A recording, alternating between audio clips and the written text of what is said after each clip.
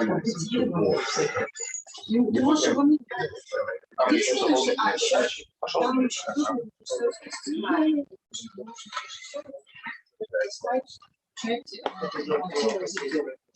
Ну, в вводной форме, слайд такой-то. Нет, там ключевые слова. Он будет монтировать по ключевым словам. Ты там что-то говоришь, тебе тоже ключевые слова. Ну, ты их сам покажешь, да? Ну, там есть отличие, да? Начало. Скажи ему, что все нормально. Сейчас я перейду. Сам чекнет. Это есть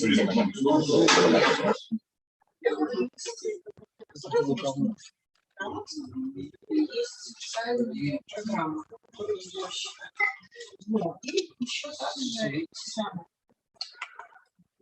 Приблизительно 1000.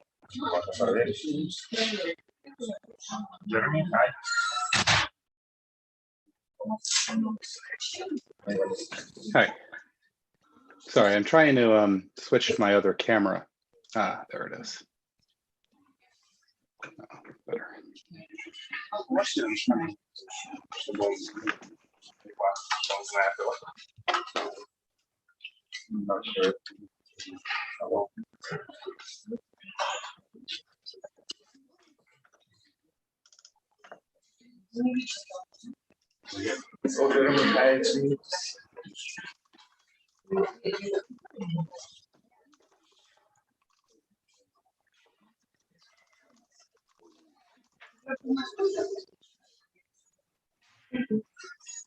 We'll start in a few minutes.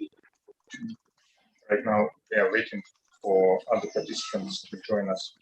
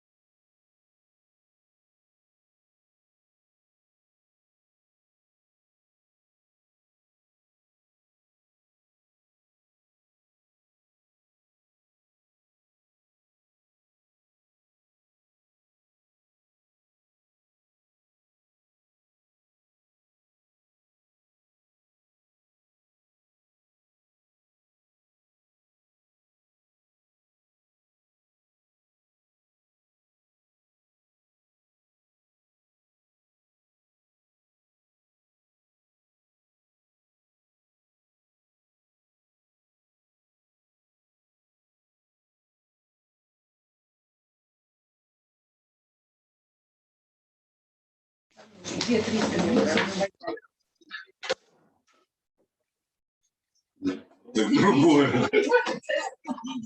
Тебе статью сделал.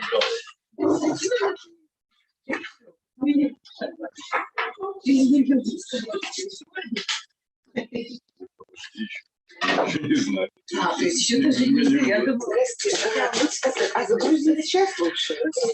На следующий пленарный. Сейчас? Ага. Правда,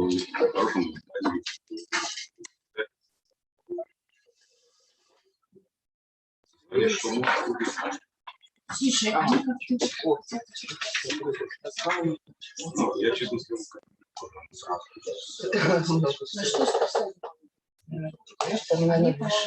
Вот может быть знание как. Вот, знание как. Да, вот. Все получилось? Спасибо. Спасибо. А флешку мне тогда не слушать? Спасибо большое. Какая тут есть пауза, давайте я так сделаю.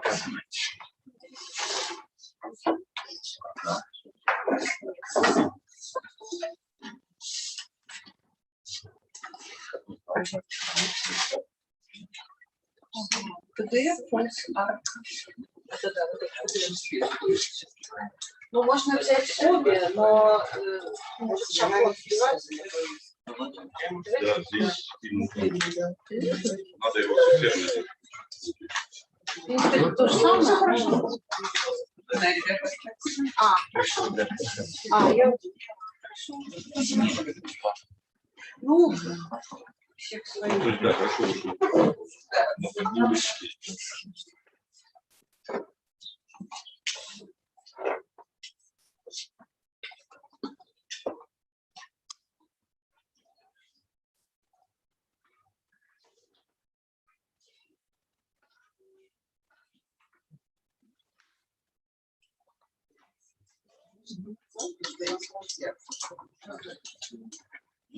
И другое. Они там тоже могут слушать. Это на 12. А запись какой? Ну, разрешение спросит. Без согласия, конечно.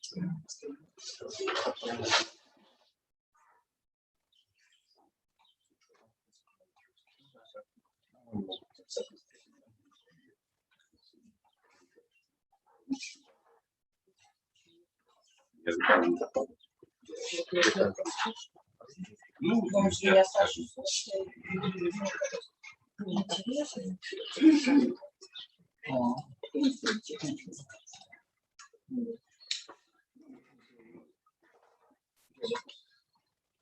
Интересно.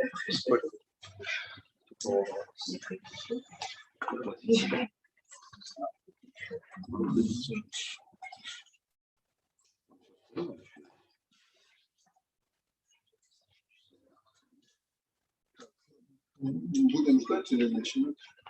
Я не знаю, ждать или не ждать. Я не знаю. Предлагаю. Ну да, давайте действительно пару минут ждем.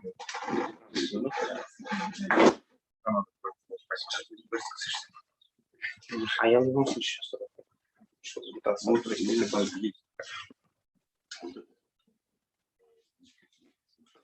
вообще не история.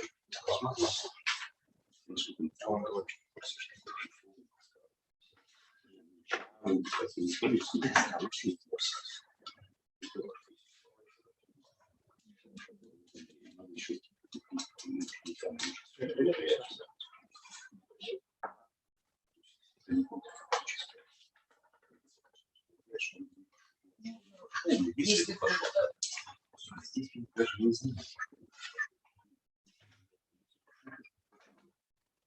Когда получается.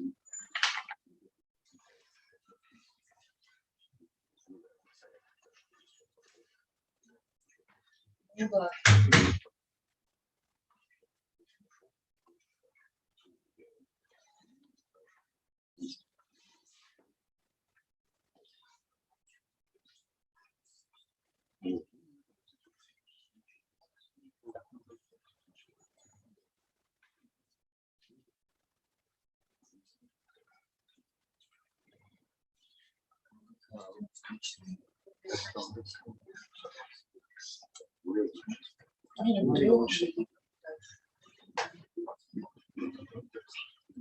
Интересно.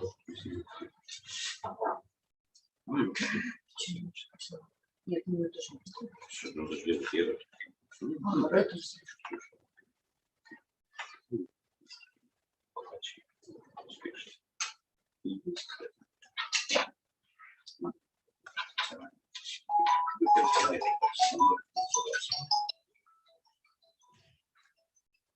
Да, Валерий Александрович.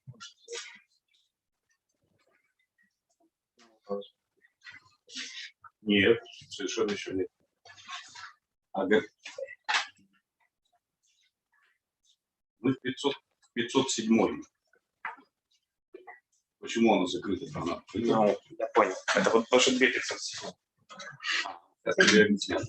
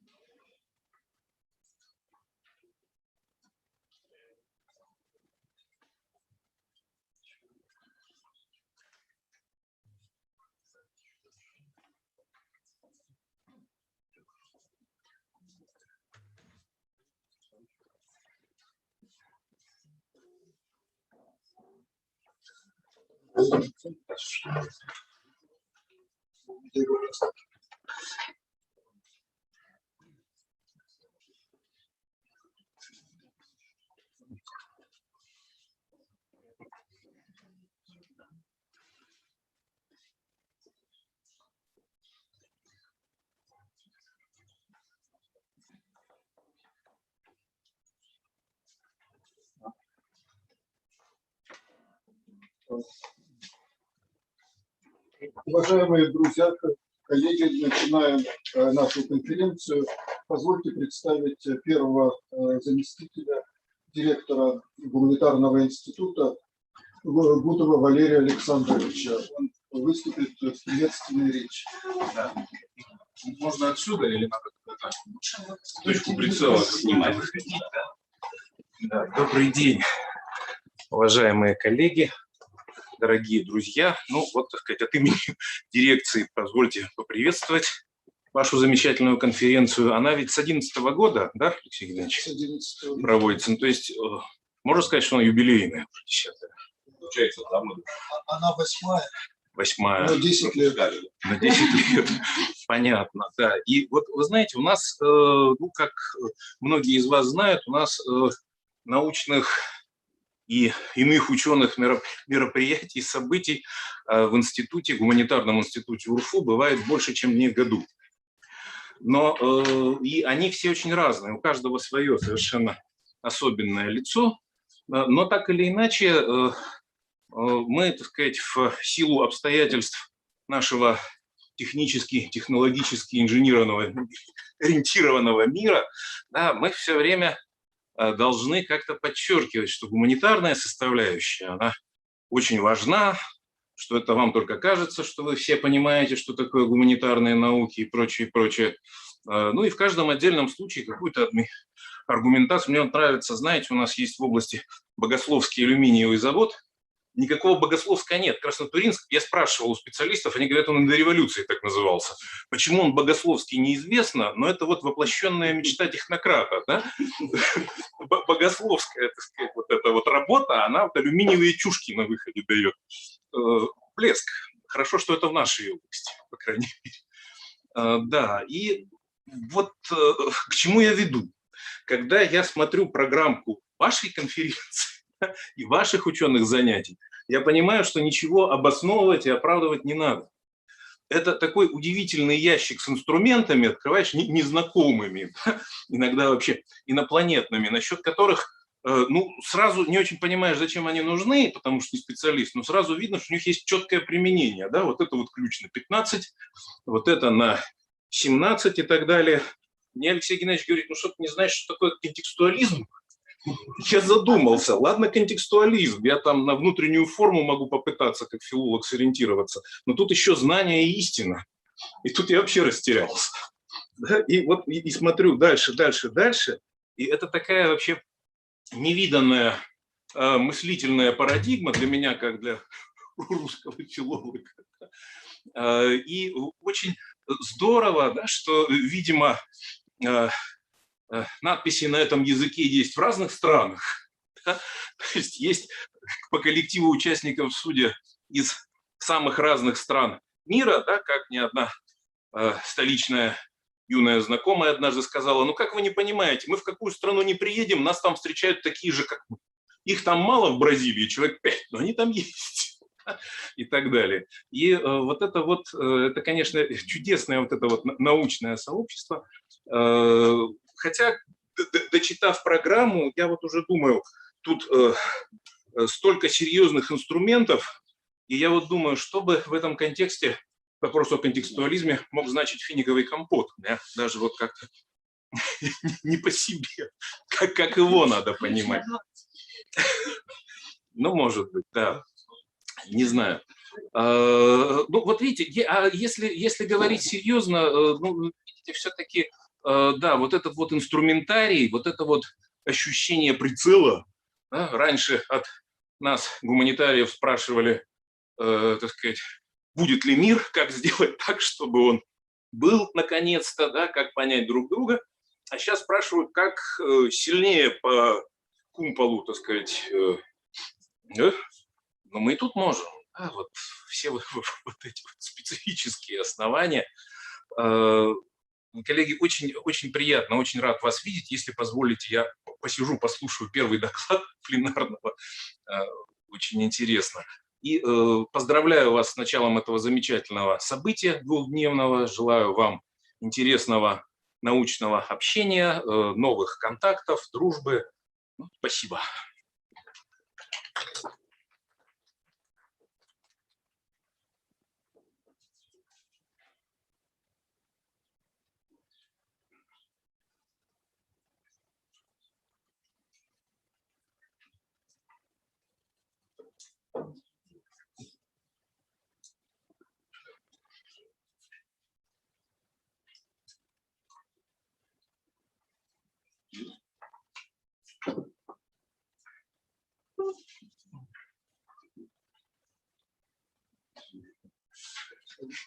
Приветствую вас, уважаемые коллеги. Наконец-то мы собрались. В прошлом году у нас, к сожалению, не получилось из-за коронавируса. Но сейчас мы организовались и приехали гости из Москвы, Питера, Казани, из самых различных городов. И мы с вами, я думаю, интересно поработаем.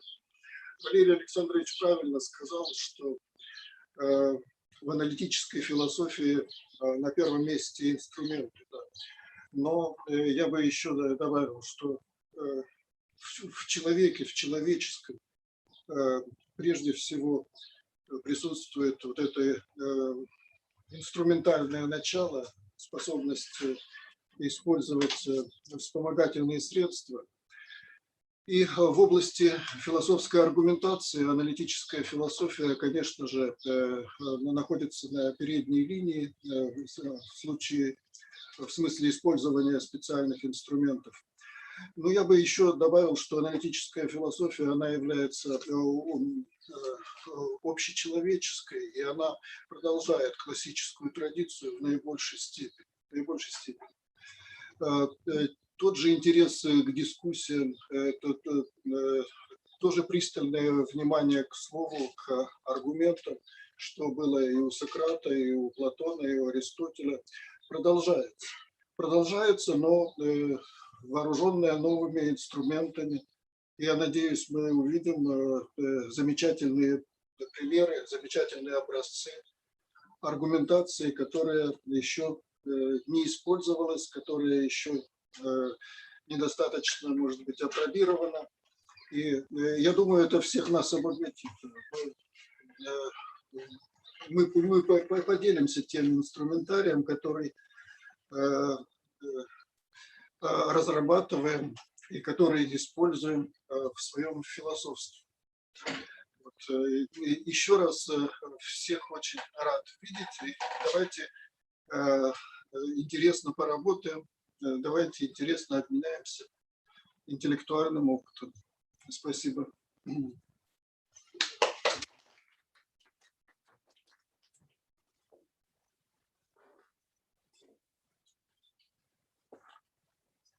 Мне, если что, эту штуку не надо, меня не надо записывать. So, dear participants, dear colleagues, dear friends, welcome to our annual conference, uAnalytiCon. Thanks for joining us both in person and via Zoom. This year, the main topic is contextualism, knowledge and truth. And we start with plenary session. Before lunch, we have 5 talks. 4 of them will be in English. And what is the most motivating part is that we will have 2 coffee breaks before lunch. The organizing committee decided not to restrict our speakers with some particular amount of time for the talks themselves and some another particular amount of time for Q&A sessions. So it's up for the speaker, which speaker should decide, and he or she self what amount of time to allocate for the talk and for Q&A and for the corresponding Q&A session. So it's time for our first talk. It will be presented by Jeremy Goodman, University of Southern California. And what is the most interesting is that Jeremy speaks to us, I'd like to stress it, speaks to us from the past, well, at least for us, because it's still May 13 in the place where he is. So Jeremy's talk is entitled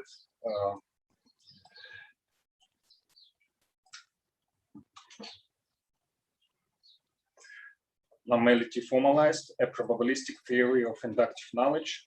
Please, Jeremy.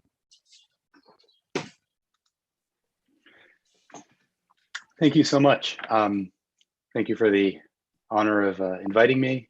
It's great to be here and have the opportunity to share some of my work with you. I was looking forward very much to attending in person, and although that's not possible, hopefully one day I will be able to visit. I've just added the slides for the talk to the chat, so anyone who's watching on Zoom will be able to see them.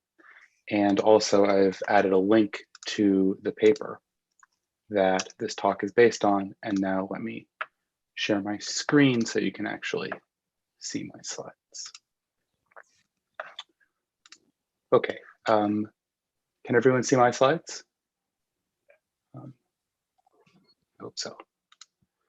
Let me know somehow if you can't. All right, so this talk is called Normality Formalized, and it's going to be based on joint work that I've been doing for a few years with Bernard Salo, who's at Oxford. And one of the things I'm going to be talking about is inductive knowledge of the future. But as I see now, you don't need inductive knowledge of the future. You can just have direct perceptual knowledge of the future through the magic of Zoom. So it's a good thing I chose not to make that my central example, because it would have been preempted by all the technology that we have today. So the problem of induction is something that means different things to different philosophers. But here's what it means to me. The question of how is it that we can have knowledge that goes beyond what we've observed? Going beyond it in the sense of not being entailed by the totality of our observations. So for example, I take myself to know that the sun will rise tomorrow. People have known that throughout human history, many of them on the basis of inductive reasoning of a simple, familiar kind. Every time the sun sets, before too long it rises again. On the basis of that, people infer that at night, which it is now for me, the sun will nevertheless rise again before too long. And I take it most of those beliefs amount to knowledge, even though those beliefs aren't entailed by the totality of what people have observed in the past. So not everyone believes, that inductive knowledge is possible. So here's what Nelson Goodman has to say about this in writing in 1955 in Fact, Fiction, and Forecast, before he describes his famous new problem of induction. He reviews what he calls the old or traditional problem of induction. And here's what he says about it. He says, I suppose the problem of justifying induction has called forth as much fruitless discussion as any halfway respectable problem of modern philosophy. Come to think of it, I'm sorry, I need to adjust my Zoom situation so that I can actually see the text in front of me.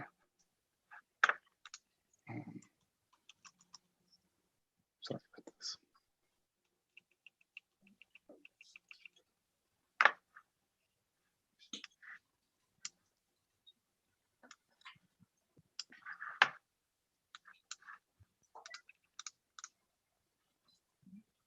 Okay.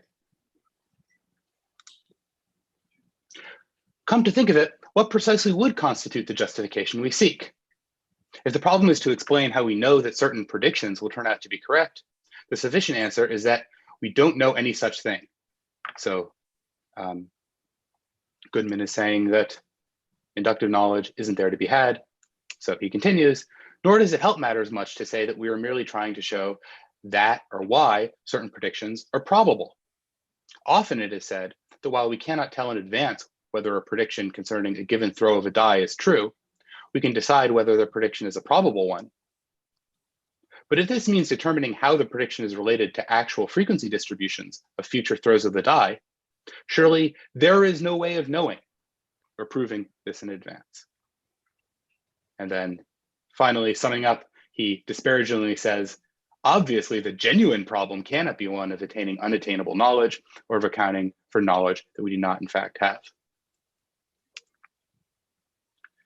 Now, I think this conclusion is overly pessimistic. I'm not going to try and directly argue for that, but instead I'm going to give some examples of what I take to be ordinary kinds of inductive knowledge, and then explore one of them in more detail. So the first case of inductive knowledge I'm interested in is inductive knowledge involving scientific measurements. So suppose Bill steps on a scale. It reads 83.4 kilograms, but it's not a perfectly reliable scale. It's the kind of scale that I have, and when I step on it, sometimes doesn't read exactly the same thing if I step on it again. And I can tell even from the fluctuations in the rightmost digits that it's not perfectly reliable. So this means that even if Bill does weigh exactly 83.4 kilograms, I can't know that he weighs that. At least I can't know it just by looking at the reading of the scale.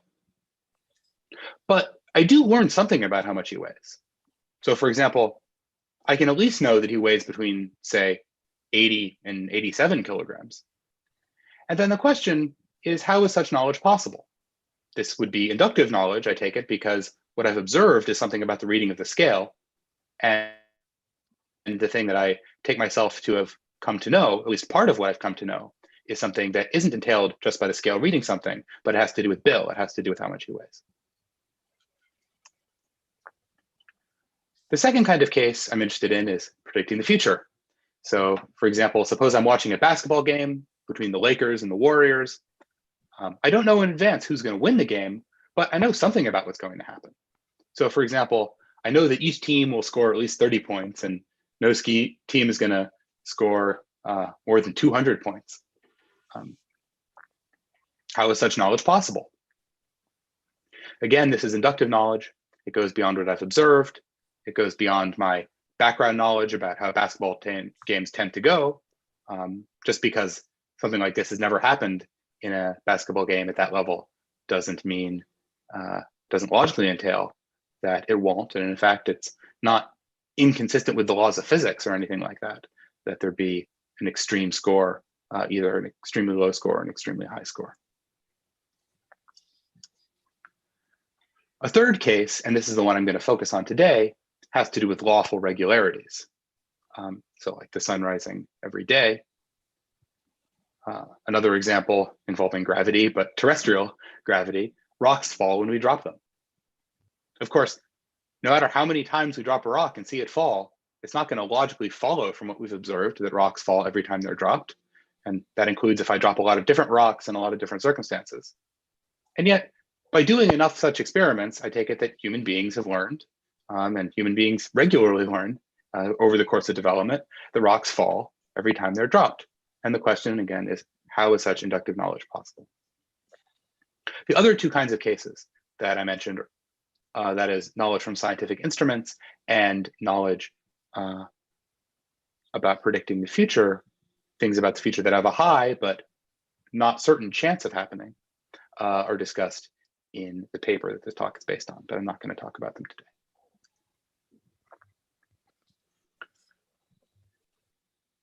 So before giving the positive view that I'd like to present today, I want to amplify a bit the kind of skeptical way of thinking about inductive knowledge that Goodman was channeling.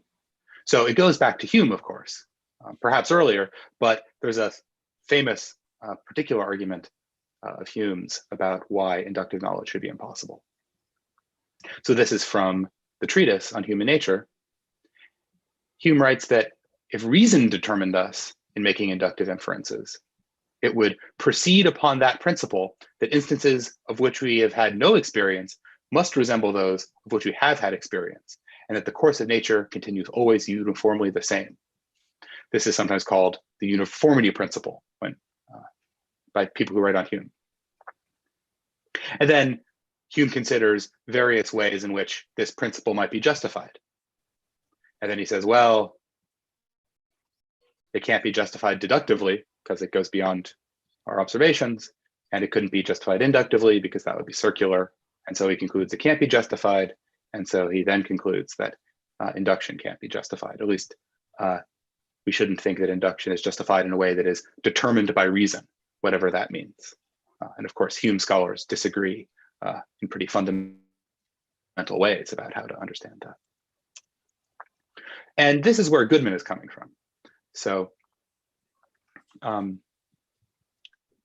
rest of that passage, which I quoted at the beginning of, continues in the following way. The typical writer trying to justify the problem of induction, that is, begins by insisting that some way of justifying predictions must be found, and then proceeds to argue that for this purpose, we need some resounding universal law of the uniformity of nature, and then inquires into how this universal principle can itself be justified.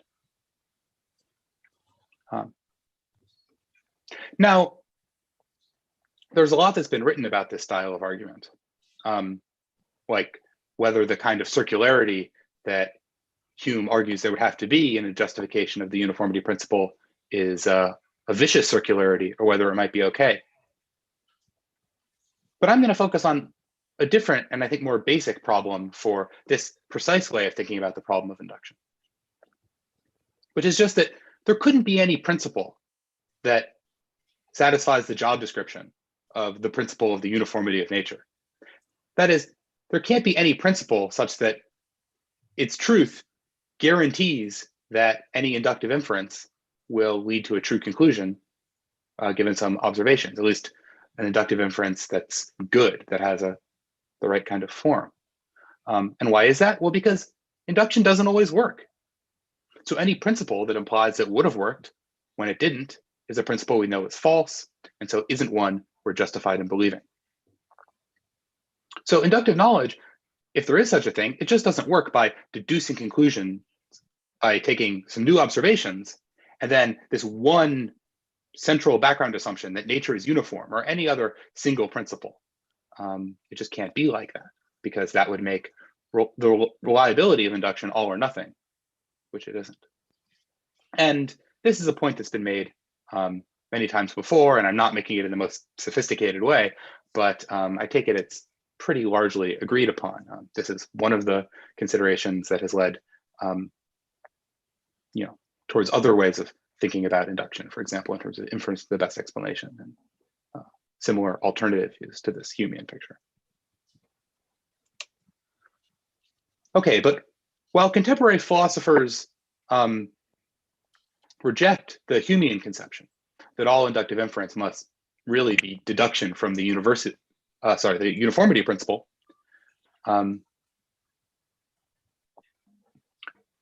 nevertheless, most contemporary epistemologists, I think, do think that if you've gained inductive knowledge of some hypothesis, call it H, on the basis of making some new observations, call them E, then before you made those observations, you could know, maybe you didn't know, but you were at least in a position to know, the conditional that if E is true, then H is true. So call this idea inductive anti-dogmatism. I'll give a more precise formulation of this principle later. But to illustrate how orthodox this principle is, and also to explain why I'm calling it this unlovely name, inductive anti-dogmatism, I think it helps to compare it to a principle or a kind of view about the epistemology of perception that's been defended by Jim Pryor. So Jim Pryor calls this principle dogmatism. Pryor is concerned with the notion of justified belief, or really actually with justification in a more abstract sense, but a similar thesis can be formulated in terms of perceptual knowledge. A dogmatist about perceptual knowledge thinks that it's not necessarily always possible, but sometimes possible that the following thing happens. You can learn that a wall is red by seeing that it's red, even though before you looked at the wall, you couldn't know in advance that if it was going to look red, then it would be red. So someone's holding some paint chip in front of your face, your eyes are closed, you know you're about to open them and see the paint chip. Pryor thinks that there could be circumstances where when your eyes are closed, you don't know the conditional. If it looks red, then it is red. And yet when you open your eyes and see it, you do know by looking that it's red. So why does Pryor's discussion of this view suggest that contemporary philosophers accept inductive anti-dogmatism? Well, the reason is that Pryor uses this principle about the structure of the dynamics of perceptual knowledge to argue that perceptual knowledge isn't a kind of inductive knowledge. So he uses it to argue, and other people have also used it to argue, that in cases like this, you're not coming to know that the wall is red on the basis of doing an inductive inference. You first introspect, you notice something about your own mind, namely that it appears to you that the wall is red, and then as some kind of inductive inference, you conclude from that the wall actually is red. Tacit in that argument is the idea that, well, if it were an inductive inference, it couldn't have had this kind of epistemological structure. And the principle that it couldn't have had that kind of epistemological structure if it were an inductive inference is just a commitment to inductive anti-dogmatism. Okay, so here's the plan for the rest of the talk.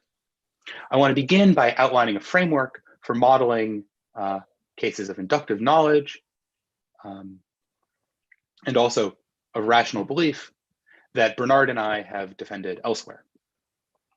So in the paper this talk is based on, in a previous paper, and also in this kind of behemoth work in progress paper, which there's a link to on a later slide, called Epistemology Normalized. And this is working within I think a tradition which is now picking up steam, and in particular, Robert Stralnacher has used ideas of normality that I'm going to talk about in a second, and to theorize about inductive knowledge, and Martin Smith to theorize about justified belief. So the framework, as I just said, aims to explain inductive knowledge and rational inductive belief in terms of these distinctions in what I will call the comparative normality of possibilities that are compatible with an agent's evidence. So among the things which are compatible with your evidence, some are more normal than others, and those distinctions are key to theorizing about inductive knowledge. What's new in this talk is I'm going to suggest an account of what these relations of normality consist in a way that reduces them to certain probabilistic notions. This reduction is also going to be sensitive to a question, and that question will differ from context to context. So this is going to be a contextualist theory of knowledge, in keeping with the theme of the conference. I then want to explain how we can use this framework to theorize about inductive knowledge of lawful regularities. And then finally, I will discuss this principle of inductive anti-dogmatism. I'm going to argue that it's false, that this framework predicts counterexamples to it. And as surprising as that is, we should accept those counterexamples as genuine. Let me start off, though, with a preview of what this theory of knowledge is going to look like in terms of some of its high-level features. So one is that knowledge and belief are closed under entailment. So by that, I mean, if you know many propositions and you have another proposition, which is a logical consequence of those, then you count as knowing that proposition as well. And similarly for belief. Obviously, that's a certain kind of idealization at best, but this is going to be pursued in a fairly idealized framework, especially in the case of belief, though this distinguishes this theory of inductive knowledge from, for example, the Lockean theory of belief, where rational belief is just a matter of having a sufficiently high subjective probability that that proposition is true, because that's a notion of belief which isn't closed under entailment. Nevertheless, there is going to be a probabilistic relationship between knowledge and belief. So your knowledge and your beliefs will all be things that have a high probability of being true. So this separates the kind of view I'm going to be proposing from the kind of view which has been defended, for example, by Timothy Williamson, who thinks that because you can have inductive knowledge of propositions which have a high probability, but not 100% probability of being true, then if you take enough propositions like that from independent subject matters, then you put them all together and their conjunction can have low probability, but you'll still know it. This framework doesn't have that consequence, but maintains the closure of knowledge and belief under entailment without collapsing into triviality by exploiting a kind of context sensitivity. I'm not going to talk about that aspect of the context sensitivity today that allows it to thread the needle between views like Williamson's and views where like Lockean views about rational belief, but those are discussed in the paper. The key thing I want to emphasize here, because although it's probably been done, to my knowledge, I don't know of any views like this. This framework I'm going to be suggesting, together with this analysis of normality in terms of probability, really amounts to a probabilistic theory of knowledge. So it's a theory of knowledge and justified belief that only appeals to notions which Bayesians, who are the traditional skeptics about inductive knowledge, will nevertheless accept. So the notions of evidence and the notion of probability.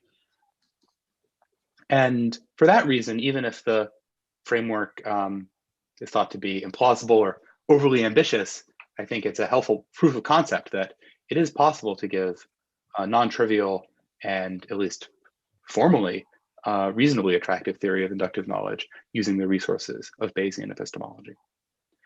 And again, I want to say that even if you aren't convinced about the normality framework is the right superstructure for thinking about knowledge, or if you're not convinced about the particular models that I'm giving of the kinds of cases I want to talk about, nevertheless, I hope to at least make plausible a higher level methodological moral, which is that epistemic logic is really a powerful tool for theorizing about induction, and that it's not in tension with probabilistic ways of thinking about induction. So in other words, Nelson Goodman's defeatism about the possibility of inductive knowledge was premature. Okay, so knowledge and normality. Let me start off with a toy model of inductive knowledge of laws, and this is going to be the model that I work with throughout. This is something we originally talked about, Key and Dorr and John Hawthorne and I in a paper from a few years ago. Andrew Bacon in a recent paper on inductive knowledge also discusses this example. So the case I'm calling heading for heads And here's the example. I've got a bag, and I know it has 2 coins in it. One's a fair coin, and the other is a double-headed coin. So without looking in the bag, I reach in and take one of the coins. And rather than inspecting the coin to see whether it's fair or double-headed, I decide that I'm going to flip it 100 times in a row and just see how it lands. Okay, claim. If the coin does land heads every time, then it would be rational for me to believe, I should believe, that the coin is double-headed. Moreover, if it really is double-headed, then this belief will amount to knowledge. Given my background evidence about the setup, getting the evidence that it lands heads 100 times in a row is, in favorable circumstances, a basis for coming to have inductive knowledge that the coin is double-headed. This is inductive knowledge because there are possibilities compatible with my evidence in which the coin is fair and just landed heads every time by coincidence. So call that possibility C for coincidence and call the other possibility D for double-headed. There are going to be 2 possibilities then, C and D, compatible with my evidence after I see the coin land heads 100 times in a row. So what makes me able to know and rationally believe that one of them, that is the possibility C, is false? The basic idea is that it's because of something about the relationship between C and D. Namely, C is less normal than D. And in fact, it's sufficiently less normal than D that we can have this kind of knowledge and rational belief that it doesn't obtain. Now, in calling it a relation of comparative normality, I'm not suggesting that to assess this hypothesis, we should think about what the word normal means in ordinary English and try to form judgments about that. The word normal here is really just a word, because I needed some word, for a certain kind of relation that I'm going to hope to illuminate using some examples. But really, I think we get a fix on it. We get an understanding of it, that is, by seeing the role that it plays in the theory of induction. Also, for some of these cases, actually, thinking in terms of comparative plausibility, or using that word rather than normality, maybe has more helpful connotations. I'm using the word normal because that also, I think, has helpful connotations, and it's the word that's used more often in the literature. So I want to follow that so that it's easier to compare this theory with existing theories that have been proposed by others.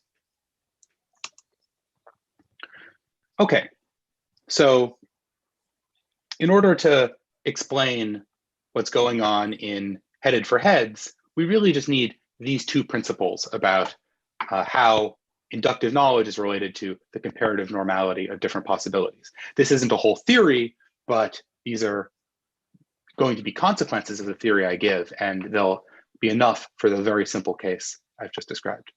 So in terms of knowledge, we need the following principle. If your actual situation is W, and you have another situation, V, that's sufficiently less normal than W, then you can know that you're not in V.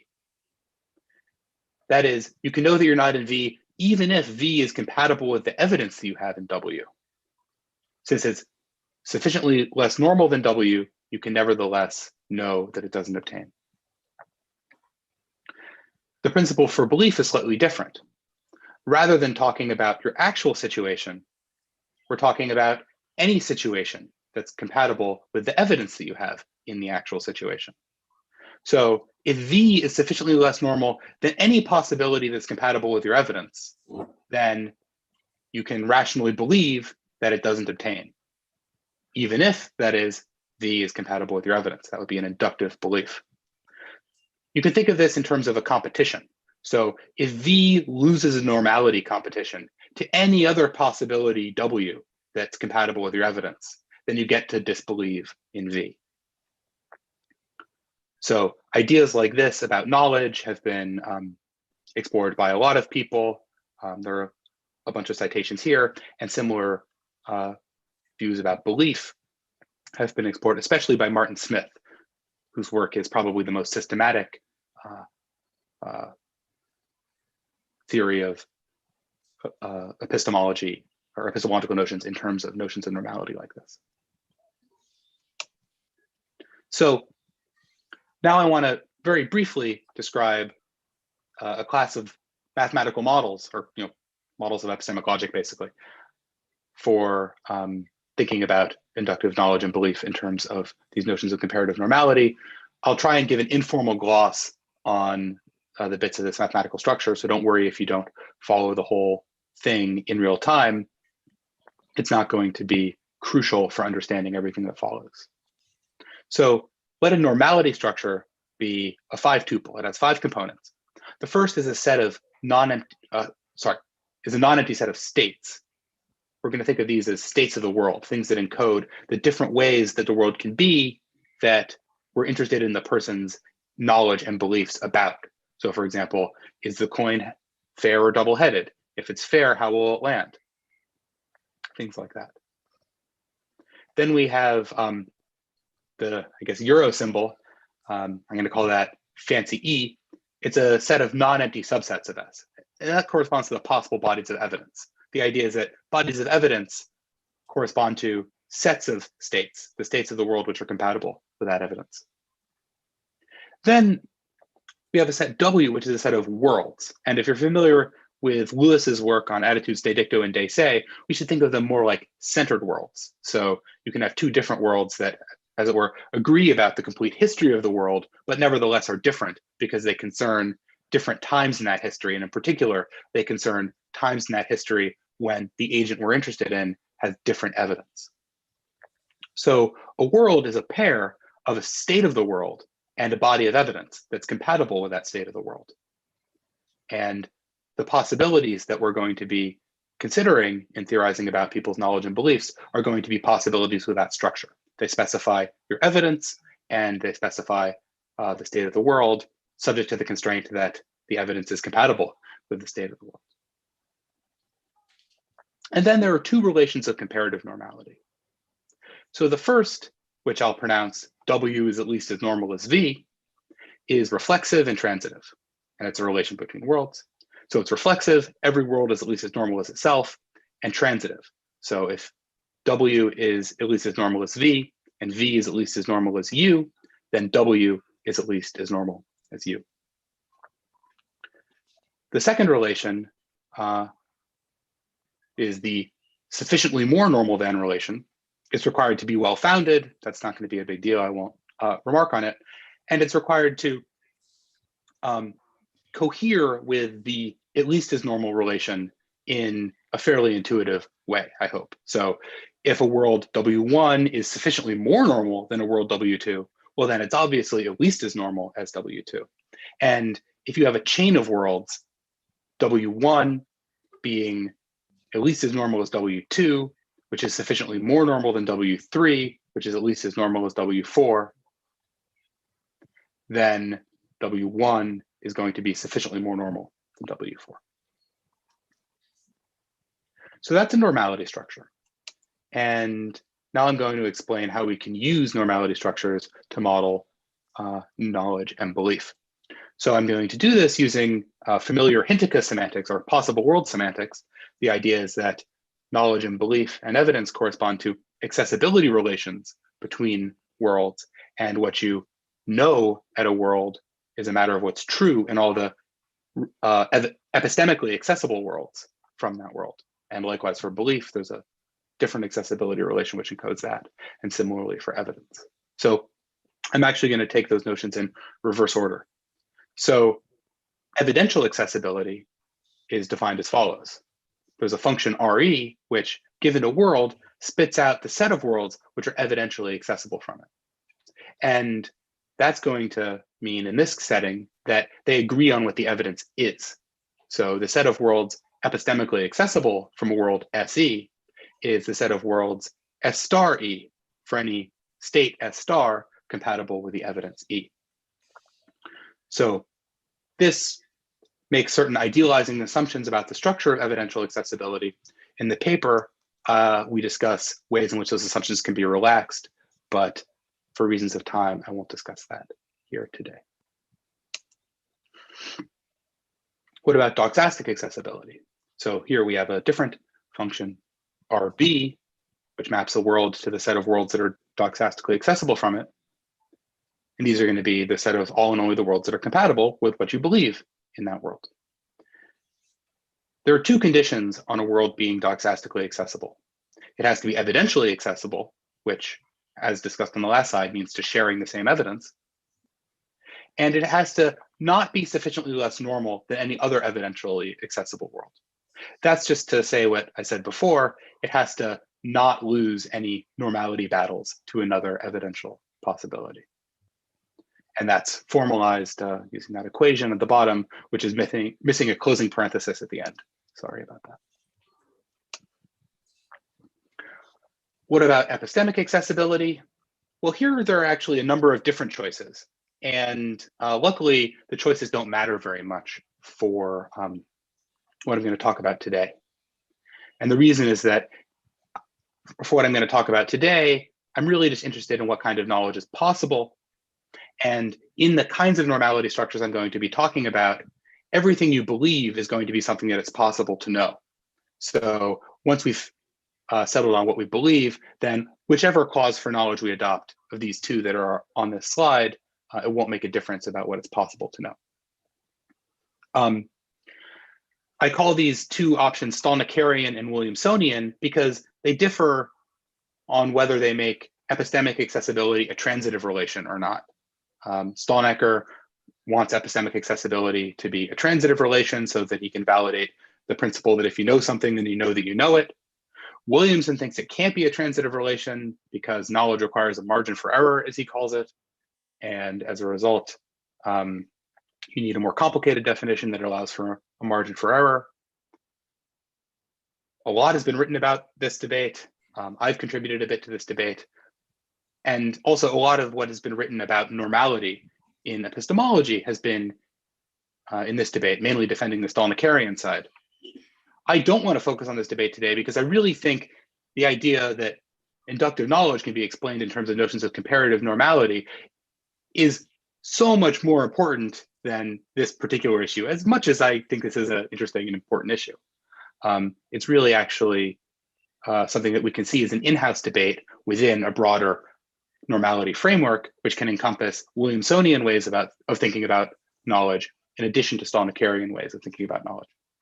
Anyway, I'll just describe the Stalnackerian principle, and then you can sort of see how the Williamsonian one adds a margin for error to it. So the Stalnackerian principle says that the epistemically accessible worlds, they include all the doxastically accessible worlds because you need knowledge to imply belief.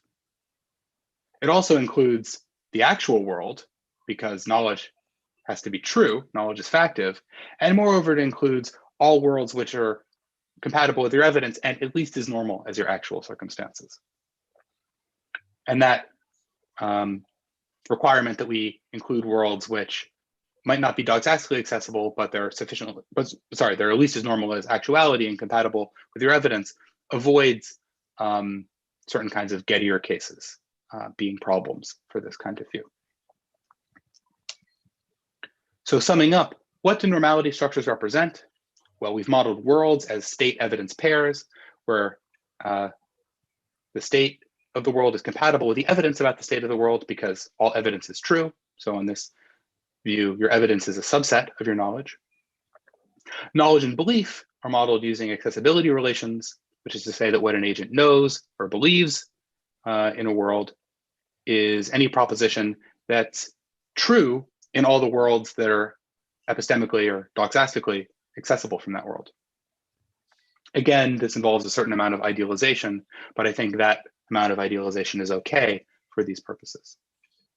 And finally, normality structures allow us to model the dynamics of knowledge and belief in ways that let us compare its predictions to predictions of other formal models of belief revision that one finds in the literature.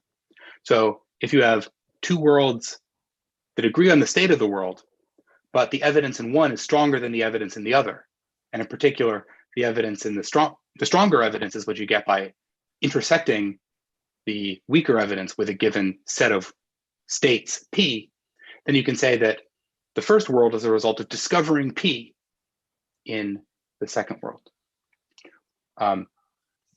calling it discovering suggests that the temporal relation is, of course, the other way.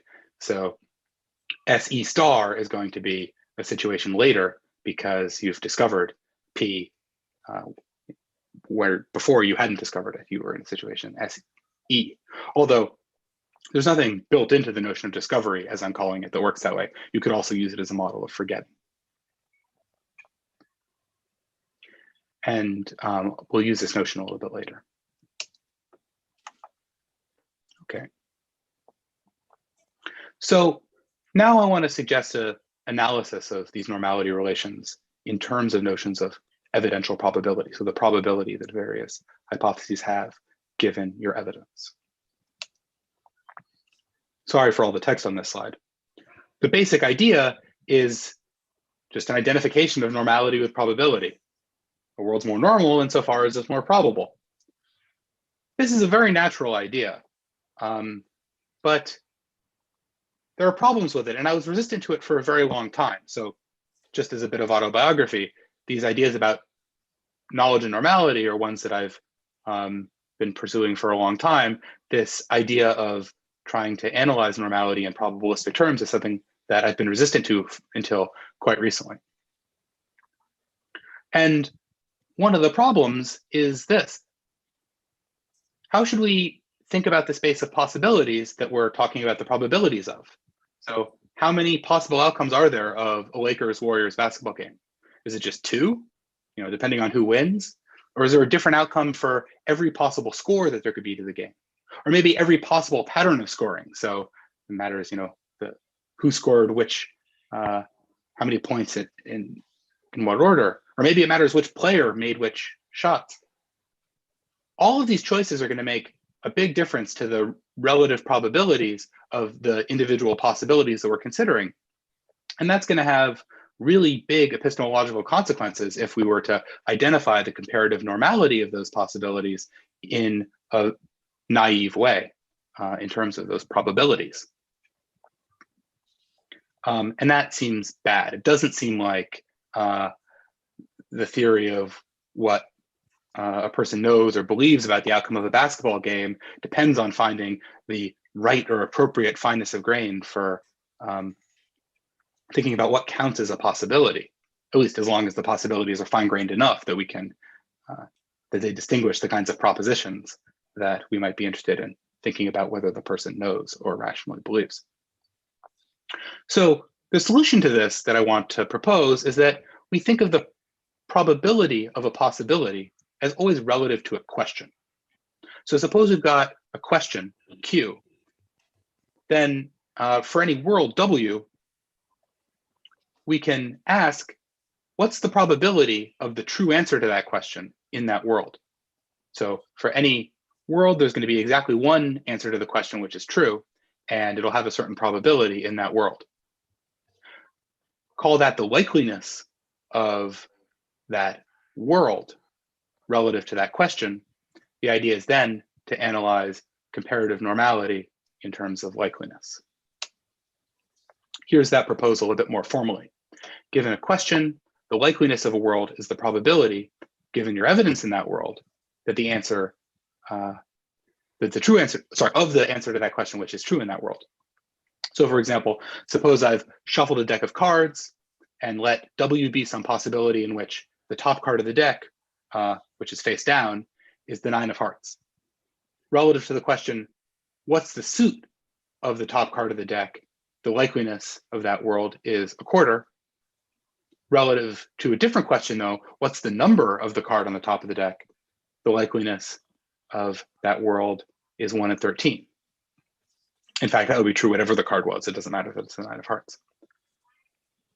The principle then about being at least as normal is that a world W is at least as normal as a world V, just in case it's both evidentially accessible from it and has at least the likeliness of V. Okay, what about being sufficiently more normal? So that's going to be a little bit more complicated to analyze in probabilistic terms, and for reasons of time, I'm not going to go into all the details. But the basic intuitive idea, and it's not a full definition, but it's going to be enough for the example I want to work immediately after this, is that if we've got an evidentially accessible world and you're worried about whether we can rule it out inductively, or at least with a rational inductive belief, then the test for that is whether it's sufficiently improbable that anything so abnormal happens. So in particular, say, for reasons of time, maybe I'm just going to not go through all of this in detail. Intuitively, we've got the abnormal worlds, which are the ones where it's sufficiently unlikely that things are that weird. And if the abnormal worlds are all and only the ones which are sufficiently less normal than the most normal worlds, then that's enough for them to lose a normality battle to the most normal worlds and so be ruled doxastically inaccessible. That is, assuming there are some most normal worlds, but that's guaranteed by normality as likeliness on the previous slide. So this gives us the abnormality constraint on this slide, which doesn't tell you everything about sufficiently greater normality relations, but it tells you enough to figure out the facts about doxastic accessibility. Here are some technical details on everything I just said. Very quickly, the thing to observe is that a probability structure, so this thing that we're going to use to build a normality structure from, instead of having the two normality relations, it has three other things. You've got a question, which you're modeling as a partition of this set of states. You have a probability distribution over states, and you have some threshold, which is what you need for the sufficiency condition. So normality as likeliness is just defined formally here. And then this principal sufficiency generalizes the abnormality constraint by basically saying that the level of atypicality, which is how likely it is that things are that weird or weirder, that has to be sufficiently low in comparison to another world's typicality in order for the latter world to be sufficiently more normal than the former. Sorry if that's a mouthful, but hopefully it'll be clear with an example. So the example then is going back to this case of heading for heads, our toy model of inductive knowledge of laws of nature. So we're going to model this example using a probability structure in which there are 2 to the 100 plus 1 states. So the states correspond to the possible outcomes of the experiment in terms of whether the coin is fair or double-headed, and if it's fair, the pattern of heads and tails. Again, we're going to call C the state in which the coin is fair and lands heads every time by coincidence, and D the state where the coin is double-headed. The probabilities of these states are going to correspond to the chances at the beginning of the experiment. Now remember, the chance is 0.5 that you've got the double-headed coin because you reached in and grabbed at random. And then all the other states, all the different outcomes of the fair coin have equal probability and have to add up to 0.5. So the probability is very low. It's 0.5 to the 101. Given that extremely low number, we can get away with a very high threshold. So let T be 0.99999. After seeing the coin land heads 100 times, my evidence is going to be that either it landed heads by coincidence or it's double-headed. And if the coin is in fact double-headed, then I get to have inductive knowledge that it's double-headed. And here's what that means. It means that I have knowledge that it's not a coincidence. So the coincidence state paired with my evidence is not epistemically accessible from the actual scenario, which is the double-headed state with the same evidence. And that's true even though it is evidentially accessible. So this is genuinely inductive knowledge, knowledge that goes beyond my evidence. Okay, looks like I have about 13 minutes. So to tackle the question of inductive anti-dogmatism, which I promised that we would get to, consider the question, what do I know before I started flipping the coin? So in particular, could I know in advance that it wasn't going to land heads every time by coincidence? It turns out that this depends on the question. So suppose the question is the maximally fine-grained one that distinguishes all the different states. They all answer the question differently. Sorry, I'm doing things in the wrong order. Sorry. Start up with a question which isn't so discriminating. This is the question Q. Is the coin fair? And if so, just what's the number of heads that they're going to be if the coin is fair? So different states can agree on that question. Relative to this question, I will know in advance that the coin isn't going to land heads by coincidence every time. And why is that? Well, because there are only two states which are as abnormal as landing heads every time by coincidence, right? There's that state, and there's also landing tails every time by coincidence.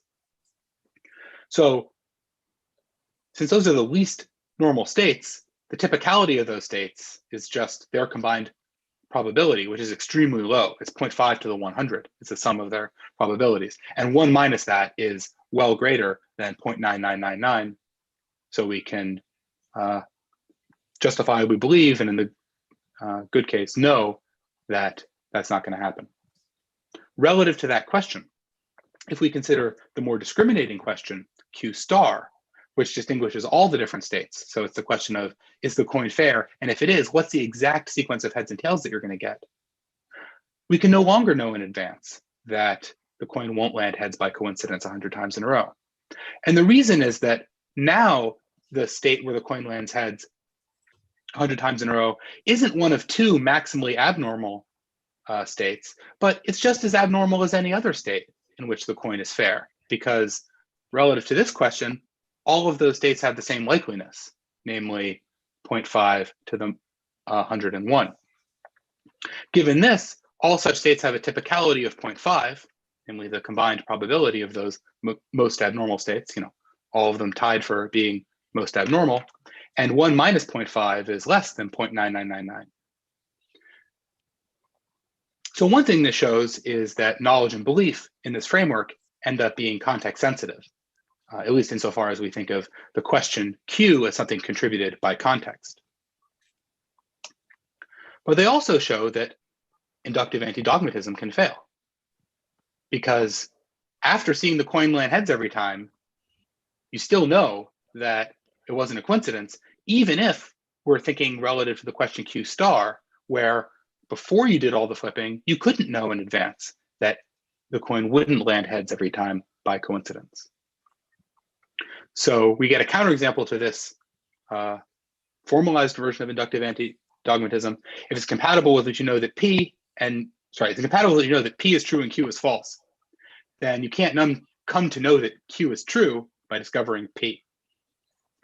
So it's not just that a lot of people in the literature seem committed to this principle, but as I think I said, I used to be committed to this principle. In fact,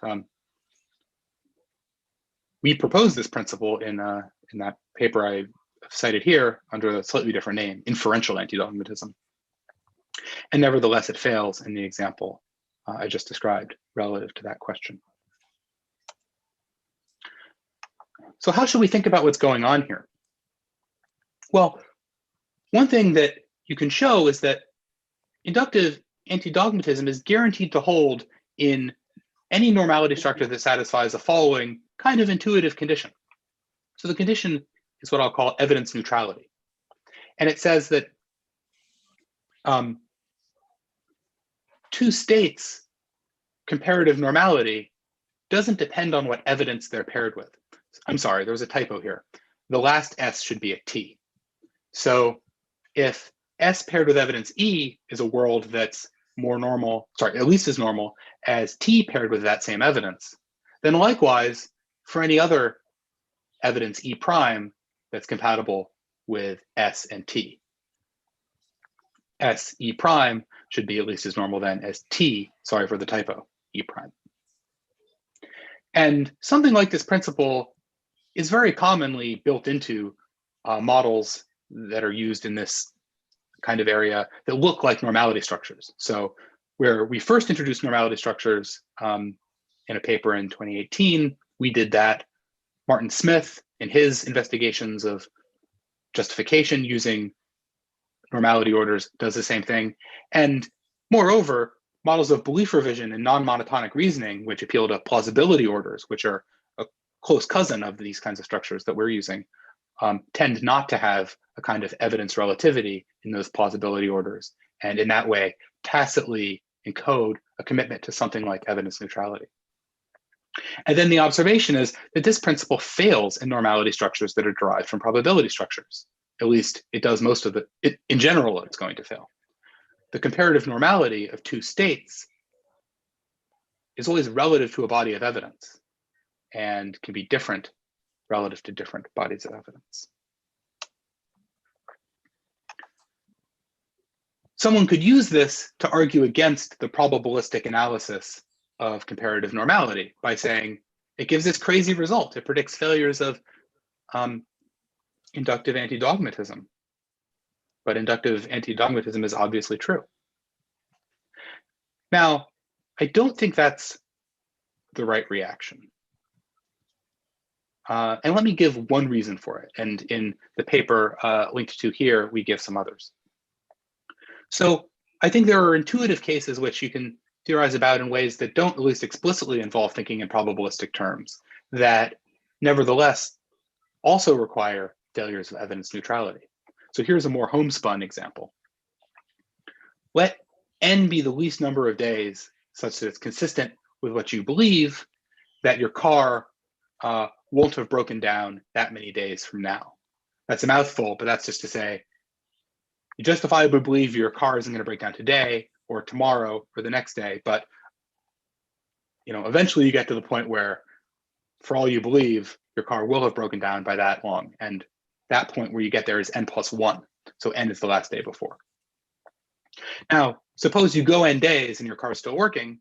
Well, now let m be the number of days from that point that, again, it's consistent with what you rationally believe at that point that your car won't have broken down by that point.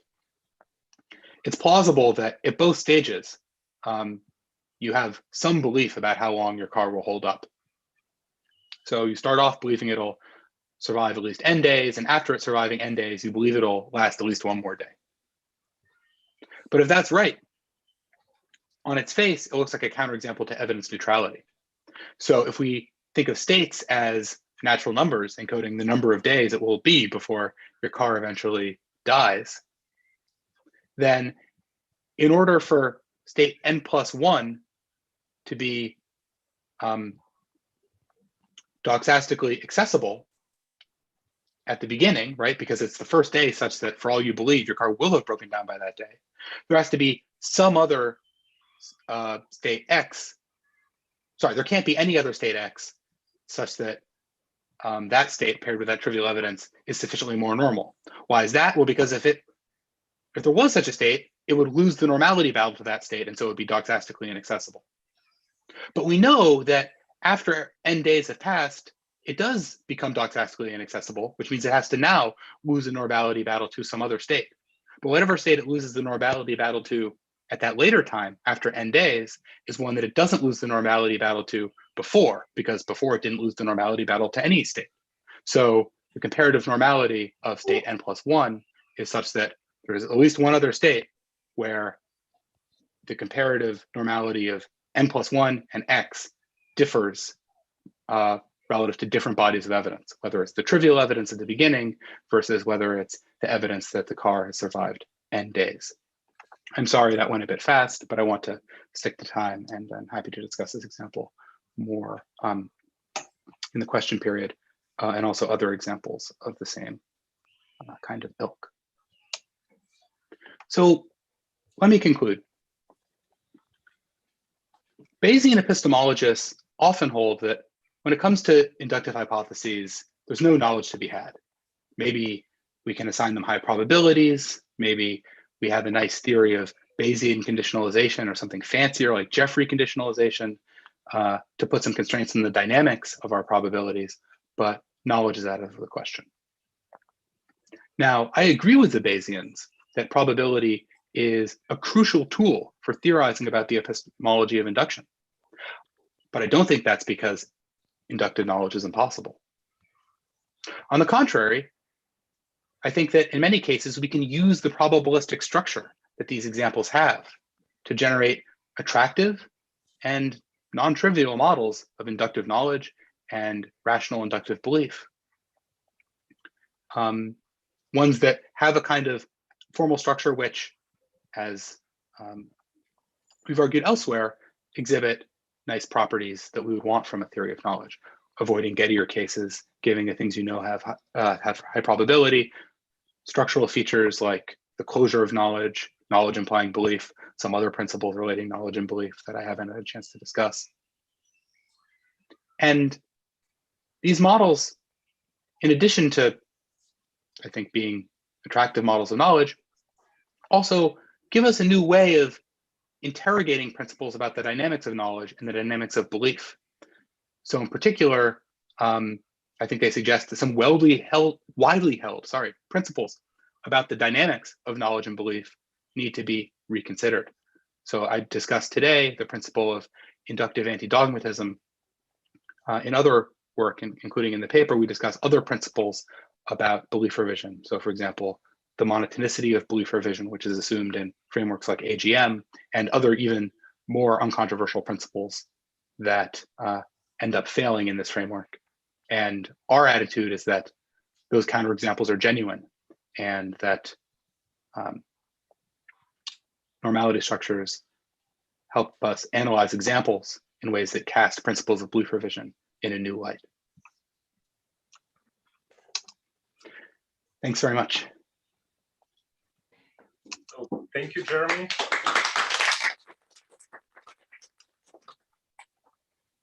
Okay, so we have 7 minutes left for the Q&A session. Yeah, I admit that we started a bit later, but still we should stick to the schedule. So if you have any questions, please raise your hands, or if you participate in via Zoom, send your question with a chat message, please.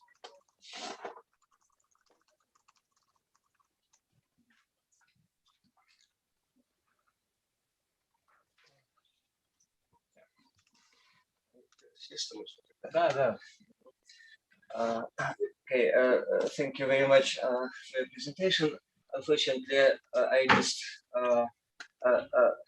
missed almost all, but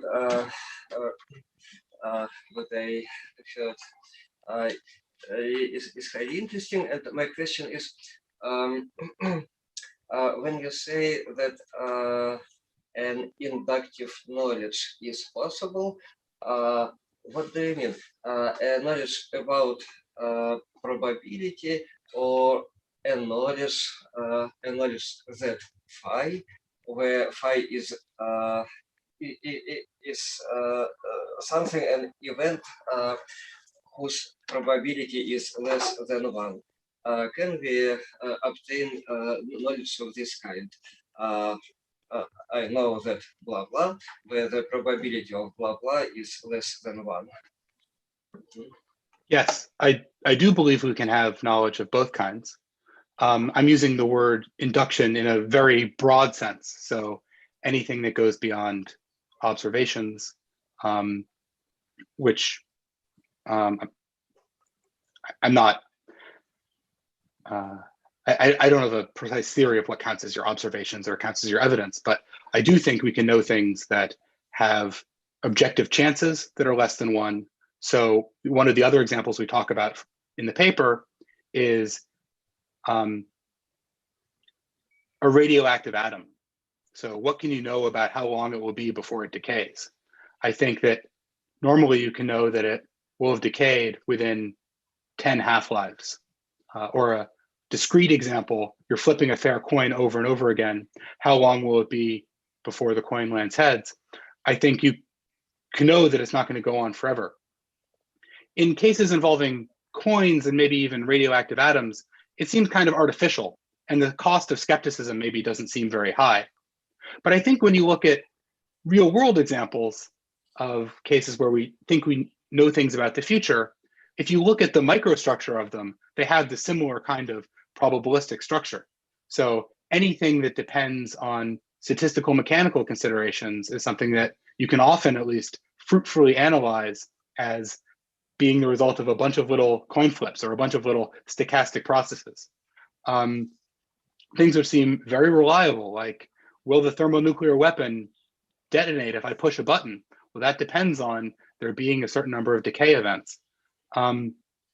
So in the earlier paper that I cited, the one with Kian Dor and John Hawthorne, we try and make that case more systematically, that it would really be a bad kind of skepticism if we couldn't have any of these bits of knowledge of propositions with less than 100% chance, and that once we're there, we should think the same thing about coin flips.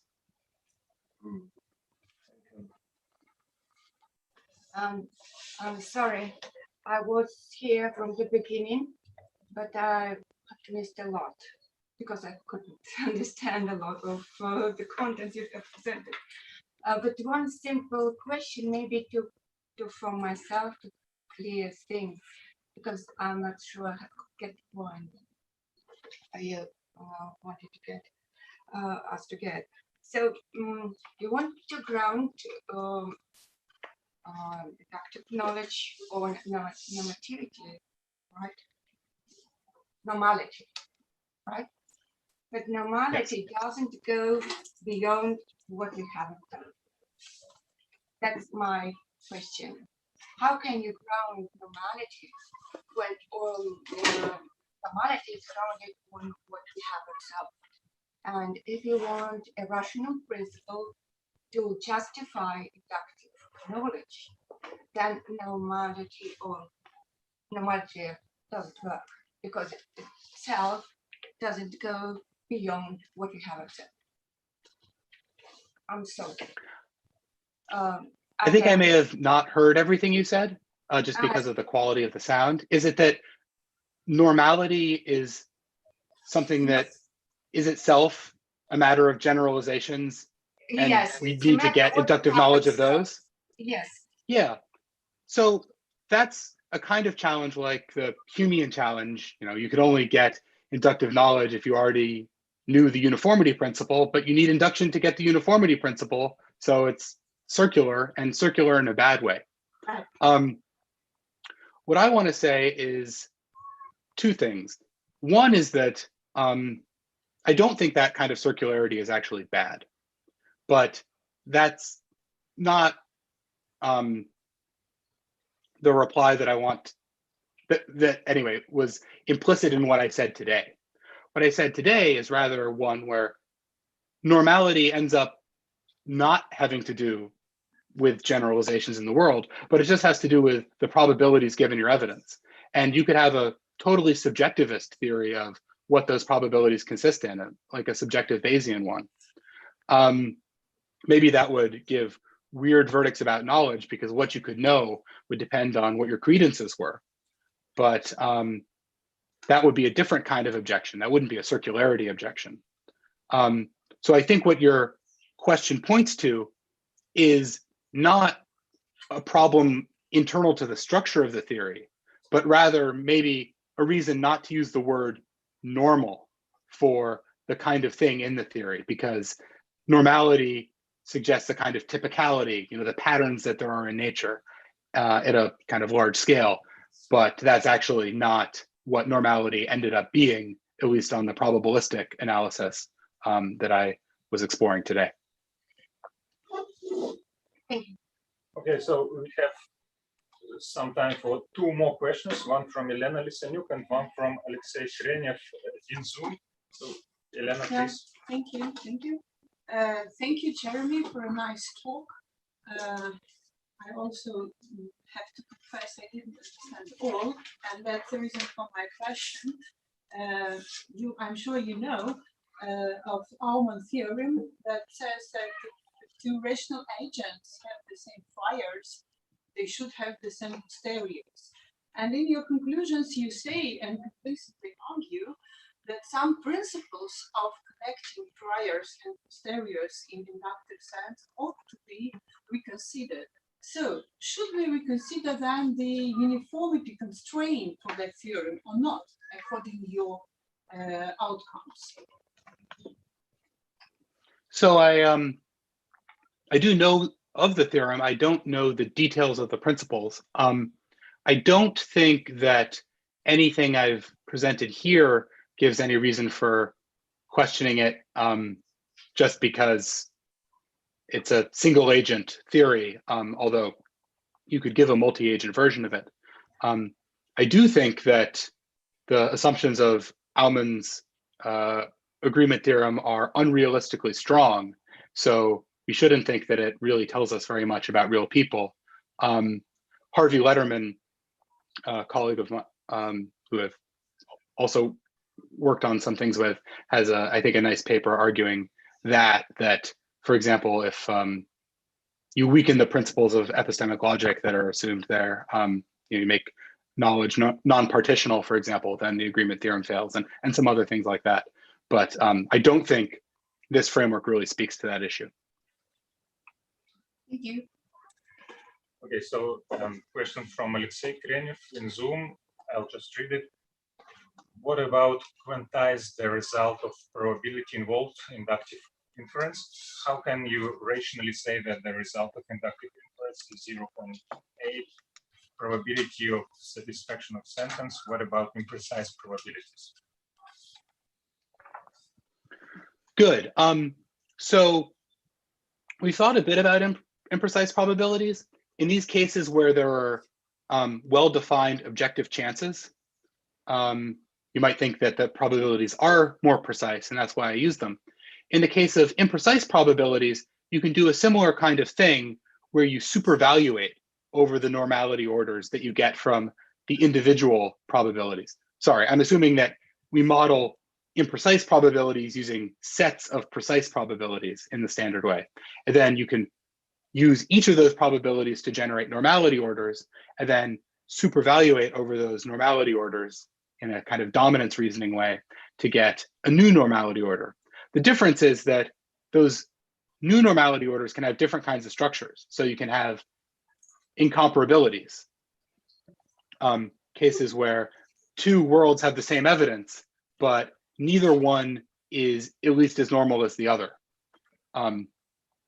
In the longer paper, we discuss some of the consequences for epistemic and doxastic logic that arise from incomparabilities, but we don't think that's fatal or anything. It just ends up looking a bit different. So the short answer is there isn't any formal problem with incorporating imprecise probabilities, but it does make some differences for the logic. Okay, thank you again, Jeremy. Unfortunately, we don't have any more time for discussion. Sorry for the inconvenience. Thanks again. Yeah. Thank you. Thank you for your questions. Thank you for your attention. Yeah. So now it's time for the first coffee break.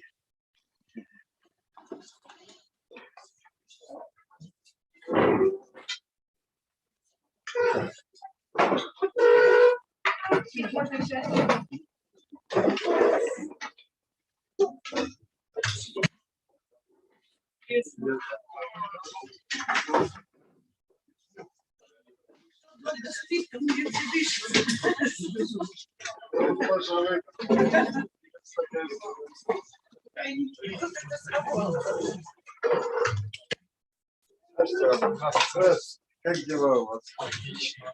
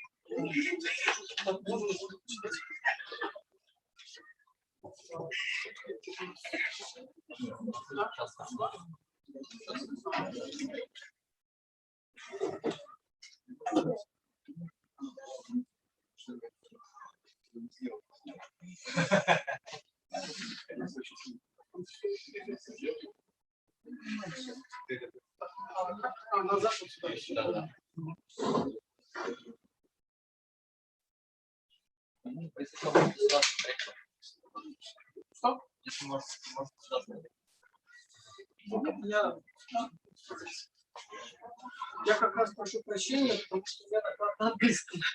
Позвольте поэтому перейти на английский язык. Или можно делать по-русски доклад. Ну, я не знаю, я готов на английском. Да, но у нас есть, по крайней мере, один участник на английском. Хорошо. Поэтому я думаю. Хорошо. Извините, пожалуйста, а вы можете говорить погромче, а то здесь вот не долетает. Хорошо. Хорошо. Да. So the topic is a little bit modified, same virtue contextualism, general outline, theoretical problems, and practical applications.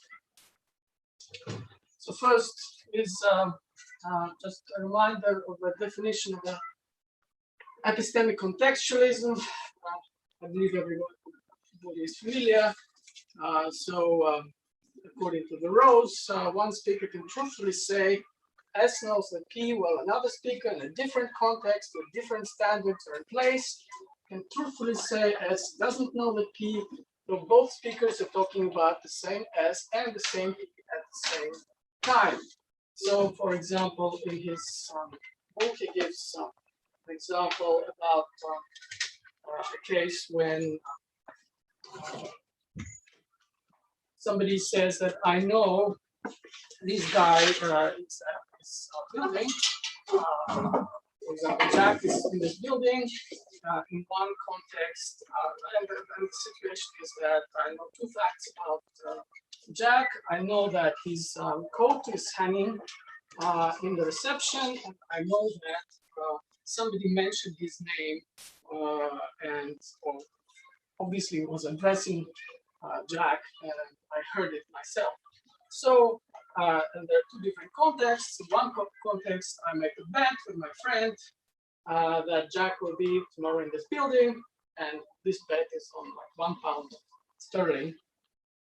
So in this context, the role says that I know that Jack, given the circumstance, given the evidence, that I know that Jack is in the building. In another context, like for example, if there is a horrible crime committed, and it is like of extreme importance to know was Jack in the building, maybe he's the suspect, maybe he's a criminal, then in that case, I say, given the same evidence, given the same circumstance, I say that I don't know that he was, I saw his coat, like I saw somebody mention his name, but I don't know if he was in the building. Okay, so according to epistemic contextualism, standards of evaluation claims are not universal, they're not across the board, but they vary depending on the context of utterance. This is a controversial thesis itself, and I expect it will be discussed in different aspects of it will be discussed during this conference. However, in this talk, I want to focus on the applicability, like we talk about tools. I think it's a good, good beginning to say that analytic tools in general and contextualism in particular offers us the tools, yes, and particularly it offers the tools for virtue epistemology, which is another popular theory, like in the field, which was developed by a number of philosophers since 90s, including Goldman, Sosa, Zagzebski, Greco, and others.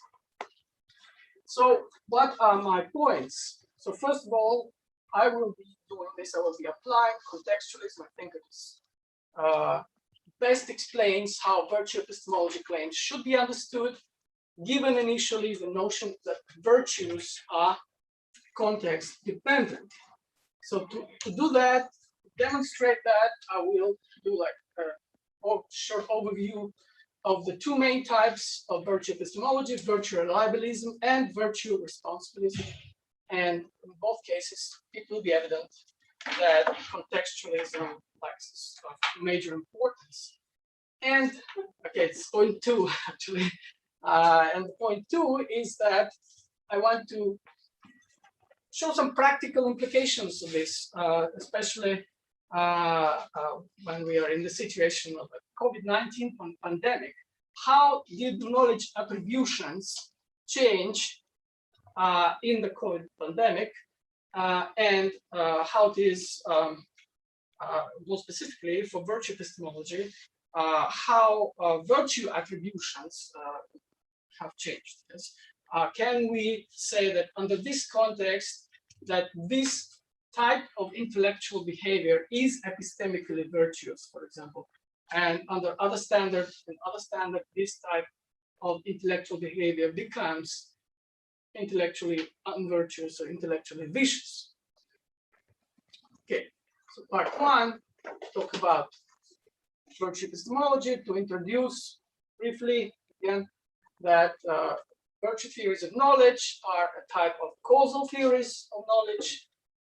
Several types of causal theories of knowledge. So we're talking here about a relevant causal mental or cognitive process which brings about knowledge, that produces knowledge. So there are two types here of virtue epistemology according to virtue reliabilism. S knows that P, if and only if the P is true and acquired due to the reliable faculty or virtue. So here is the notion of virtue is synonymous with a reliable faculty. And virtue responsibilism, S knows that P, if and only if P is true and acquired by virtue's motive or stable character trait. Okay, so these are both causal theories. You see that if you have some grudge with the causal theories of knowledge, I can't help it, but I just want to admit that this is a kind of causal theories of knowledge. Okay, let's start with agent virtue reliabilism, which is like a major strand within virtue reliabilism. And basically, in this case, we focus on the agent, the role of the agent, and contrary to what Popper in his famous paper produced, suggested as the epistemology without the knowing subject. This is epistemology with the knowing subject. So, and there are two main things which, when we talk about agent virtue reliabilism, knowledge is true belief, which is A, formed by exercising our reliable cognitive faculties or virtues, and B, is true due to the exercise of the agent's virtues. Like it seems to be the same, but it's not the same. So is formed by exercising our reliable cognitive virtues means that, yes, it is formed by exercise. It could be the case that the belief is formed by the exercise of our reliable cognitive virtues, but it is not true due to that fact. So we have to add this added as a separate condition. So we have to give the credit to the person who has this belief for having it. Yes, for having it. So we have two notions here. We have the notion of reliability, the reliable cognitive faculties, and the notion of credit. And it is easy to show that both of these notions are meant to vary across different contexts. Now look first at reliability. So if we have start any kind of like a reliable watch or a reliable car, it is meant to be reliable in a certain context. Like if there is a volcano eruption, like a reliable car will not carry you across. Yes, so a reliable watch is reliable, like if it is drowned in 1 kilometer below, like in the water, it will not be reliable. And the same with cognitive faculties. So, for example, the subject may have excellent vision, but if that is not the factor which accounts for true belief, then that is not enough. Yeah, so this is like cases where, for example, some Gettier style cases where like the sheep case, for example, when I'm mistaken a sheep for a rock, or a rock for a sheep. So this condition is not fulfilled, but for example, under normal lighting from a close distance with eyesight functioning properly, it is not likely that one mistakes a rock for a sheep. Yes, basically this is the point that Ilya Kasavin brings in his article about virtue epistemology. So also in the skeptical scenarios and the brain in the bad scenarios, yes, you could say that certain cognitive ability is reliable in a context like in world 1, but not reliable in world 2, where I'm braining bad, for example. The next is the idea of credit.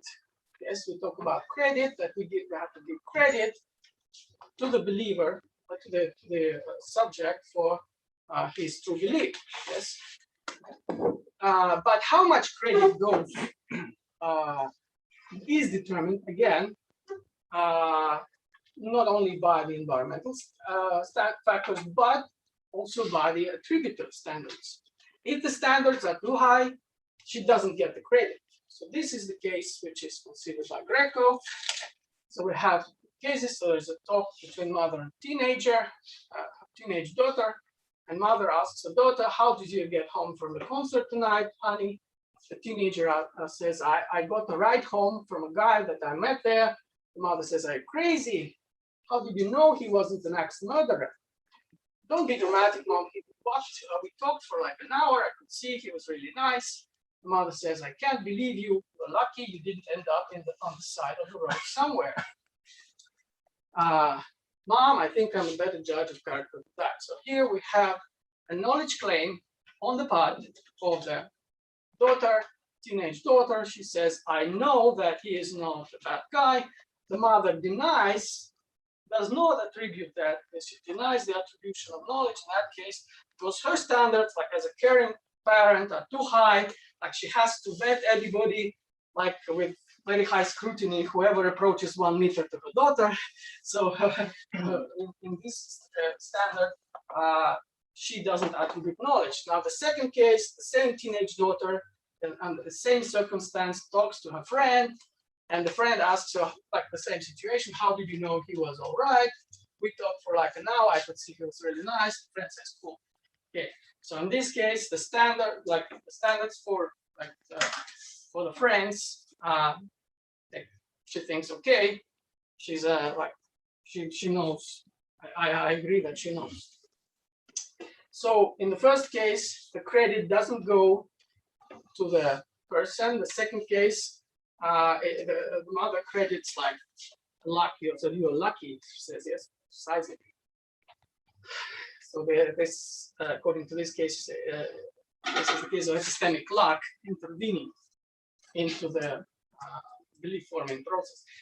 And in this case, her friend gives credit to her. Yes, the standards are lower and the credit goes to the daughter. Now let's talk about another type of virtues, and these are character virtues. So first, we talk about virtues, in this case in general, as some stable character traits, which are under right circumstances. And take, for example, honesty. So the person is honest given a certain context. Like what Upton gives an example. So for example, honesty is a virtue. Under normal condition, you should not lie to another person, but a threatening gunman's presence is not a normal background condition. So someone who would lie under such circumstances need not be dishonest. Now turning to epistemology. So we talk about virtue responsibilism. According to this, remember, knowledge is true belief which arises out of virtuous motives. Now we talk about character traits such as love of knowledge, intellectual courage, intellectual humility, open-mindedness, etc. Okay. The same goes for the character virtues. Like, take for instance what Lepok writes. It seems, for instance, that just believing truly out of open-mindedness isn't sufficient for knowledge. Surely one must also be open-mindedly trusting sources that are reliable authorities on the question. Thus, it seems implausible that everything believed out of open-mindedness, just by virtue of that, is trustworthy enough to be known. So we should, again, relativize open-mindedness to the sources to which we apply. Yes. And the importance of, again, a context comes when we talk about another virtue, which is like present in all accounts of virtue responsibilism. It's a practical wisdom. It's listed along the top 10 list of character virtues. So Aristotle precisely introduced practical wisdom as a kind of meta virtue, which oversees all other virtues and decides when a certain virtue is applicable and to what degree. And here's a quote from Roberts. So he says that since actions are always particulars performed in particular situation with particular features that distinguish them from similar situation, practical wisdom is the art of judge of particulars. The same goes not just to actions, but to the beliefs, because the beliefs, again, are formed in a certain context, in a certain situation, and the practical wisdom should be a good guide. There is some, you may have some reservations about it, but you can ask some questions later. Another type of contextualism in context to the when we talk about the character trait virtues introduced by Sarah Wright, basically the main idea is that the context relative to which, like how we attribute a virtuous behavior, and hence remember that what's the whole point? If we attribute a virtuous behavior, according to virtue theory of knowledge, we attribute knowledge, because the knowledge is the true belief formed by virtue. Yes? So the whole point, do we attribute virtue or do we not? So in this case, Sarah Wright says that, for example, a social role is what determines, do we attribute virtue or we don't. So for example, you have a doctor and a layperson. Like if a doctor prescribes the medicine, like the responsibility is much higher when my friend asks me, what do you suggest if I take for a headache? Well, I could give whatever opinion I have, and I'm not blameworthy in the case I give her a wrong advice. I cannot be epistemically blamed for that. And if the doctor does not gives a wrong prescription, then he can be epistemically blamed because it is his duty to know what is a good medicine in the case of a headache, for example. Okay, you want to go back? Good. Quickly, I will list some of the problems and we'll get to part 2, which is, I think, most interesting. One problem is that basically, I think one of the talks in this conference says the kind of contextualist view leads to a kind of relativism. Yeah? So if in a certain circumstance, anything can be a virtue and anything can be a vice, where is the, how can you judge? Yes. Well, one way is simply to deny contextualism, to endorse a kind of virtue invariantism, which was actually endorsed by James Marquette. So he says, he asks us to imagine a world, for example, where open-mindedness does not typically lead to belief or true belief, to forming true belief. But in this world, dogmatism is conducive to true belief, for example. And he claims that even in this world, open-mindedness will still be a virtue, regardless of the context. Okay.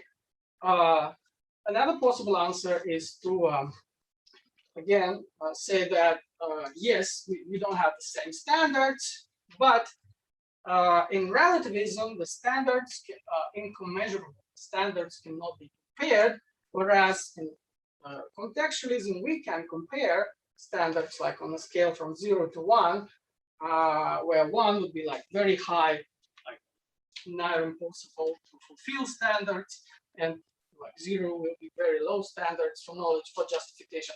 Actually, when I listened to a previous talk, Jeremy says that knowledge somehow equivalent to the true probability, justifiedness, I'm sorry, it's equivalent, justified belief equivalent to a high probability. Well, Keith DeRose writes that, and he asks the question somewhere in the beginning of the book, like how low are the standards for knowledge? He says, basically quite low, like you can have true belief plus some justification. In certain cases, that would be enough in contextualism. So here we'd say that under these standards, this belief is justified. Under these standards, this is not justified. Yes. So if the standards are higher, then the belief is not justified. Like if the standards are PhD thesis, you should like give a very hard, solid case for your point. Yes. If you're talking to somebody on the street, like ask a person how to go to some place, the standards like pretty low. Okay. Maybe skip this because we want to leave some time for questions. Okay. There's some other challenges which skip. I'm sorry. And how to get the second part is basically to consider how the situation with the COVID-19 pandemic could be an illustration of this change in knowledge attributions. So practically, particularly, we will consider how knowledge attributions of experts worldwide were affected by the COVID-19 pandemic. We will consider two cases. One case is the decision of experts on nationwide lockdowns early on the start of the pandemic, and the second case is a fast track is type of vaccine development. Okay, so case one, nationwide lockdowns during COVID-19. At the time of the beginning of pandemic, there was very little knowledge about the virus, its potential danger. Most experts suggest nationwide lockdowns to fight coronavirus. And these decisions affected, obviously, millions of people. Yes, people would certainly lose their jobs, would suffer mentally and psychologically. The recession followed, for example, 2008 financial crisis was huge. A lot of extra suicides and cancer-related deaths and so on. So this is the first. The second case, again, expert rush the vaccine development. Yes, so usually vaccine development takes years, sometimes dozens of years, and in this case, less than a year. Like several vaccines. Sputnik V was first to be registered in August. At that time, only a few dozen people were tested. More than 100,000 people were vaccinated before the third stage of testing was completed. There's another situation over AstraZeneca vaccine. Yes, in some countries it is approved and some forbidden because of side effects. So the questions: was it intellectually virtuous on the part of experts to make the decisions they made in the situation they were? So when they said, okay, like the government asked, do you know that the vaccine is effective? Do you know that the lockdown will stop? They said, I know. Yes. Was it virtuous?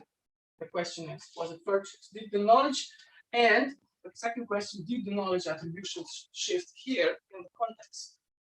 Yes. And the second questions concern not the experts, but the lay people. Should they trust the experts in these matters, in the situation? And Levy and Savulescu describe this situation as a perfect epistemic storm. Yes, so why? For the experts, the stakes are extremely high. Whatever decision they propose, yes, assessing the relative costs and benefits of the decision is very difficult. No happy ending. Large number of people will die. Any option can be taken. For the lay people, the stakes are extremely high, and there is no consensus. That's a difficult case. Like in the usual sense, you would say that if there is a consensus among experts, the lay person should trust the experts. Like, for example, there is consensus that the HIV is deadly, then you should trust that HIV virus is deadly. In this case, there was no consensus about coronavirus, how to fight it, and so on. So, and this is my final point, and I want to leave some time for the questions. So my final point is a little bit controversial. So what I propose is that the stakes did actually change the knowledge attributions in this case. And I want to consider first the experts. So suppose I'm an epidemiologist, I'm a virologist, and I am, like, take the vaccine case. I'm testing a vaccine, and let's suppose that for some reason I need to rush the testing process. I did not finish all the prescribed stages, and I say I know that the vaccine is effective and it is has negligible side effects. It's safe. Okay. Do I know? I say that if this is related to virtue, the context will change the truth value of the sentence. Like in traditional, according to the traditional positivist account, it's simply that if it's not verified, the testing is not finished. It's very simple. It's not verified. We cannot say that you know that the vaccine is effective and safe. But if, again, we take the situation of COVID, if I'm an expert and suppose that there is a context like this, I rush the testing because, I don't know, I was offered a vacation in Hawaii. So like you can spend 1 month in Hawaii for free. You can go, okay, decide maybe I will rush for the testing. I will extrapolate the results. Am I virtuous? Well, you would obviously say that in this context, no, this is not a virtuous behavior. You should have been more intellectually careful, more intellectually thorough to produce the results. Like in the case of pandemic, where there's exponentially growing number of deaths, potentially like millions, and the vaccine can actually save the lives. The same case, do I know?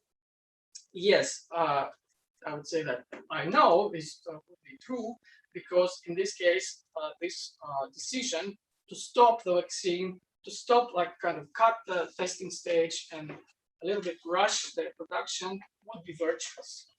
For the lay people, they're in the same situation. Again, in a normal case, like say, I'm also a lay person in this case, and I, for example, can talk a lot about, like we talked about the problem of induction, and we could say, like, well, science doesn't always bring us the right results. How do you know that vaccine is effective? Especially because the vaccine testing is based on the inductive process. And we just talked about a lot of skepticism about induction. So in the context of a philosophy conference, it is okay to question induction. But in the context, if we go outside, like, and it is a life and death matter, like it is the life and death matter, I need to survive, okay, and this guy knows better than me about epidemiology and virology, and he suggests that vaccination is good. So, however, like in the context, however skeptical I was in the context of a philosophy conference about science in general and the inductive process, and in the other case, I would rather exercise intellectual humility and would say, well, damn, this guy knows better than me about coronavirus, so I would rather trust him in this case. So I would rather exercise intellectual humility. And in this case, I would say, I know that vaccination is useful because this guy, the expert, suggests that vaccination is useful. Okay. I didn't do.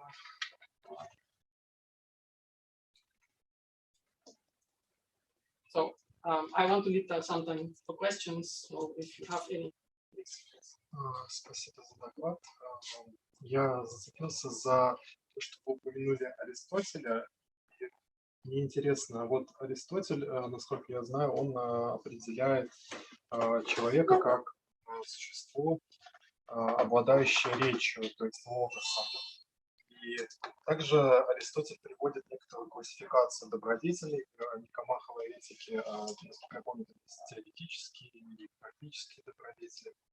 И мне интересно, вот вы говорите вот про эти ситуации, когда там правительство делает какие-то решения, и мы рассматриваем их с точки зрения того, являются ли они добродетельными или нет, эти решения, принимаемые в этих кругах. И мне интересно, вот, связано ли обладание речью, вот, как его понимает Аристотель, то есть обладать речью — это не просто понимать речь могут и рабы. Вот. Обладание речью предполагает нечто другое. Мне интересно, является ли обладание речью добродетелью? Вот. Как вы считаете, как вы думаете на этот счет? Конечно, является это одним из когнитивных совершенств человека, и в этом смысле тот, кто обладает речью, наверное, способен формировать абстрактные понятия о чем-то, и, соответственно, более эффективно познавать окружающий мир. Добродетель — это то, что нас делает более эффективным в чем-то в целом. Да? Ну, для моральной добродетели будет более эффективным в достижении счастья, а интеллектуальные добродетели будут эффективными в достижении знания. Соответственно, в данном случае обладание речи делает нас более эффективным для достижения знания, поэтому так. Елена Николаевна. Да, пожалуйста. Спасибо за интересный доклад. Я тоже тогда по-русски задам вопрос. Вот, если я правильно ваш замечательный доклад поняла, то ситуация опасности вы должны дать больше ценности именно добродетельности, да, и тем самым уделить ставкам, о которых речь, да. Но тогда получается, что это нечто не согласующееся с тем, что нам сообщают Кримонтьевский, что мы всегда склонны переоценивать потери в схожей ситуации опасности. Это одна часть, вот, которая у меня как-то не уложилась. А вторая часть, если действительно так говорите, вот, как и есть, да, то в нашей стране дело обстоит наоборот, судя по определенной вакцинации. Но это не вопрос, да, это так. Но работает ли это наоборот? То есть если у нас ставки повышаются, то есть так остро стоит проблема, тогда мы должны больше ценить интеллектуальную добродетельность. То есть первое, это как согласуется с результатами. Вторая вот работает в эту сторону. Ну, смотрите, просто я хотел бы разделить. Во-первых, я хотел прокомментировать, что в обоих случаях мы должны ценить интеллектуальную добродетельность. Просто речь идет о разных добродетелях. Да?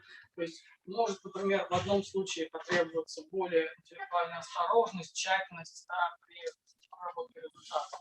А в другом случае более скептическая оценка. Да? Вот я привел пример. Да? Философская конференция, да, мы вправе здесь скептически относиться к индукции. А в случае жизни и смерти, здесь мнение врача, который говорит, что тебе нужно вакцинироваться, здесь ты не имеешь права скептически относиться к индукции, здесь ты должен проявить доверие, что было бы недобродетельно интеллектуально в ситуации философской конференции. Да. Это первый момент. Второй момент, то, о чем говорит Кримонтьевский, да, это искажение, это то, как фактически происходит процесс. Я говорю о том, как о нормативном аспекте, как должно быть. Естественно, то, как фактически оно отличается. Да? Фактически, конечно, у нас, наоборот, тотальное недоверие к экспертизе, тотальное недоверие в ситуации, сказали, да, переоценки рисков. И здесь, что можно сказать, да, что не соответствует сущей должному. Но вот в обратном, что вы говорите, вы больше доверяете Да. интеллектуальной деятельности.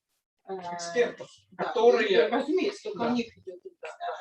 А в обратную сторону, если риски невелики, Там другие добродетели. Если риски невелики, тогда, смотрите, тогда, в принципе,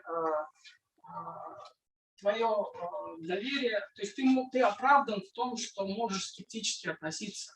Потому что, ну, если ты, допустим, не доверяешь каким-то экспертам, ну, которые утверждают что-то, что как бы тебя конкретно не касается, ну, каковы ставки? Это низкие ставки. А если ты не доверяешь экспертам по вопросу жизни и смерти твоей, то я считаю, что здесь как раз недобродетельно. Если эксперт был пойман на лжи, вообще у вас есть основания полагать, что у него есть мотивы солгать. Это проблема. Как вы ему будете? Да, это, смотрите, это вот тоже относится сюда к второй части. Значит, есть критерии у Goodman, есть в экспертизе, да, отдельная книга, критерии отбора экспертов, кого считать экспертом, кого не считать. Но я тоже считаю, что даже эти критерии, они должны меняться.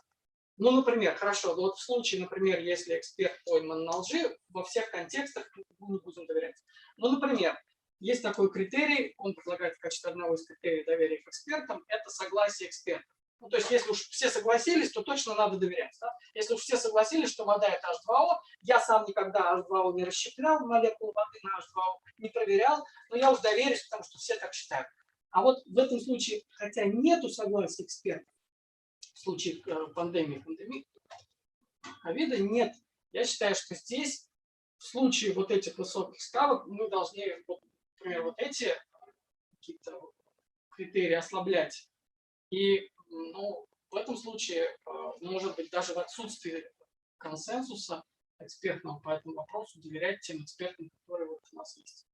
Хотя мы можем сказать, что где-то в Америке есть другие эксперты, которые считают, что, например, спутник УГИ это неэффективная вакцина. Но если мой эксперт говорит, что спутник ВИ это эффективная вакцина, я считаю, что эпистемически добродетельно будет доверять этому эксперту. В данной ситуации, потому что от этого зависит моя жизнь. Вот, в первую очередь. Ага, вот Константин хочет сказать. Да. Я знаю вас как критика социального конституционализма, читаю ваши книги. Вы сегодня упоминали большой неорганизм, какова ваша, собственно, итоговая финальная позиция по состоянию этого догматизма? Каков ваш финальный итоговый, ваше личное отношение? По поводу чего?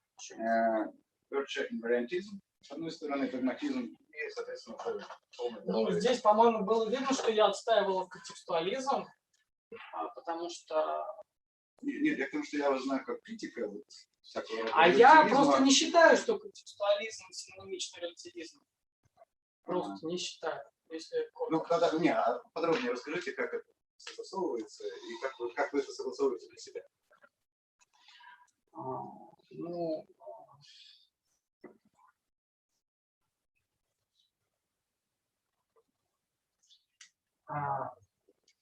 здесь есть понятие релятивности от контекста. Да, я согласен, что в данном случае атрибуция знания будет зависеть от контекста. И на этом этапе мы согласились. Да? Но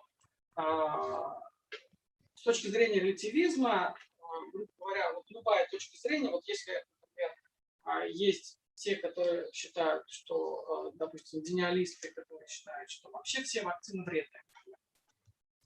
Есть те, которые считают, что вакцины полезны. В данном случае я считаю, что... Почему я должен доверять тем, кто считает, что вакцины полезны? Потому что те товарищи, которые утверждают, что вакцины полезны, они, с моей точки зрения, более высокие стандарты по обоснованности к своим убеждениям предъявляют, чем те, которые дениалисты, которые начитались, грубо говоря, в интернете и формировали свою точку зрения не на основании долголетнего изучения вирусологии и технологии, а на основании поиска в интернете и чтения различных соцсетей. Вот, поэтому я считаю, что я не релятивист, а просто контекстуалист. То есть я изучаю контекст.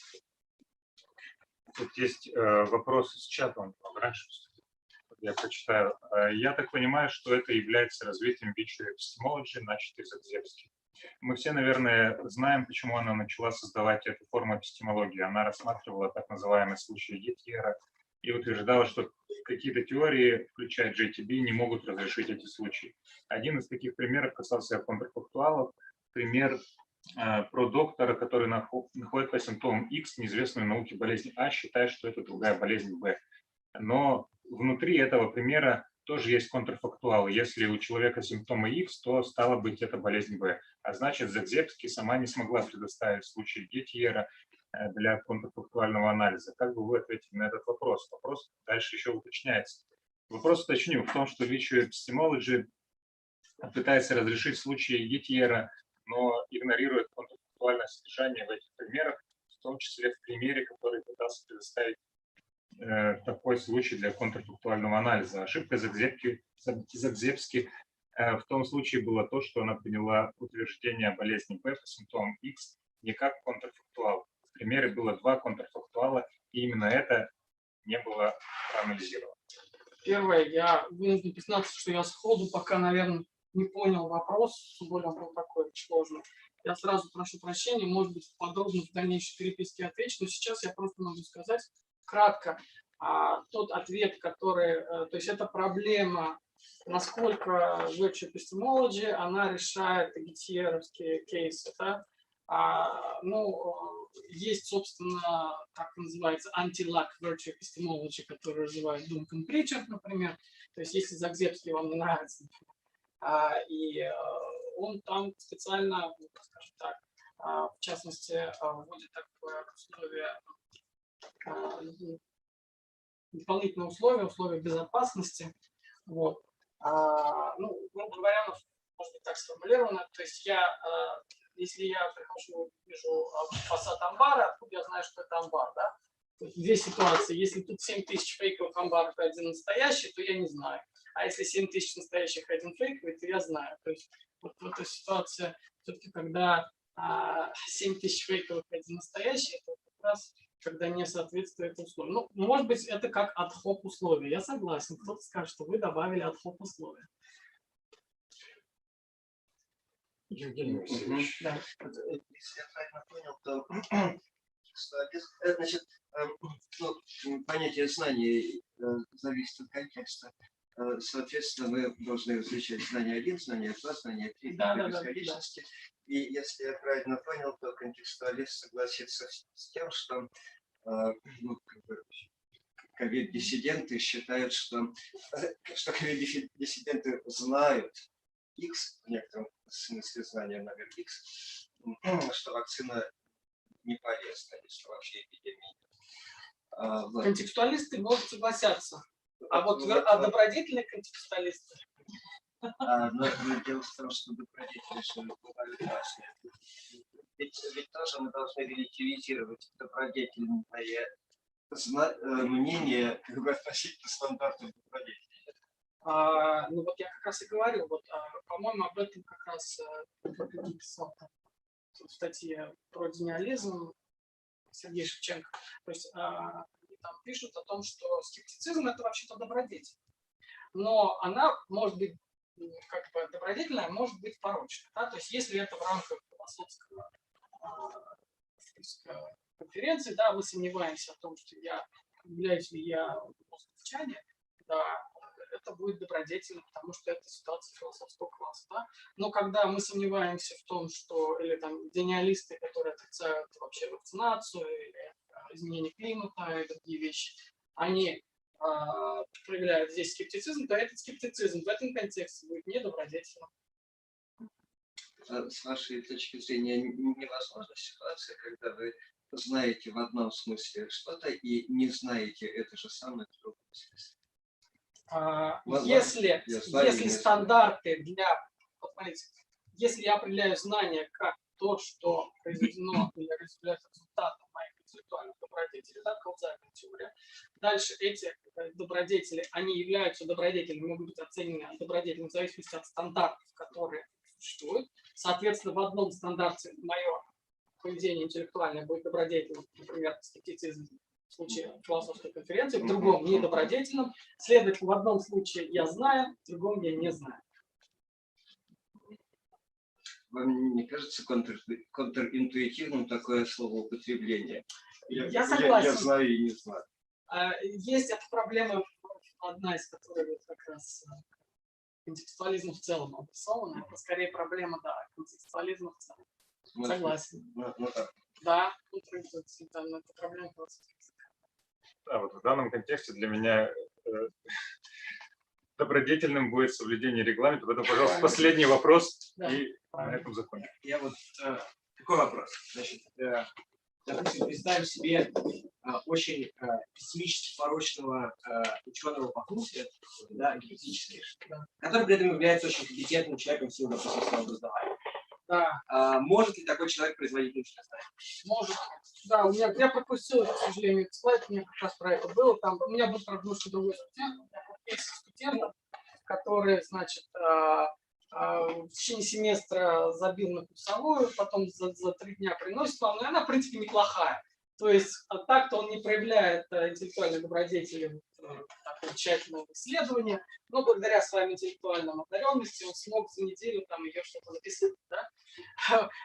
Ну да, то есть он произвел знание, это знание, конечно, не может поставить заслугу, но это не будет добродетель.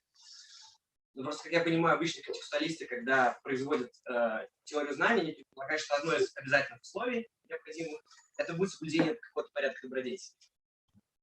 Пускай контекста зависимого. Ну, если речь идет о добродетельном контекстуализме, то да, то есть это будет не… Если это о добродетельном контекстуализме, да. Ага. Ну, здесь-то да, здесь нету, потому что нечто не является добродетелью, если оно используется только один раз, это значит все. Получается, это не необходимые условия. Для чего? Для производства знаний или обладания знаниями. Скажем так, да. То есть здесь будет истинное убеждение, но не будет знания. То есть, по сути, это акцидентальное свойство знания, можно так сказать? Ну да. Последний начнем еще. Ну, акцидентальное, это может быть такое. То есть оно может быть, может не быть, и то, и другое. То есть, это не… Нет, но если знание, то просто благодаря добродетели, здесь нет добродетели, здесь нет знаний. Ну, ладно. Хорошо. Спасибо, Артур Равильевич, за интересный доклад.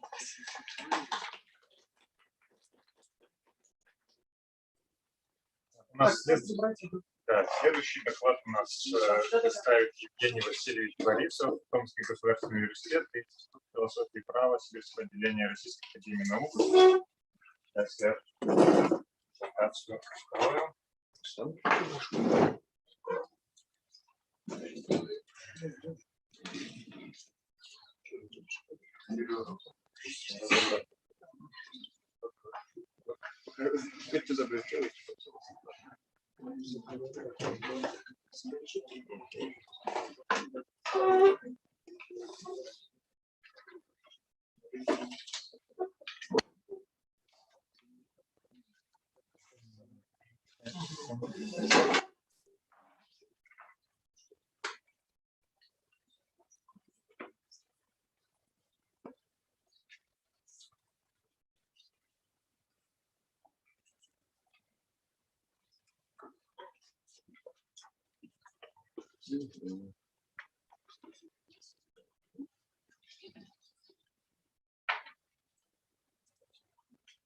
Все будет быстрее, если мне скажете, что надо нажать, чтобы… Ничего не надо. Я не знаю, даже. Нет, больше нет.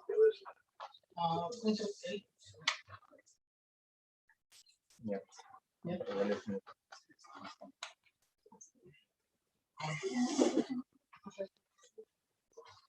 Okay.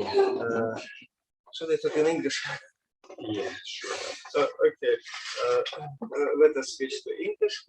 And this is the title of my talk, which is Paradox and the Concept of Knowability. The talk will be about how to formally represent knowability in epistemic logic. that's how to represent formally the idea that phi is knowable proposition. I will use a logic, one great family of logics. By model of the logic is called modalities, analytic and epistemic modalities, and they will be represented formally as usual by diamond, box, and K. K for its known. And if phi is a formula, then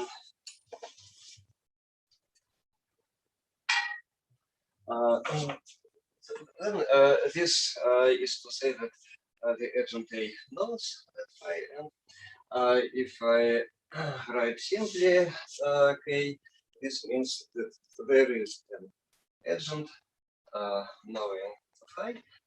This is a standard notation. And for interpretation of formula, I got a relation of Pascal semantics with the standard pose for the operator K.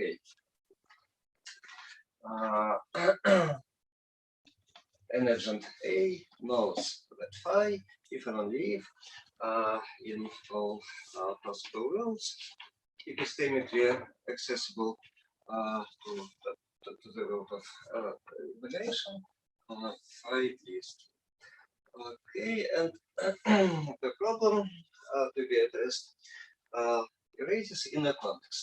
The context is determined by some principles that I adopt. First, knowability principle. Every truth can be known. If you want, you may adopt this principle unrestricted, or you can restrict it to a category of truths, say empirical truths, or empirical truths about microworld, whatever. Then the next principle is limitation. Not every truth is known, there are unknown truths. And then effectivity and distributivity. Effectivity follows from the standard definition of knowledge as the truth justified belief. And distributivity is, at least distributivity seems intuitively to be evident in many cases. If you know both phi and psi, then we know phi and we know psi. Okay, and now the first, at first glance, the knowability can be represented in this way as possibility to know. Then KP knowability principle is formalized as K as this implication, and then we face the problem showed by Fitch. Fitch attributed the argument to be presented soon to an anonymous reviewer of his paper, and that reviewer was Church. It is known already, so we might say the Church-Fitch paradox, or the Church-Fitch argument. Now, this argument shows that A is inconsistent with other three principles. The argument is well known. First, we assume P and we assume that P holds and is unknown. We can do that because we adopted the principle of limitation of knowledge. Then we simply apply the notion of knowability, diamond A, to the first line, so we get the second line. Then we distribute K over this conjunction, so we get this, and finally we apply effectivity to this conjunct. So we simply eliminate this K, and we get this statement saying that a contradiction, this contradiction is possible, but contradiction is impossible. This is a standard theorem of any standard model logic. So we have a contradiction between 4 and 5, and if we proceed by denying, negating the first line, then we get this principle. Everything that is true is null. Everything is null. Of course, this is an unacceptable conclusion. And the question is what to do with this problem. There are different strategies dealing with this paradox, this problem, and I adopt here in this talk. I adopt the strategy Michael Farrow called reinterpretivist. The reinterpretivist strategy. It is seeking better formal representation of knowability, and so we have just seen that this representation doesn't work. The question is what would. And there are some reinterpretivist proposals in the literature. These examples, and I'm going.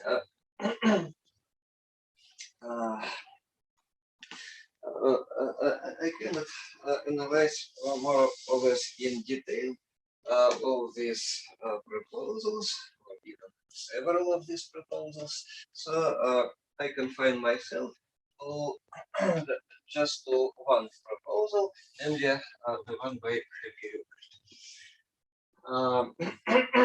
And then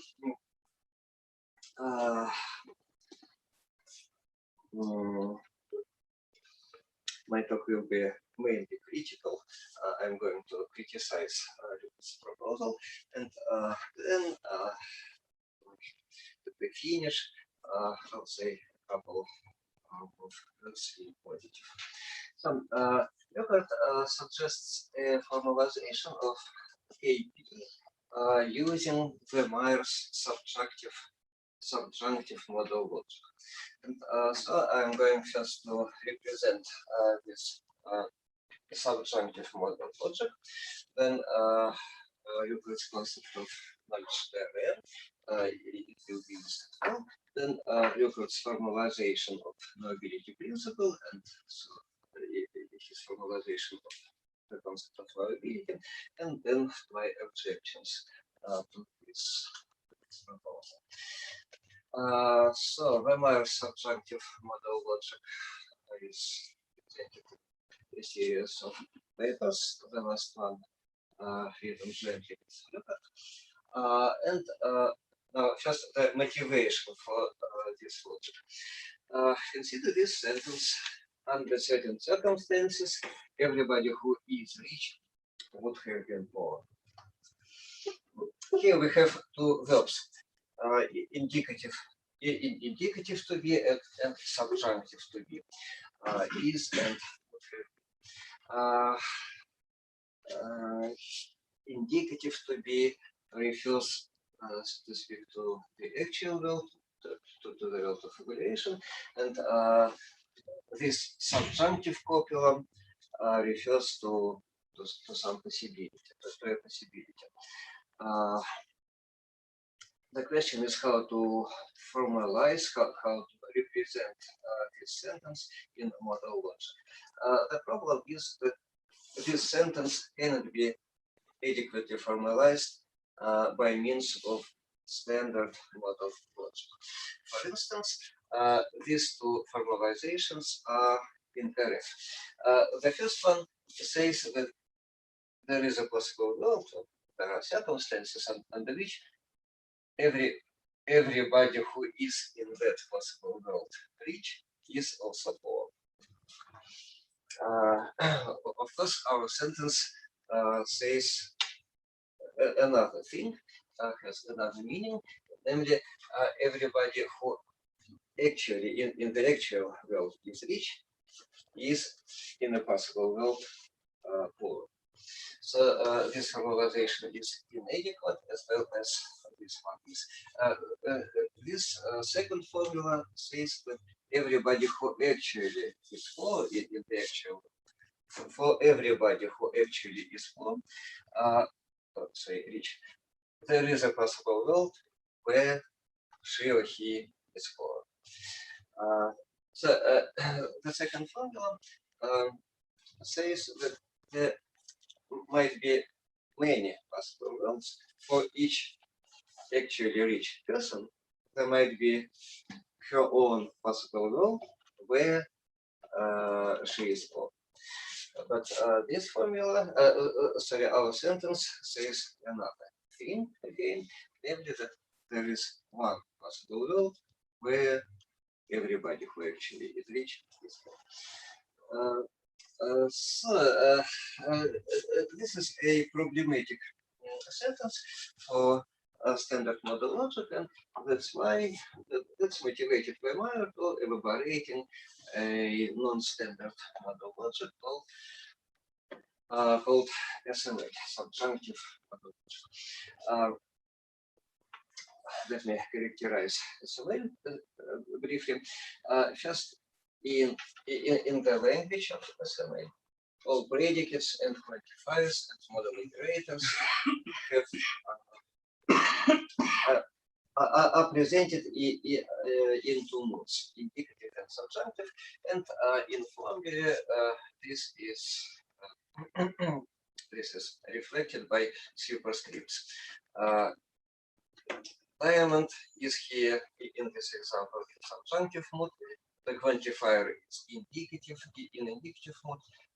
The first predicate in indicative mode, the second one is subjunctive. Okay, and models for SML contain a distinguished possible world, namely the actual world. I will refer to it as data.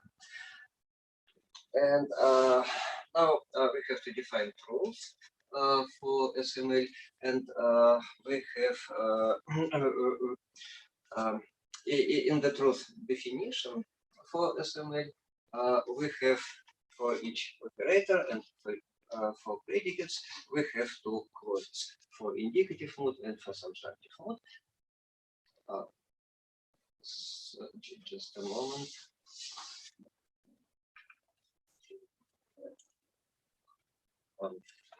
Sorry.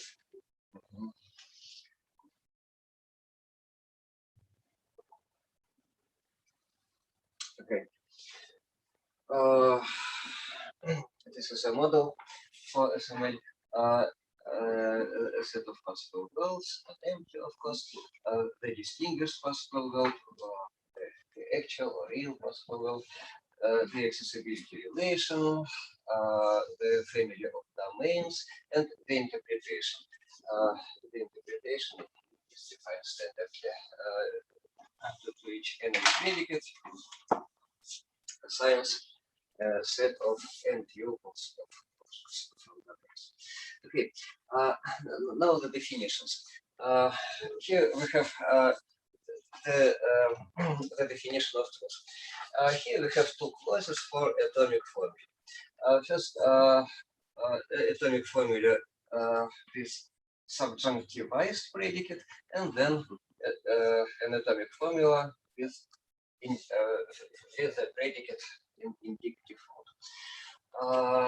The first clause for subjunctivized predicates looks standardly as in the standard model logic. The second one looks non-standardly. Its feature, so to speak, is that this if the predicate is in indicative mode, we have to evaluate the formula with respect to the actual wealth, no matter what is the wealth of evaluation double. So indicativity marker sends us, so to speak, to the actual wealth from whatever wealth. And analogously, it acts analogously in clauses for quantifiers and model operators. These are clauses for quantifiers. The quantifier in subjunctive mode, as usual, this formula is true if and only if for some entity in the domain of W, the wealth of evaluation, we have this. But if the quantifier is in the indicative mode, then we have to seek for a satisfying entity in the domain of data, in the domain of the actual world, and the same analogous thing calls for diamonds. The first clause for diamonds standard. In the second one, despite the fact that the wealth of evaluation is W, we seek for some W prime accessible not from W but from the actual. So again, in the second and the fourth lines, the indicativity marker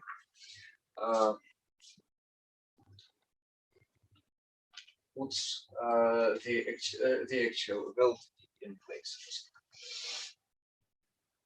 Okay, and analogously for other operators and clauses for Boolean operators, conjunction, disjunction, so on are standard. And now about the expressive power of SMA. This is a representation, the formal representation of our problematic sentence in terms of SMA. And this is the adequate interpretation for it says that there is a possible wealth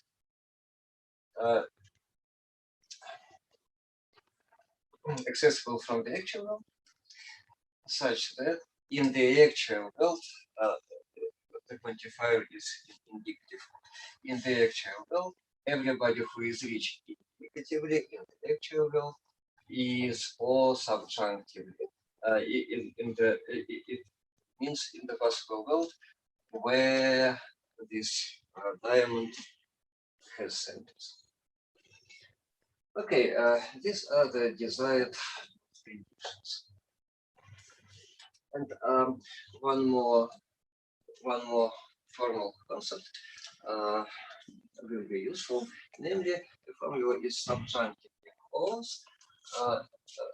Formula can be subjunctively closed, and the formula is closed if every occurrence of S marker S is in the scope, so to speak, of an occurrence of indicativity marker. An example will clarify this. These two formulae are subjunctively closed because here we don't have any S at all, and here we have an S.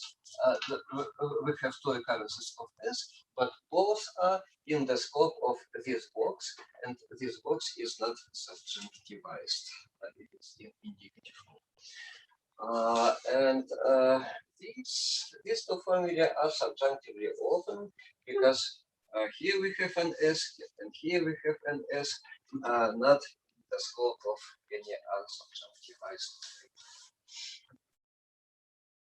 And now, back to Rupert. Rupert utilizes the concept of subject matter content defined by query, but there are some close notions like Russelian proposition or the state of affairs and so on. The subject matter content of a sentence is, is roughly speaking, its conditions. So we can simply think of subject matter content as truth conditions of a sentence. And, of course, subject matter content is relativized to possible nouns. That's why I use this two-place function, binary function, SMC, for subject matter content. The author of Evgeny Borisov was bold. The subject matter content of this sentence with respect to the actual world is, so to speak, Pushkin boldness, because this, if it takes, no matter whether or not it takes place in the actual world, the question is, what is subject matter content of this state? And this is Pushkin boldness. Now, the next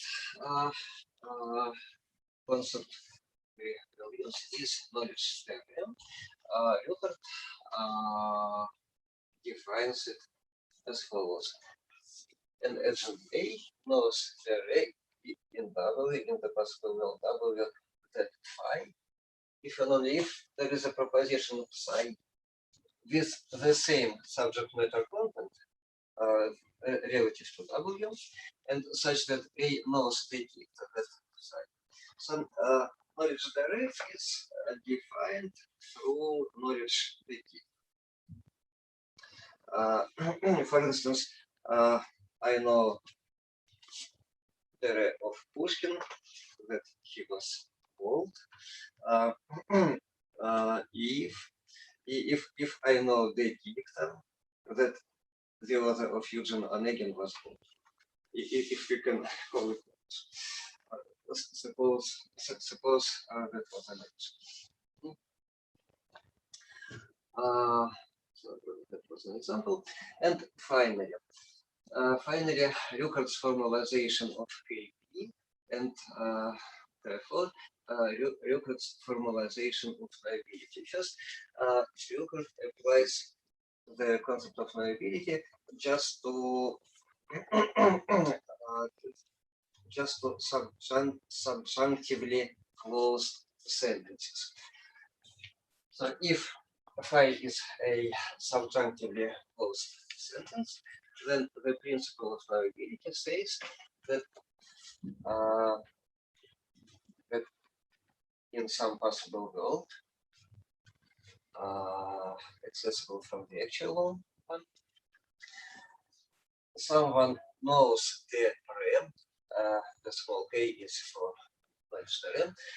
Someone knows the rem, that phi, and the knowledge, the k operator is in subjunctive mode.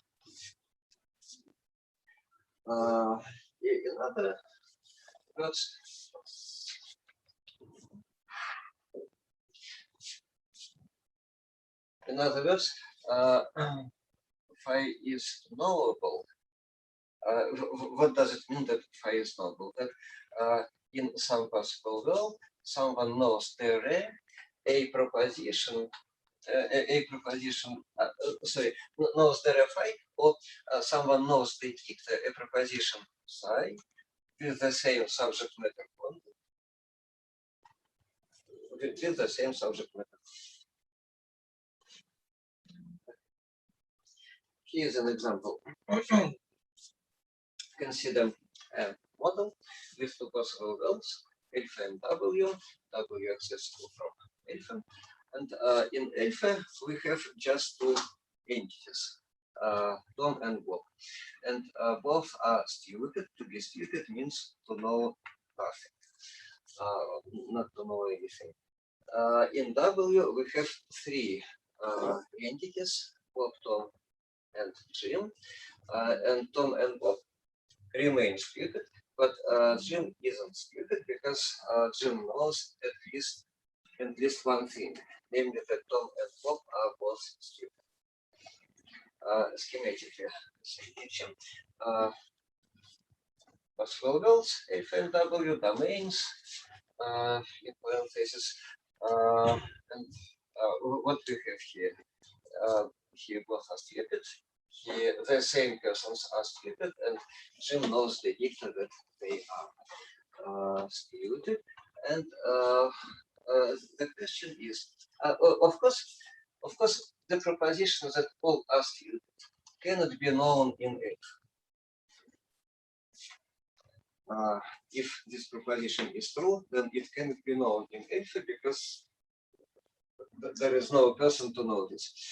But the question is whether or not this proposition is knowable in F. It is unknown, but is it knowable? This is the question. Is and Euclid's answer is in positive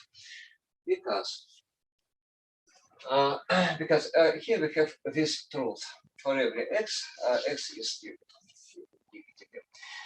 And here we have this truth. Somebody named Jim knows subjunctively in this possible world. Somebody knows that Tom is stupid in this possible world in W, and Bob is stupid in this possible world.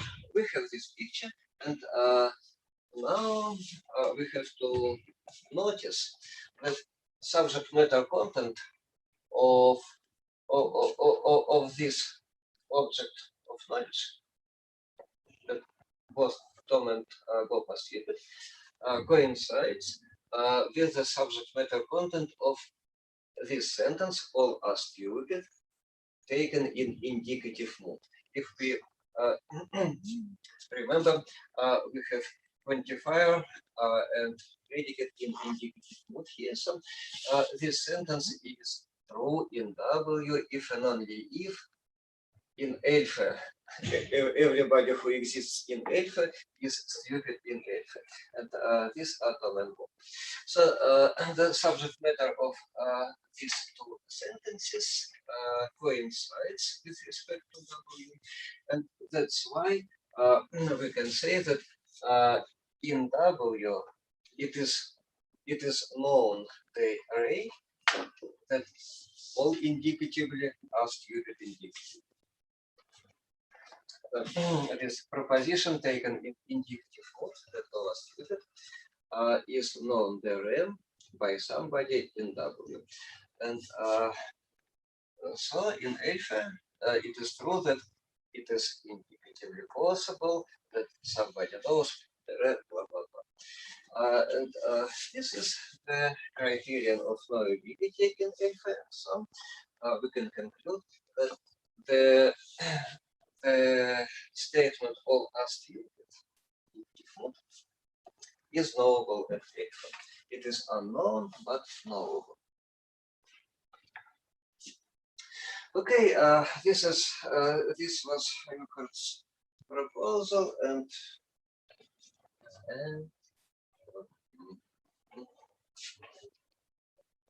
now I have some objections to it, namely a technical objection and two philosophical objections.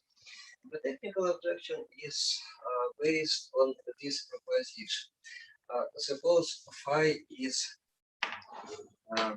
subjunctively closed. Then for every possible world W in the model, here V is a variable variation. We are dealing with first order logic, so we have to take into account variable variations. One of them, M is a model, and W is a possible model. And the point is that a subjunctively closed proposition is true at any possible world W if and only if it is actually true. If and only if it is true at alpha. And this can be easily established by induction on the structure of phi. For basic case, we have just to observe that according to our true definition, the indicativity marker sends us from W to L, to the actual will. So we in evaluating this formula with respect to W, we have to take into account the predicates extension for the actual will. And then statements are equivalent. And this is one basic case. It's a predicate in indicative mode. As for another basic case is a predicate in subjunctive mode. Such cases are out of consideration because a formula, an atomic formula, as such a predicate, is not subjunctively closed. So our proposition doesn't apply to such formula. And for inductive cases, we have also to observe that formulae governed by subjunctivized operators, formulae of this form, are as well out of consideration because they are not subjunctively closed.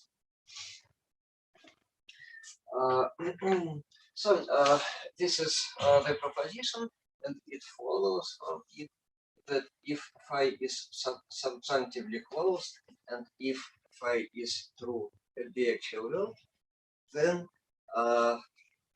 it is true anywhere, everywhere, at every possible will, and so we have box phi also true at every possible will. So it turns out that knowability principle in Lucas's rendition, so to speak, applies just to a type of necessary truths, and this restriction seems to be too radical. In any case, it seems to violate the intuitive meaning of knowability. And a philosophical abstraction.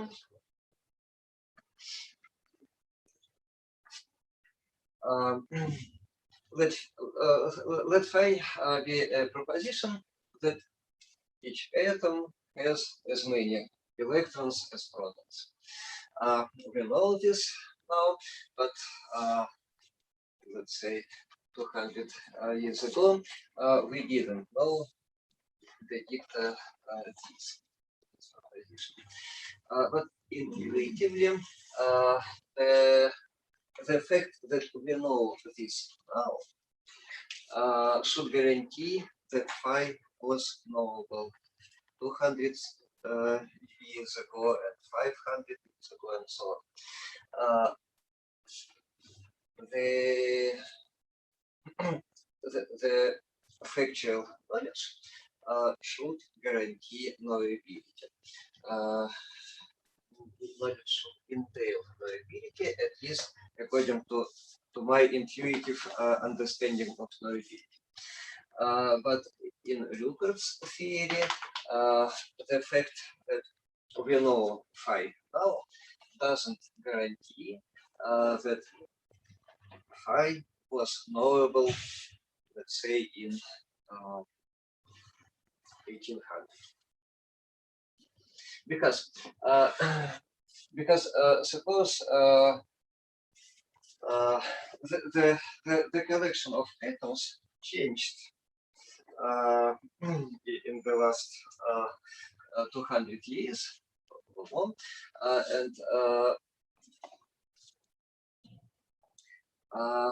and so the proposition, the subject matter groupment of proposition phi with respect to this date, 1800, differs from the subject matter content of the same proposition with respect to today. And if we know the dicta, if now we don't know the dicta any proposition with the demanded subject matter content, then nothing in our current knowledge makes phi knowable in 1800s. There is one of my objections, philosophical, to look at to the effect that his treatment of knowability is in some respects counterintuitive. And here is another philosophical objection. Consider a model where we have again just two possible roles, the actual one alpha and a possible role W, and the domain of the set of cats in alpha coincides with the set of dogs in W. The same guys, A and B, cats in are actually cats, but they are dogs in W. And suppose it is known the dicta in W that all dogs are happy. Now consider this sentence, this indicative sentence. All cats are happy. All indicatively cats are indicatively happy. The question is whether this sentence is knowable or not. Intuitively, it should not be knowable because for instance, in W we have no cats at all, and if we have, we might not believe that all of them are happy, or some of them are happy. So, according to my personal intuition, this fact that it is known the dicta in W that all dogs are happy, this knowledge the dicta about dogs in W doesn't make this proposition about cats knowable. But according to Flukert's theory, it does, because we have this. In W we know the dicta that all subjunctively all dogs, all local dogs, all who are dogs in W are happy in W, and what is the subject matter content?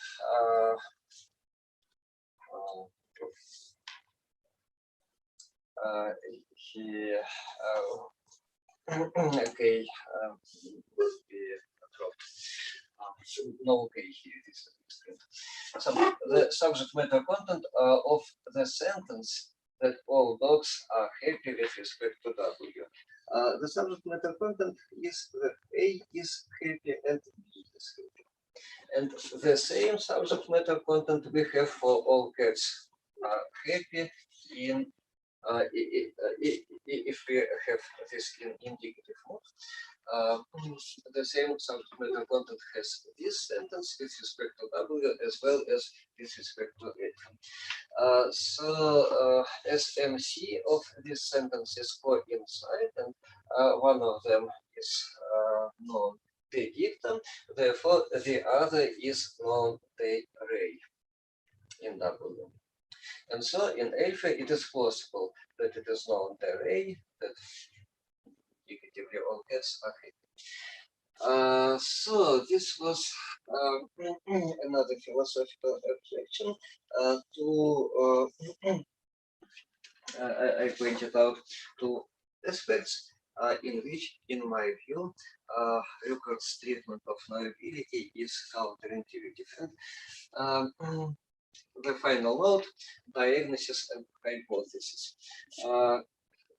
In my view, the source of difficulties with Ruckert's proposal is, so to speak, tying a knowable proposition to the children and defining knowability through knowledge theory.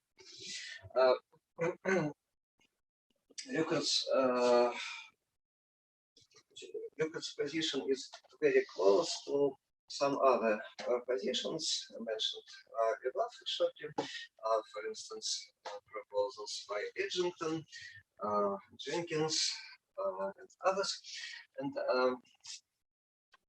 And with respect to all of them, there might be raised similar objections. Some Williamson's objections against Edgington's proposal are similar to the ones I put forward against you. And my hypothesis is that we can better reflect maybe some of our intuitions about knowability if we reject the time, the fixing, so to speak, the proposition in question at the actual well, the time to the actual well, and if we do not try to define knowability via knowledge array or subject matter content or state of affairs or something like that. And then this is just a hypothesis. This is a hypothetical, so to speak, proposal to represent KP. If something takes place, if something holds, then it is possible to know that something is possible, that something, it can be known that it can take place. But we have no time already for discussing this proposal, so let us wait for the next opportunity. Thank you very much for your kind attention.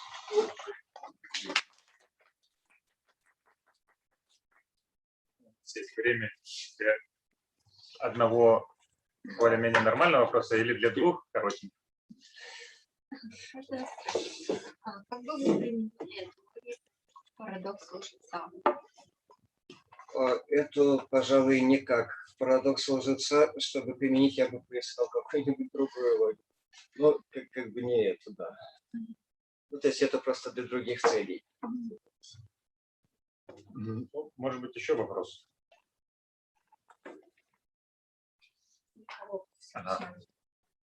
Евгений Васильевич, а не может быть так, что это вот Knowability, да, знаемость, она такая же разная, как модальные разные представления, в зависимости от той модели. Тогда и вы, и Хельга Рукер вполне себе согласуетесь.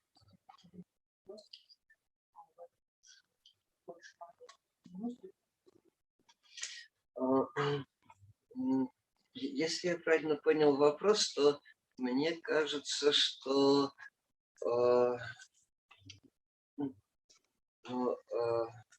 как бы сказать, мне просто кажется, что знание, мы, конечно, можем знание, а также знаемость релятивизировать к модели.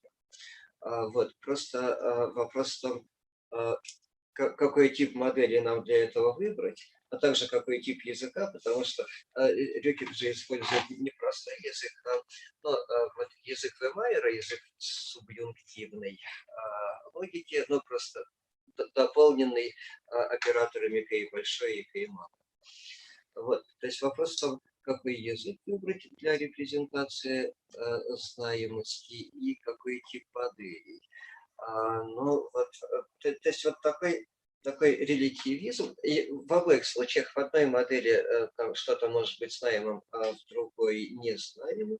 Такой релятивизм в обоих случаях сохраняется, но вот выбор между типами языка и типами репрезентации знаемости и типами модели Но вот мне кажется, что этот выбор надо делать. Но в том, просто, ну или по крайней мере, нужно искать какую-то альтернативу Рюкерту или, может быть, какое-то существенное усовершенствование, значит, теории Рюкерта, потому что она порождает контринтуитивные, как мне кажется, следствия. Ага. У нас, к сожалению, нет больше времени на вопросы. Я думаю, что если у вас они остались, вы можете в частном порядке Евгению Васильевичу задать. Ну, Евгению Васильевичу мы благодарим. Спасибо. Теперь у нас еще один кофе-брейк, 20 минут.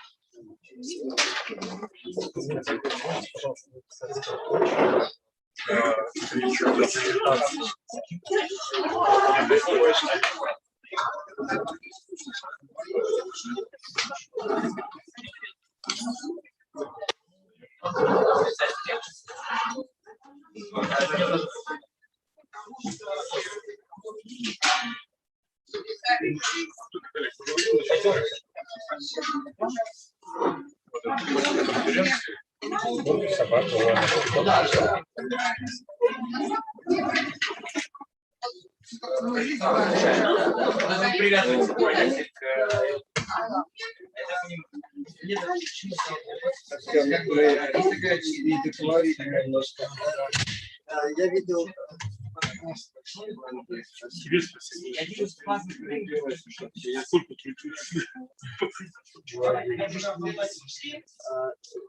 Я видел тему доклада.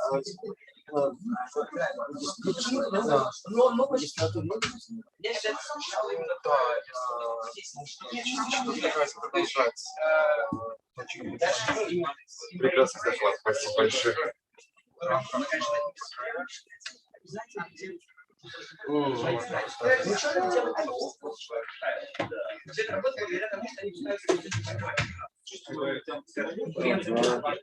То есть рассматривать различные функциональные контексты. Но именно в той статье, в которой я читаю, там именно метаксостические контексты, связанные с явлением. Какие модели? I hope то есть установка, позициональная да, установка. позициональная установка. Я рассматривал, как получается дескрипция определенная функционирует в этих контекстах. Может, вы можете посоветовать литературу, которая помочь в этом? Давайте я вышлю несколько наименований. Хорошо, я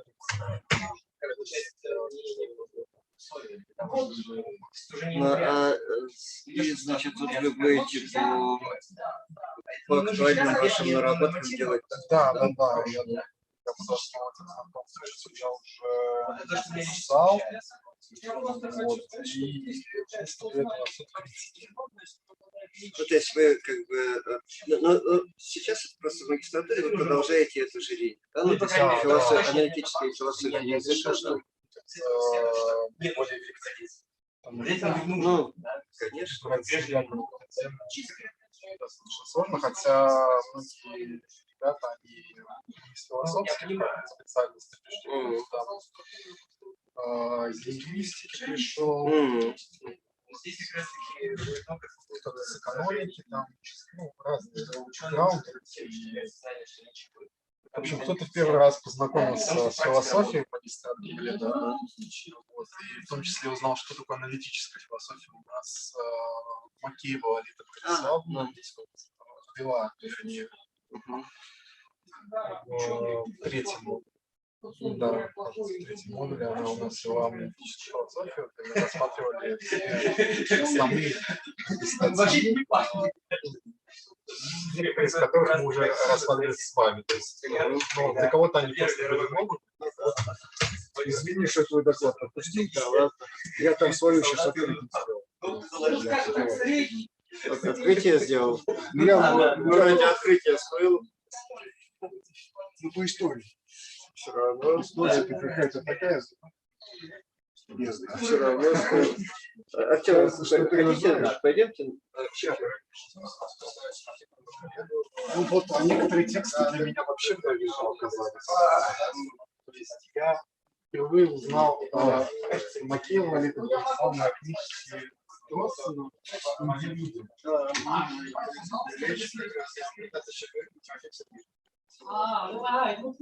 Да, согласен. Я честно, да. С вами когда последний раз как раз здесь был. Я как раз хотел сказать, я чувствую, что пандемия на вас повлияла на ваше все-таки. Вот за социальный момент, который стали более чутко. Социальным? Да, да, да. Ну, вообще, да. Да, да. У меня тоже, конечно, какие вопросы. Пойдемте, да.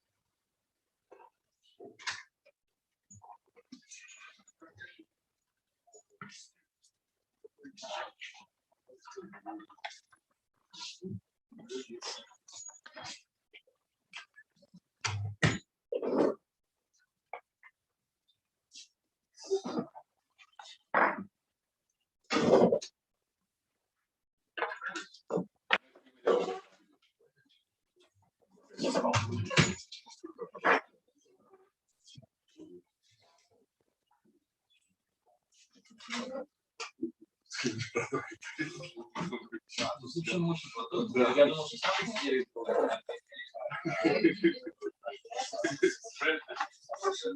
может быть, это просто усилили, сидели, управляют.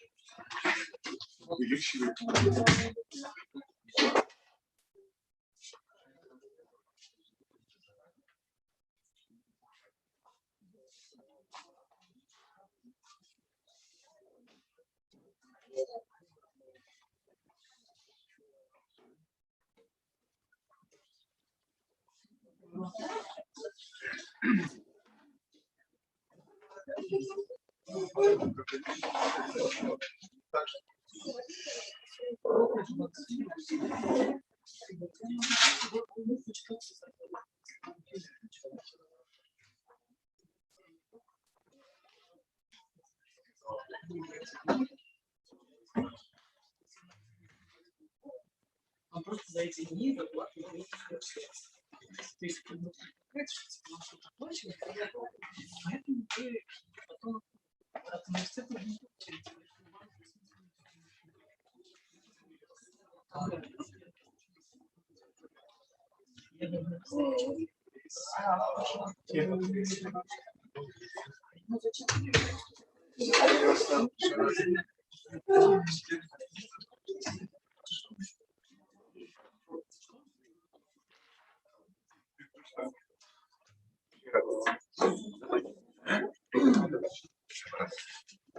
Уважаемые коллеги, давайте продолжим наше заседание. Еще 2 доклада перед обедом. И сейчас доклад представит Елена Николаевна Lisanyuk, Санкт-Петербургский государственный университет. False argument and three lies. Давайте.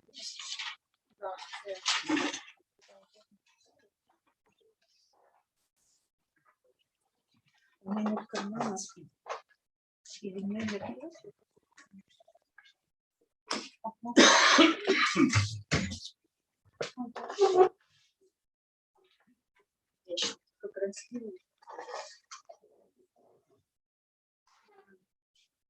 Спасибо, Евгений Ильич. Я должна сделать. Желательно нам английском, потому что у нас удаленно есть человек, который... Ну, мы не знаем, что это. So I stick to what our chairman says.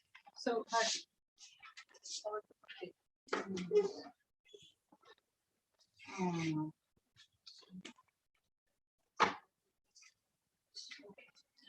So this is, dear colleagues, the title of my talk. In a way, I will approach the idea of contextuality from another angle, from an angle of temporary argumentation theorist. And as you may see, it's a partly joint work with my colleague, Professor Faizi Khujayeva from Tashkent. Initially, it was her idea to study the idea of false argument. And then we developed into many aspects. So let us start with considering 2 embarrassing arguments. You may know the famous movie based on a very famous book, Where's the Dog? Кто стреляет собакой? Russian. Why I say that these 2 arguments are embarrassing? Basically, the 2 sentences are presented in the president's scandal. President is interfered into sexual scandal, and he is going to hold second Caden's election.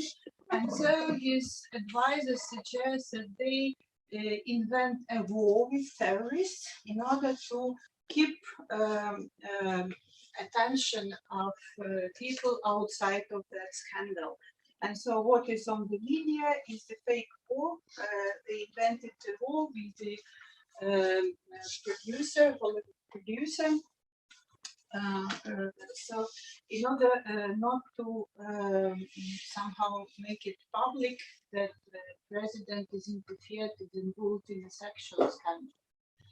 But when we see in the media 2 arguments, basically we have very, very narrow possibilities to discriminate between which argument is really valid argument, as the one about sexual scandal, and which is a fake argument, which is manipulating of the public, because the fact that 3v2 President Jones defeated terrorists is simply false. But we don't know.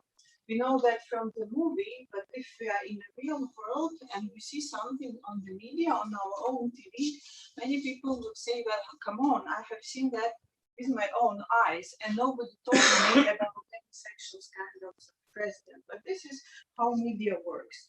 They present some news, and more often than not, we don't know whether they're real news or fake news. So how to discriminate? How can a series of argumentation help here? So that's slightly part of the problem.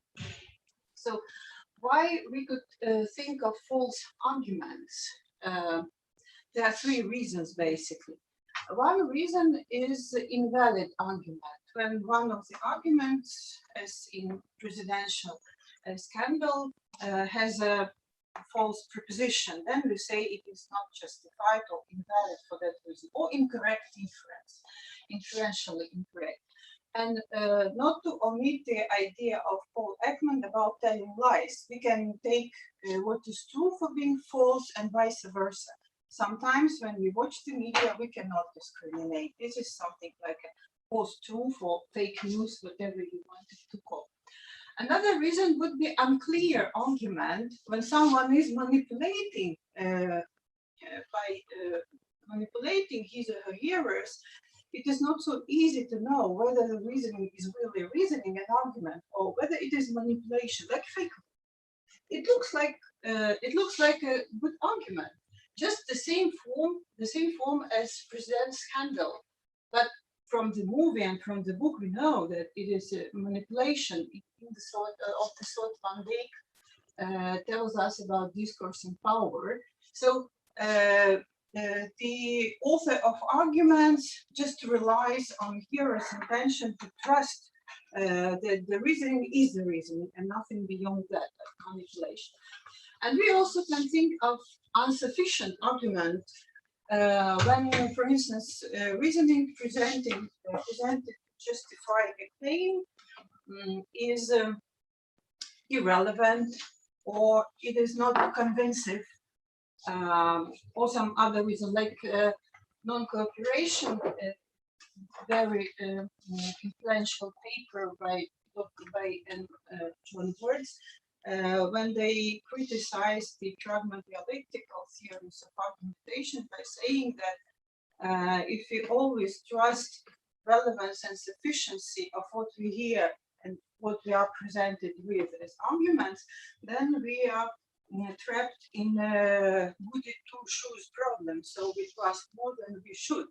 There might be some manipulation, but not in the sense of two, but just non-cooperation. Someone may play another game by presenting reasoning. So that's the idea, when the argument irrelevant, or it fails to refute some counter arguments that may seem as refuting them. So how can false argument, if there are any, help us in that respect? First reason is that we could think, if we take knowledge to be justified through belief, then we always have to be very careful not to find ourselves in Munchausen trilemma, because there is a circled argumentation in this justified through belief, because we believe what is justified on some procedural guidelines, and vice versa. We justify what we are likely to believe, perhaps even in the sense we heard today from the first plenary talk. So we somehow rely even on a weak principle of inductive uniformity. If we be very skeptical still, what was said about Fitch paradox, we could be trapped in logical omniscience problem. So it is not so easy to escape those two risky things when we rely on knowledge as positively taken, justified through belief. But this is something widely known. We could move another way. Let us say that we will proceed not by verification as standard theories of argumentation do, but falsification. Why not think that the claim is justified just in the case when it refutes all doubts or questions or counter arguments. Only those arguments that refute counter arguments can be said that they justify their conclusions, like in argumentation logic. But here we can find ourselves in subjectivism. Then we can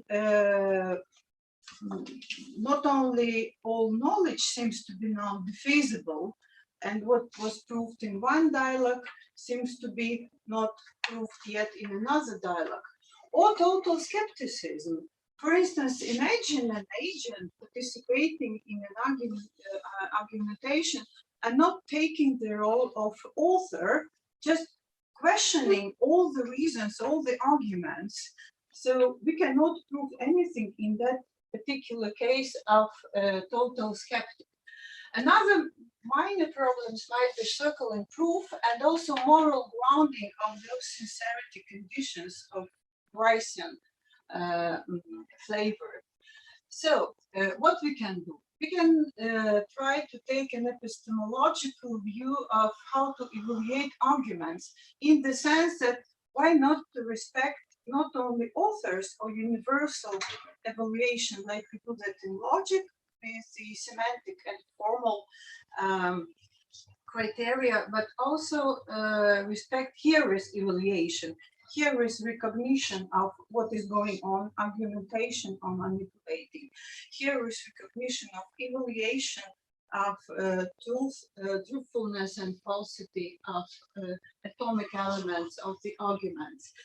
In that case, the only risky thing is emotional reaction, which is in fact analyzed in Krabbe and Van Laar paper here. Pragma dialecticists, they rely just on moral grounding of sincerity conditions for intentions of the speaker. So they invented what we call argumentation decalogue, 10 commandments. Some of them are exactly moral criteria for speakers to be sincere, prompted by Gracian maxims. Let us now take a wider dialogue, because when you have a short piece of argument, it is not so easy to see how false arguments can help us. Here I left it in Russian, because many of us speak mostly Russian and more Russian than English. But there is also English translation. It's by famous writer Strindberg. There is a short novel, Sacred Bull. The idea is that the shepherd had a bull. Suddenly there appeared priests and said that the bull, the shepherd's bull, is an incarnation of Osiris god. The story is taking place in ancient Egypt. So they say, we take the bull because it doesn't belong to you, as the bull is a god, and gods cannot belong to people. Then shepherd couldn't say anything against the priests, but sometime later there was a festival, and he saw his bull in that festival participating in some festivities, and the bull recognized the shepherd, and so the shepherd decided to take the bull, and he went to complain to the high priest, and the high priest said that our society is based on a tacit agreement that we shouldn't object the opinion of others. It would be the sign of disrespect to those opinions of others. And so he advised him, the high priest advised the shepherd not to tell the truth. And the shepherd didn't tell the truth, but he asked the high priest, but why then my opinion is not respected? So I have to keep my opinion, not to object the opinion of others. But then later, the high priest said that if you say, shepherd, now the truth to the people, they can be irritated or annoyed, and such case of indignation is very dangerous for our society. So please don't do that. But later the high priest did that himself, and so the people, they were really irritated by this, what we could say today, post-truth, two post-truth narratives. They couldn't discriminate between which is true and which is false, and so they killed them both. So the story, yes, but there is a moral, of course, that you shouldn't lie, but it is not the reason I am telling. I'm taking that as an example. So, if we could we discriminate the idea of between qualifying the argument as invalid, somehow in other sense flawed, when taking the position of evaluating it by the hearer, so by the shepherd. And this story taken from the piece of literature is useful because normally in our everyday life we take only one role. Either we authors, either we hearers, but here we can see from both angles, and we know the two narrative of the story.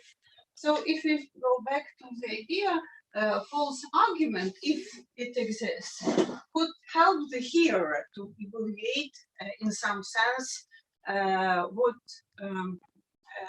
pieces of reasoning should be rejected as not complying with the criteria of being arguments. And if we are speaking about criteria, so we have to specify some of them. Let's do that then. So here I will go back to these slides because they reconstruct the dialogue between priest, shepherd, and also high priest and shepherd. But now I go to I'm sorry. Here to three sorts or three approaches to arguments. The inferential approach or inferential view of argument is something that we know from our logical childhood, from the manuals of logic. It takes argument to be a sort of transition from premises to conclusion, and it implies that there is only one step evaluation, and it's universal, normally by author, because it is normally up to author to construct arguments as correct and semantically valid, semantically justified. Basically, as says in B, inferential argument extracts from any adjunctive specification, extracts both from authors and hearers, but since there is an argument proposed, we suppose that it was proposed in correct form. Otherwise, it is refuted, but it is one step, no revision. We cannot somehow reconstruct, renovate the argument. We can just invent a new one. There is another view which also is rooted as the inferential approach, is rooted in ancient theories of argumentation, dialogical. Inferential has to do with logic, but dialogical has to do with particularly Aristotle's topics. And now is studied in argumentation and critical thinking. Basically, argument is also reasoning here, but it is meant to propose some reasons to get hearers' consent to the conclusion. So the idea is that if you take the criteria of validity and correctness, they would be also the reasons why a hearer should accept the conclusion of this argument. But they imply that author and hearer are cognitively diverse. So in order to propose, or better to say, the idea of proposing arguments in favor of some conclusion emerges only if we assume that the hearer is not is not believing, is not taking the conclusion as true. And we would like to prove that in fact it is true, or we think it is true. And so we suggest some reasons why here or our audience could also agree with the conclusion as a true position. Here we have to take into account that it is many step deviation. Here may object, may raise question, may raise counter arguments, and then it is possible for a dialogical argument to renovate the reasoning. So, for instance, here may object some premises, what we call undermine, yes? But then we can change the premises, or we can change the strictness of those premises. If we said that all P's are B's, then we say, okay, if you don't trust that, let be some P's are B's, in that sense. But in very simple or more complex, anyway, we can renovate, because undermine doesn't refute completely our argument, or for instance, undercut. If the year questions the quality, the demonstration, the correctness of the inference, the only stopper here for the revision is a full refutation when the hearer takes the role of the author and proves the contrary conclusion. Then our argument is refuted, but unless we suggest a new argument that would refute that counter argument. So it is the idea of the dialogue, of an argumentative dialogue. So the good question is where it stops and how to evaluate it, but we will come to it later. And there is a newcomer, a third view on a third approach to argument, which is relatively young, but basically it is young in being published in academic papers, but not so young as a generalizing of them too, inferential and dialogical. It comes from argumentation logic, dates about 25 years of the seminal paper of Dunk, where it was first published. The idea is for argumentation theories, not for logic, but for argumentation theories. We can take argument as unanalyzed piece of reasoning, and then the basic idea that it is not the relation of support between premises and conclusions, but the relation of attack that makes sense in argumentation. Just to say something more about that, I go here. That is a helpful slide. Seminal paper is by Phan Minh Dong. It's a computer scientist from Thailand, and deductive application for argumentation logic was proposed.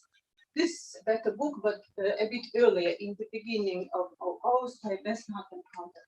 So the idea is that if you have some premises inside the argument, we just abstract from them. And immediately we abstract also from the demonstration, yes, whether the argument is deductive, inductive, or plausible, we don't care.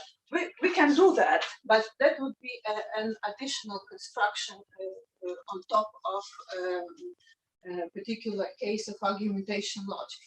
And basic relation is attack, and so key notion is acceptability of argument with respect to subset S of arguments. So we say that argument is acceptable if it is unattacked, or if it is attacked and counterattacked. Like, for instance, here, if A1 is attacked by B1, then it is defeated. So it's dead outside of the dialogue. But then comes into life B2, counterattacks the initial attacker, and then it reinstates into the dialogue A1. This is the idea how the argumentative dialogue works. It's a bit not the same as we are used to do in logic, because support then comes to be a default relation of no attack between inside the pair of argument. So support is something that, in fact, in many aspects, we don't need it here. We can define that on the basis of non-conflicting arguments, but it's not so necessary. So here there is a definition of that. So let's go back. Now the conditions, now we have to specify the criteria. The criteria. Sorry. So for inferential arguments, we have formal, semantic, and pragmatic. I will not stay longer here, but just attract your attention to the idea that we add pragmatic criteria for the validity of arguments on top of formal and semantics by restricting some formal and semantically valid inference. For instance, Bracken and Grute suggested that 3 criteria on top of traditional formal and semantic criteria, such as we do not accept expulse of word lipid, we do not accept inferencing from an empty set, and things like that. So this is how we get pragmatic, not conceptual, but formal criteria to the inferential argument. Here we have criteria for dialogical arguments. Those criteria merge formal and semantic criteria for inferential into the acceptability. I don't know whether it's the same, it's purposefully that the same term was used for abstract and for dialogical, but it is how it is. You can find those in Johnson and there. Criteria and many other books, so they are just standard for dialogical arguments. Note that relevance and sufficiency, it is possible to testify whether an argument complies to those criteria only if we have objections or questions. For instance, in the last section of the story here, we have no objection from the shepherd when the high priest first said that you shouldn't say the truth to the people, but then went and said the truth himself. And shepherd has simply no time to object. He was just killed by the people. So we cannot testify whether such argument, if taken dialogical argument, is relevant or sufficient, because we have no hearer's evaluation.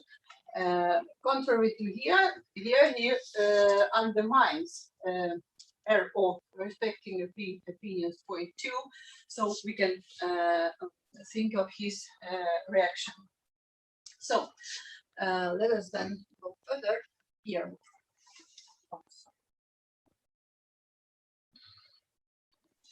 Let us now think that when someone says that an argument is false in however wide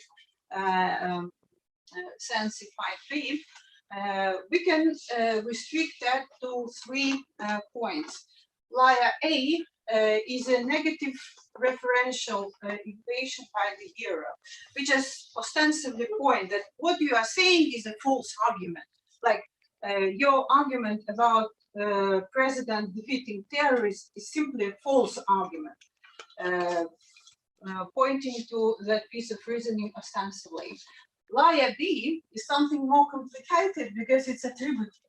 It says that an argument is false, referring to some criteria. For instance, to one of those I mentioned above. And liar C is self-referential, like you're saying something that lies to me, but you say that to your own words, like a high priest in the 3rd piece of the story, when he said that you shouldn't tell the truth to the people, but then he went and told the truth himself, self-referential. So now the idea is in what sense A, B, or C we can, and taking into account 3 views of arguments, we can define this false argument and how it can help us. Let's go and see in what sense. Here, in what sense? We can, have too early. Sorry, I go back, then stop a bit more here. So if we take inferential arguments, it would be a very stupid idea to look for a false argument in attributive sense, which wouldn't comply those criteria, at least any of them. Because it is enough if you say that your argument is formally incorrect, and that means it is killed. We don't need to recapitulate on that, renovate it. We just say that it is weakly non-effective by pointing attributively that it is not obeying at least one of criteria. So for inferential argument, we can define that strong non-effectiveness by pointing instead not complying to any of the three or to all of the three criteria. But it seems to be redundant because normally we reject the argument at least on one disobedience disobedience to one of the three criteria. But it is not the case with the dialogical, because here, if we take the hearer's position, it could go round and round, and in fact, the dialogue could be very long because we may have more and more objections, more and more counter objections, and so on and so forth. Especially with respect to relevance and sufficiency criteria. So we can say weakly non-effective when just one of the criteria is flawed, and strongly non-effective, that is false, when all of the criteria is false. Why do we need that? Let us see why. Here are two reasons why we may need that. Where hearer wins, it means that author agrees to the hearer with respect that author's arguments were really weak and they failed to prove the claim. But how to end up this dialogue with that position? So the author had to show that the hearer has to show that the author's arguments are really unacceptable in any case. They are unacceptable formally and semantically. They're unacceptable with respect to relevance, and they're insufficient.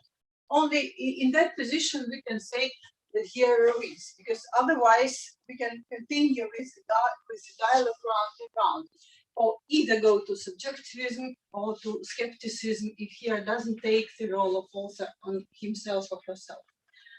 So if we then go to the fuller picture, wider picture of how it goes, then we can see in the column all the three liars, and here false is strongly ineffective, and here the nicknames for the arguments. Here is a fake war. We see that taken as inferential argument, we don't know if it exists as false argument, because it is enough to say that one of the premises is false, and then we just reject it. The same can be said about we take the bull, what the priests say to the hearer, and the same can be said also with respect to opinions, with the second piece, and also with people's indignation. But the most interesting part of this diagram is this column. I already said above that why we may really need false arguments is to justify the idea that hearer wins with his negative evaluation of author's argument. So, if we imagine that there is a false argument and he or she can prove to the author that arguments are really strongly effective, then what we see in case of take the bull, it is really the case, because it has the premise that is objected by Shepherd, that his bull is an incarnation of God. It has a wrong or unrecognized intention of priests. We don't know. Perhaps they want the bull for themselves and not because of it an incarnation of God. And also, is it relevant to take the bull from the shepherd in case of being such a doubtful explanation. So it is an information of God. So this case would help us to reject this argument. But if you go back to our initial example about fake war and presidential scandal, can it help us to reject the idea of fake war? Let us check. We have to go through, here it exists as a referential, we can point, but if it exists as attributed by the criteria, whether it's sufficient, whether it's relevant, and whether it's acceptable with respect to formal and semantic criteria.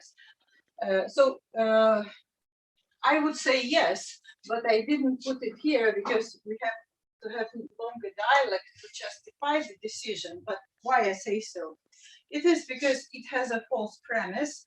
The intention of the author is insincere, and it is insufficient to prove because we have only media justifying the idea that that was the law. But perhaps more interesting case is a self-referential when the high priest is self-referring by words to his action.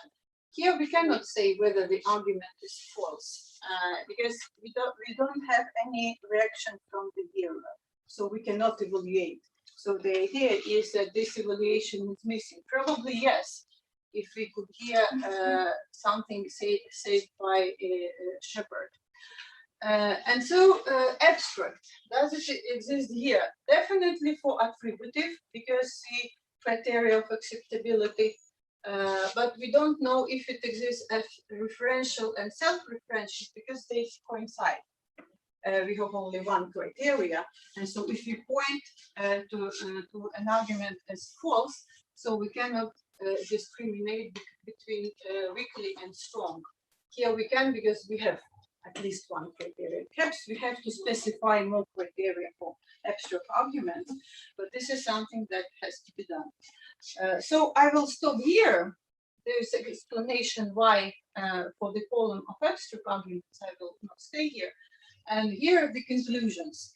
And probably a bit longer story because it's only 50% of it, just to say something where it could go longer. If we consider false arguments as arguments that fail to prove their claims, like in liar cases, we can justify the variety of liar paradoxes.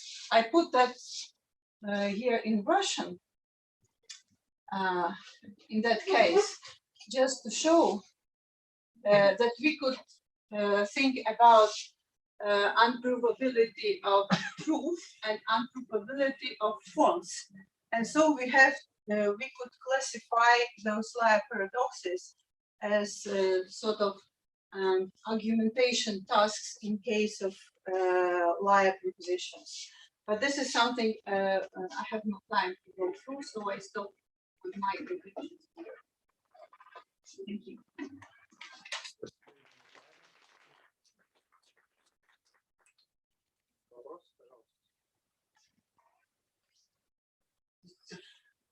Можно вопрос?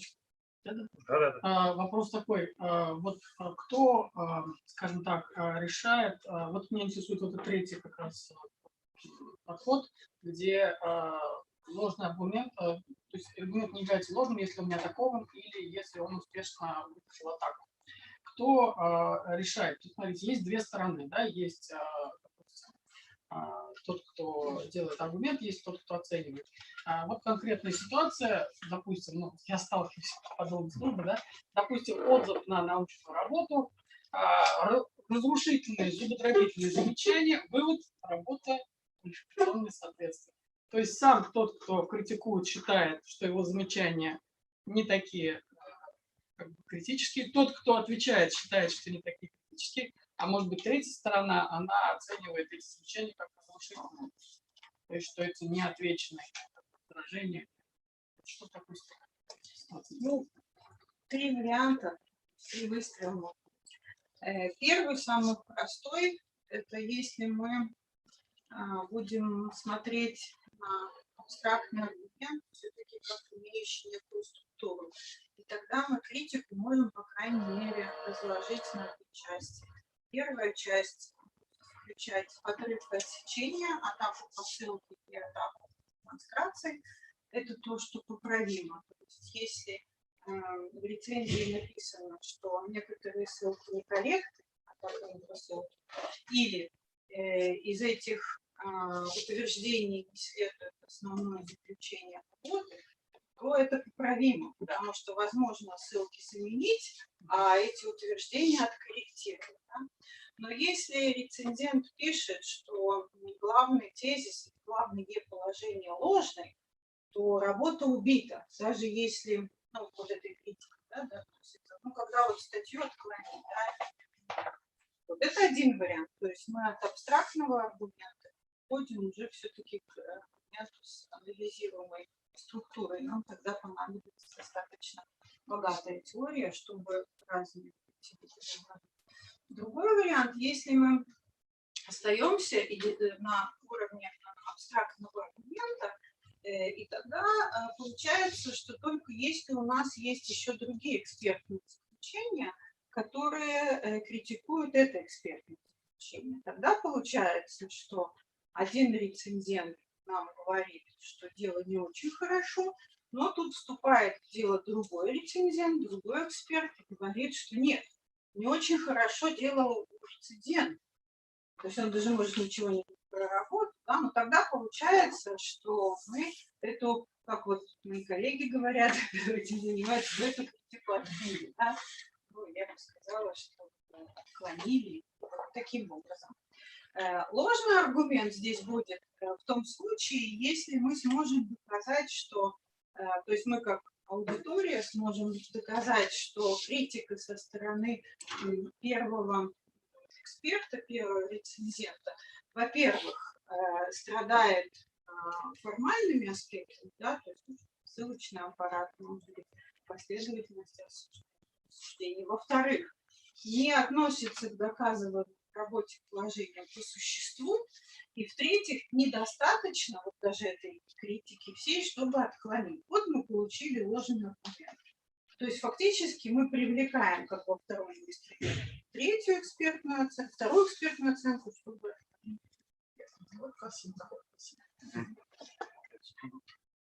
There's a question from Zoom, from Martin. Martin, please.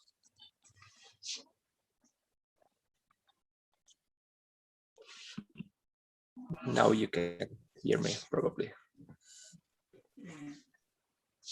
Can you hear me, see me? I can hear you. I don't see, but I hear as a God voice. Yes. Okay, cool. Thank you. Thank you very much for the talk. It was very interesting. I was just wondering. So there is the argument called reductio ad absurdum. Where exactly that argument would fall in your scale? Could you repeat the name of the argument you called? I didn't hear it clearly. Reductio ad absurdum. Yes, yes. Yeah, but that is a clear refutation.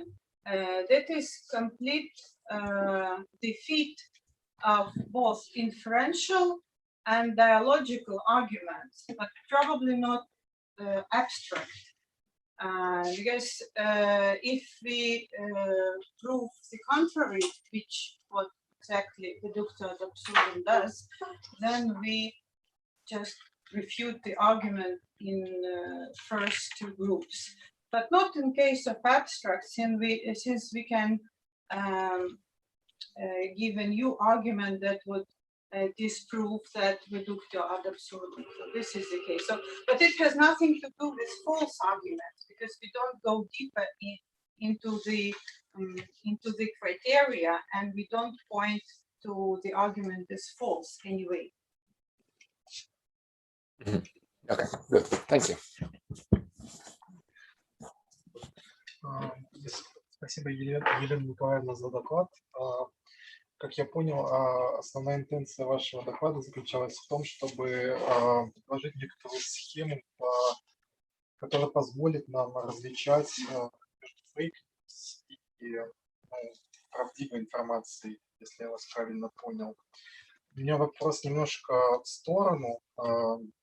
Как известно, диалоги Платона, некоторые из диалогов Платона являются апоретичными, в том смысле, что есть некоторая структура аргументации в диалоге, и в конце этого диалога оказывается так, что собеседники не приходят к какому-то позитивному решению проблемы, будь то определение справедливости или красоты и так далее. И меня интересует, как вы можете рассматривать можете ли вы оценить эту апоретичность диалогов Платона с точки зрения вашей схемы? Встраивается ли она в схему ваших рассуждений? Если да, то как?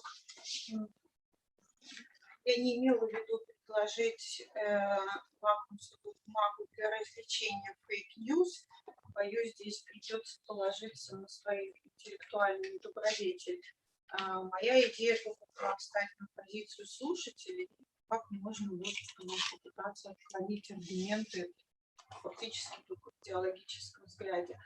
Но, собственно, понятие ложного аргумента, оно это один из двух ограничителей для идеологического взгляда на аргумент, который также присутствует в абстрактном.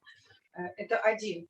Есть более известный ограничитель, я тоже всегда привожу примеры диалогов Платона здесь, но ограничитель этот нам сформулировал Людвиг Wittgenstein, когда сказал, что существуют определенные случаи, когда мы должны как петли на дверь, да, согласиться по поводу чего-либо для того, чтобы обсуждать что-то еще, даже не соглашаясь друг с другом. Если у нас нет какого-то такого базового согласия, то дальнейшее обсуждение невозможно. Из этого это о достоверности этой работы, там она пишет. Вот. И там даже он говорит, что вот если кто-то считает, что есть какие-то аксиоматические положения, которые другой человек не принимает, то этого второго всегда назовут там глупцом, ураном, еще что-то. В теории аргументации такое ограничение называется глубокое разногласие, deep disagreement. Мы тут недавно юбилей ему отвечали. Как раз была опубликована эта статья впервые в 1985 году, но вот была перепечатана. Идея состоит в том, что когда у вас есть такое глубокое разногласие, даже если у вас есть в споре множество аргументов, которые подсчетом можно написать всем его сторонам, наличие глубокого разногласия говорит, что расхождение во мнениях преодолеть не удалось в диалогах Платона. Они по многим вопросам согласились, да, но тем не менее, как вы верно подметили, по главному вопросу разногласия им разрешить не удалось. Что же тогда делает вот этот второй ограничитель, да, вот это глубокое разногласие? Он две вещи. То есть вы можете считать другого человека болваном и перестать с ним общаться, потому что он не разделяет каких-то базовых мировоззренческих установок. Либо другой вариант, может быть, политически более верный, я так понимаю, что Платон так всегда делает, вот, больше не обсуждать этот вопрос и обсуждать другие вопросы, зная, что здесь у вас глубокое разногласие, он буквально поставить такую заплату, как бутылку в обоих. Да? Вот здесь мы это не обсуждаем. Я знаю, что у нас глубокое разногласие. Тогда можно найти согласие по другим вопросам. Но обычно в политических делах это делают, когда нужно коалиционное правительство создать.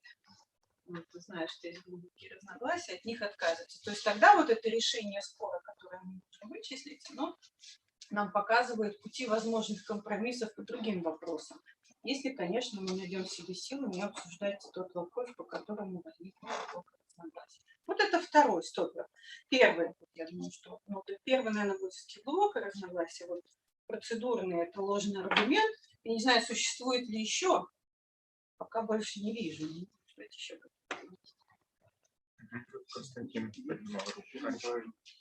Кстати, сейчас вашего доклада, как вы могли оценить вот это остроумное решение административного процесса, убить обоих отца и поступа? Можно ли сказать, что оно было рациональным обоснованным, потому что просто в процедурном плане, что не все средства были исчерпаны? Или мы можем как-то реконструировать эту аргументацию, как-то обосновать решение рациональным образом, что она остроумная какая-то история. Метод решения споров, который может приводить к каким-то рациональным. Вообще-то, к сожалению, это очень распространенный метод решения споров. Раньше он был судебным. Называется судебная дуэль или русское поле. То есть, если у вас есть претензии, вы идете и убиваете. Вполне рационально. Нет человека, нет проблемы. Послушайте, это же было решение, по-моему, первой мотивацию и аргументы стали рассматривать иезуиты в суде. А до этого вот дуэль была. Пожалуйста.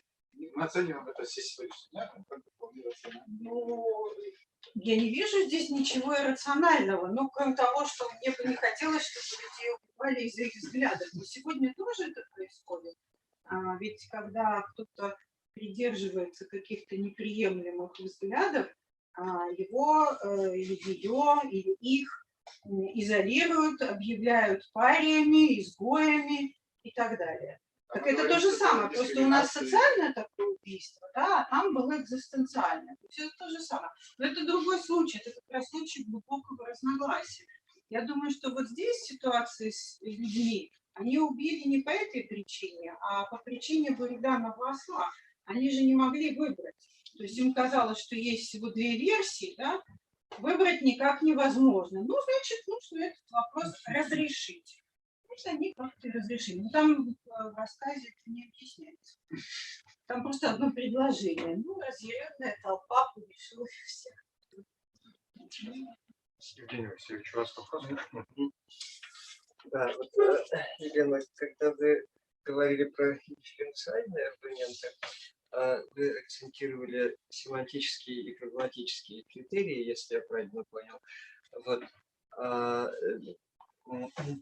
Как бы вопрос такой, а может ли дифференциальный аргумент быть чисто синтаксическим?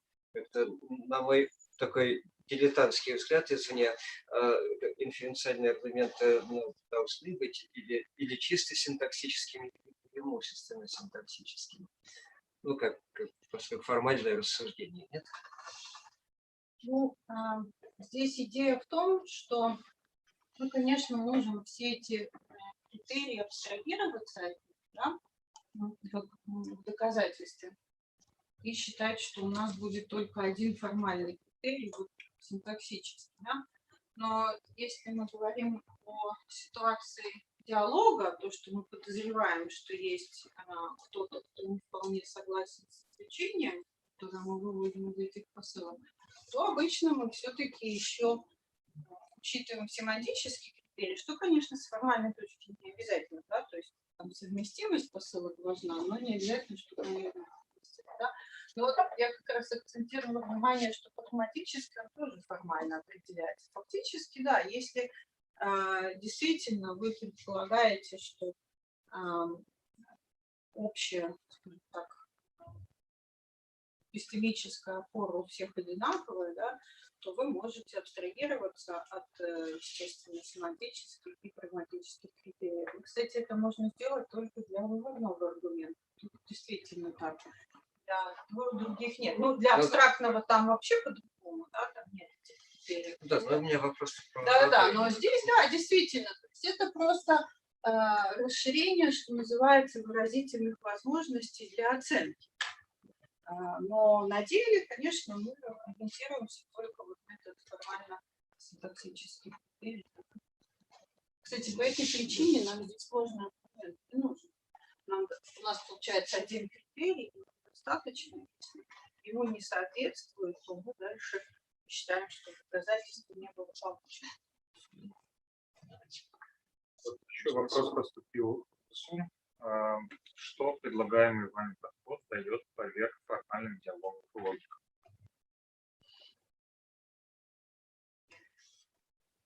Я думаю, что для диалоговых логик ничего не дает, потому что там есть по этих уровнях правил, которые позволяют нам устанавливать решения про сочетание этих выигрышных стратегий. Да?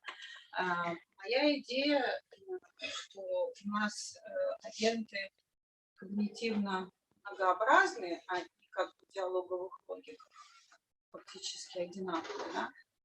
И оценка слушателя может не совпасть по каким-то параметрам с оценкой автора. И вот что делать тогда?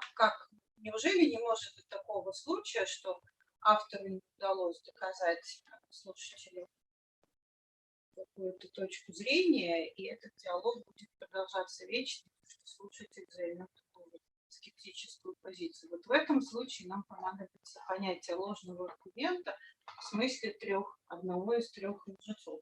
Но для формально-диалектических теорий это понятие совершенно не нужно. Там достаточно того аппарата, который есть. Я адекватен. Если есть другой опыт. Да, спасибо большое, Елена Николаевна. Спасибо.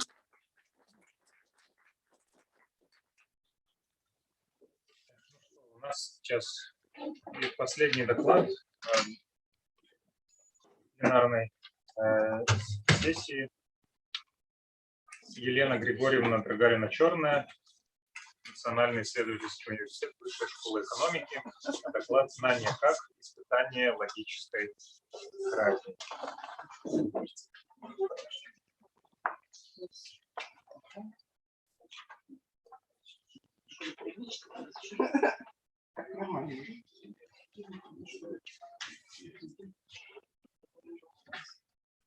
Хорошо.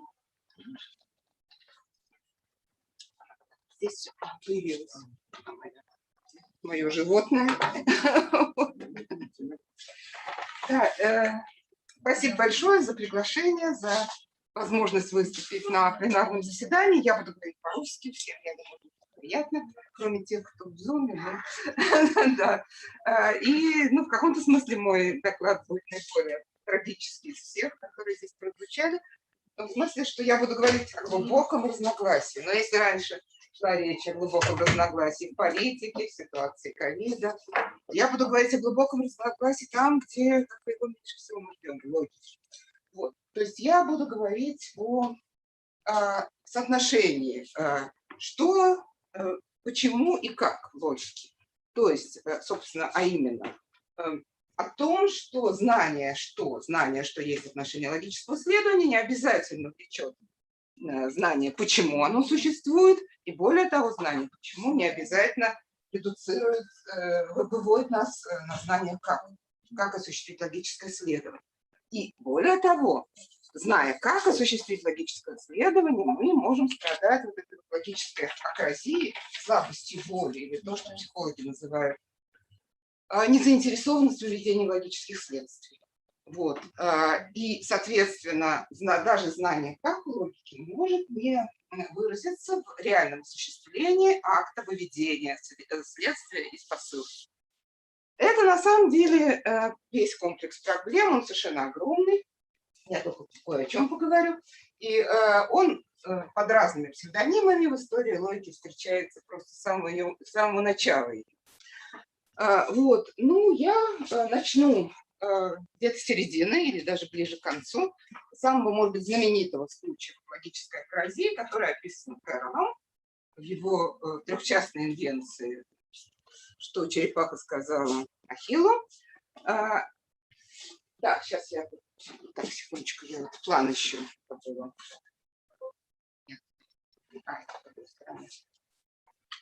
Это указ. Вот, все. Вот план. Значит, начну я с парадокса обоснования Кэрола. Это наиболее такой кульминационный момент в развитии всей этой проблематики. Не потому, что Кэрол впервые сформулировал парадокс обоснования, просто он его сформулировал в ярких и множественных формах. Мы будем говорить о том, что и раньше он встречается, прям даже в истории. Вот. Дальше я как раз вот хочу посмотреть вокруг. Это только некоторые имена, которые я упомяну, вот, но по необходимости очень быстро. Вот. Может быть, центральной фигурой вот в этом списке людей, которые окружают парадокс обоснования, будет для нас, ну, во многом, конечно, Wittgenstein, но, может быть, даже Пирс будет предполагать большую часть решений. Ну и в конце это выведет меня к Крипке, который сформулировал такую проблему адаптации. Тут не ошибка, она через опыт. Адаптация в смысле усыновления, удочерения, то есть признания. Усыновление, признание экологического правила, вот, которое состоит в том, что правило вывода не может быть принято в результате особого когнитивного усилия, направленного на это. Значит, об этом проблеме, точнее, больше всего я в конце попробую поговорить. Не то, что я предложу решение, но я предложу, так сказать, метод, какой может быть разрешение этой проблемы. Значит, вот начнем мы с парадокса, который сформулировал Льюис Кэрролл в этой трехчастной инверсии. Это, я думаю, большинство здесь знает, но я все-таки скажу кратко, в чем суть. Трехстраничное эссе Кэрролла, в котором он описывает, значит, ситуацию, что черепаху догнал Ахиллес все-таки, значит, забрался на ее панцирь и вступил с ней в теоретический разговор про геометрию Евклида. Значит, Ахилл предлагает черепахе записать. Значит, первое. А. Равны одному и тому же равны между собой. Б. Две стороны одного треугольника равны между собой. Пожалуйста, запиши. Сделай вывод, точнее. Две стороны этого треугольника равны между собой. Черепаха так, в принципе, как бы не против. Она такая ведливая просто очень. А Ахиллес очень такой, готов идти навстречу, лазистый. Вот. И, значит, черепаха говорит, ну, вроде так оно хорошо. Ну, почему это так? Ведь есть же вот такое правило, да, значит, получается, Ахиллес ей объясняет, если А и Б истина, то Z должно быть истина. Если посылки истины, то заключение истины. Вот, это логическое следование. Она говорит, ну окей, хорошо, только давай запишем вот это. А это будет у нас высказывание С. Теперь ты довольна? Черепаха говорит, нет, не совсем. Вот почему я должна делать? Он убедила тебя? Нет, вот хотелось бы знать, а почему я от А, Б и С должна все-таки перейти к Z.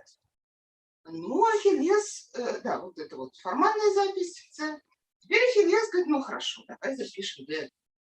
То есть если А и Б и С истина, включим, значит, это С внутрь, то и Z должно быть истина. Наконец-то мы дойдем от обсуждения логики до формальной записи, до такого заключения. Стороны треугольника равны между собой. Черепаха говорит, разве?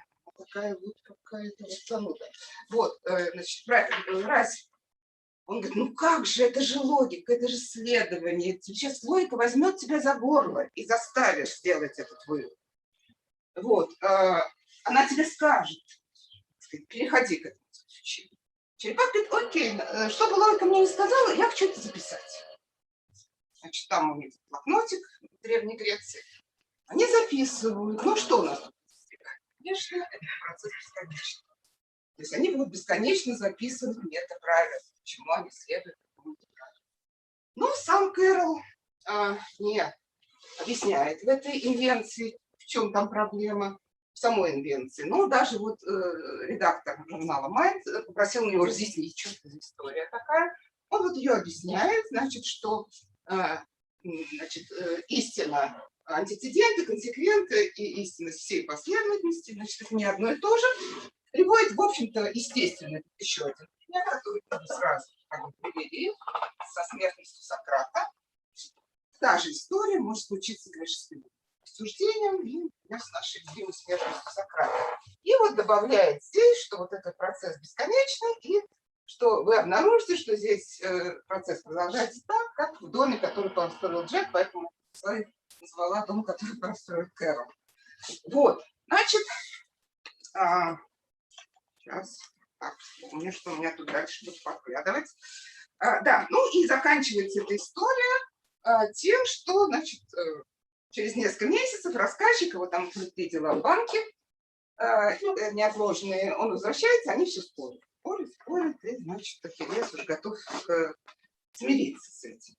Вот. Ну, надо признать, что этот спор до сих пор продолжается, и в современной логике не разрешена. Это простая, в общем-то, парадоксальная ситуация. Но как бы не спорили между собой интерпретаторы, они, в общем, сошлись в одном на сегодня. Есть консенсус в том, что причина, главная причина этого парадокса в том, что правила вывода, ну, в данном случае, скажем, от performance, и метаправила вывода, если все посылки верны, то исключение верно, рассматривается в свою очередь как дополнительная посылка. То есть вот главная проблема, которая видится здесь. Вот, собственно, и Кэрол тут вот намекает именно на эту проблему. Однако, если мы правила вывода не рассматриваем как посылку, а рассматриваем как нечто внешнее по отношению к самому выбору, ну, как билет на поезд, вот мы можем его приобрести и не ехать, вот, как какой-то такой внешний, но все равно мы его формулируем, вот это правило, пусть даже и внешнее, и должны сформулировать метаправило, как следовать этому правилу. То есть получается, что мы должны иметь билет, и еще один билет, говорит, что это билет правильный. Вот. Мы должны иметь сборник инструкций, еще метасборник инструкций, как следовать этим инструкциям. Вот. То есть само по себе вот это вот верное замечание, что не должно быть таких посылок, оно как бы не решает проблему. И страдающая этой логической акразией черепаха может вполне продолжить свою прокрастинацию и, значит, ждать, когда завершится бесконечный процесс. Вот. Вот. Чего же не хватает черепахи? Почему она не хочет согласиться? Ну, вот тут явно неприятный вывод от смертности Сократа. Вот, чтобы приблизиться к каким-то вариантам ответа на этот вопрос, я предложу сейчас краткий экскурс в историю. Ну, по сути, как я уже говорила, это проблема. Я там дальше приведу цитату, в общем, осознанно уже Аристотелем. Я начну, правда, со средних веков. Вот классическая традиция, которая восходит в Боэцию, рассматривала все выводы как требующие топическое обоснование, и, соответственно, различался внутренний топ и внешний топ. Внутренний основан на отношении терминов, да, там внутренние отношения вещей за ними стоит. Скажем, каждое животное смертно, этот топ основывает вывод, каждый человек животного, следует каждый человек смерть. Такова природа животного и смертного существа. Внешний топ – это логическое правило. Ну, скажем, аксиома силлогизма, или вот как в данном случае, только животное является человеком, следует, каждый человек есть животное. Значит, в каждом выводе, в каждой консеквенции, зависит от традиции, как мы будем называть, значит, есть какое-то правило, которое там вот присутствует. Это может быть внутреннее, ну, как бы континентальное, мы добавим посылку дополнительно. Или даже у нас полный силлогизм, все равно там присутствует внешнее правило. Ну, была и другая традиция, представленная, например, Абеляр, который различает совершенные и несовершенные консеквенции и говорит о том, что необходимость совершенных консеквенций, ну, скажем, вот силлогизм, проистекает из конструкции антецедента консеквента, а вообще уже не из природы вещей. И совершенные выводы не нуждаются в топическом обосновании. И таким образом подход Абеляра позволяет нам избежать вот этой ошибки первой, что мы правила вывода, то в данном случае, в этой терминологии внешний топ, рассматриваем как посыл. Ну, по крайней мере, согласно риторике аристотельской, топы как раз и включаются в качестве посыла рассуждения. Вот он говорит, топы – это посылки, одинаково общие всем предметам. Если Абеляр не рассматривает такие вот внешние топы логические, то у него, значит, тут нет необходимости включать правила рассуждения в само рассуждение. Ну, сразу перескакиваем в другую эпоху. Пирс предлагает, в общем, развитие линии Абеляра. Ну, это вот как раз подтверждение того, что он очень любил схоластику. Кроме того, он считает, что он продолжает линию Аристотеля. Вот он здесь, как бы в этой цитате, говорит, что в отношении одного из важнейших логических принципов Аристотель замечает, что он никогда не принимается в качестве посылки. Правильно, это же история. а используется только как вывод. Это кажется вполне справедливым Пирсу. Вот. Дальше. Дальше. Вот в довольно ранней работе, естественно, классификация аргументов, 67 год, то Кэрролла.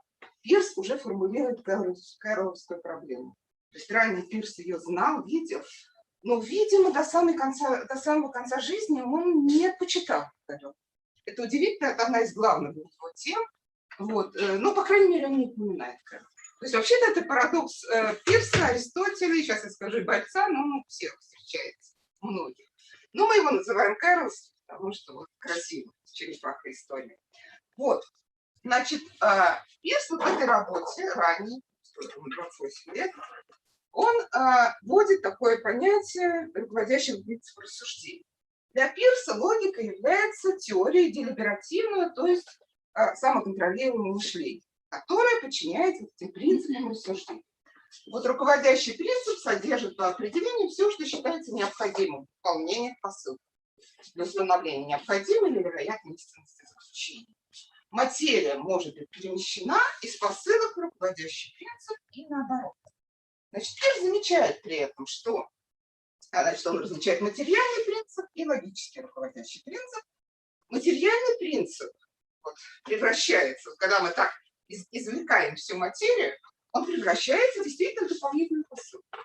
Ну, скажем, вот, как говорит сам Пирс, всякое рассуждение о человечности к смертности опирается на посылку «все люди смертны». Ну, как бы сказали в средние века, на топ. Вот. А вот логический руководящий принцип – это вообще не посылка. Это невозможно рассматривать как посылку, это просто привычка разума, которая не может быть выражена посылкой. При этом, правда, Пирс настаивает, то есть это не посылка, но при этом Пирс, который вот настаивает на рефлексивности подлинных рассуждений, подлинные рассуждения такие делиберативные, он считает, что значит, вот этот логический принцип рассуждения, тем не менее, должен быть осознанным обязательно рассуждающим. Вот, поскольку цель рассуждения – перейти от признания известной истины к новой, вот, мы можем, в принципе, делать это инстинктивно, говорит Пирс, или по стандартной привычке, но подлинным рассуждением мы можем назвать только такое рассуждение, в котором мы осознаем свой принцип рассуждения. Вот. И, кроме того, мы не просто должны уметь осознавать этот принцип, но и уметь формулировать его, как бы предъявлять квалифицированному сообществу исследователей свой принцип. То есть мы должны его выразить в пропозициональной форме. Мы его не поставим как посылку, но это очень похоже на посылку. То есть это все равно предложение какое-то сформулировано. Для чего? Для того, чтобы все могли оценить, а вообще правильно я рассуждаю или нет. Вот, и вот последняя цитата, что рассуждение существенным образом предполагает самоконтроль. Поэтому логика Goodman, практика рассуждений, особый вид морали. К морали я еще вернусь в понимании Пирса. Вот, то есть можно сказать, что в пирсенской перспективе вот эта черепаха не оспаривает истинность дополнительной посылки, вот бесконечный спор связан с тем, что мы все время в глубоком разногласии находимся, а в терминологии Пирса, можно сказать, она не следует привычке разума. То есть ей не хватает рациональной веры. Вера – это осознанная привычка разума, определяющая наши действия. Подход Пирса нельзя сказать, что решает все проблемы. Мы все время будем сталкиваться с какой-то новой проблемой. И главное из них в том, что черепаха, она, да, не использует значит, логический принцип как посылка, но в своем отказе выводить заключение из вот тех сформулированных, значит, уже посылок, она как раз предстает таким очень волевым моральным агентом по Пирсу. Она не страдает вот такой прокрастинацией, не является таким убогим существом, страдающим. А разеет – это, напротив, такой, вот здесь призыв, осуществляя самоконтроль. Это такой вот волевой моральный суперагент отряда преступающихся, который, значит, постоянно доводит самоконтроль до абсурда, а вместе с ним доводит до абсурда вроде подход Пирса. Он говорит, контролирует. Она и контролирует, и с места не сдвигается из-за этого. процесс из-за бесконечного контроля. Ну, известно, что радикальный из этой ситуации подобных проблем, вот связанных с пропозиционализацией, предложил Райл. Райл, который говорит о знании. Как, кстати, в связи тоже с эссе Карла. На взгляд Райла,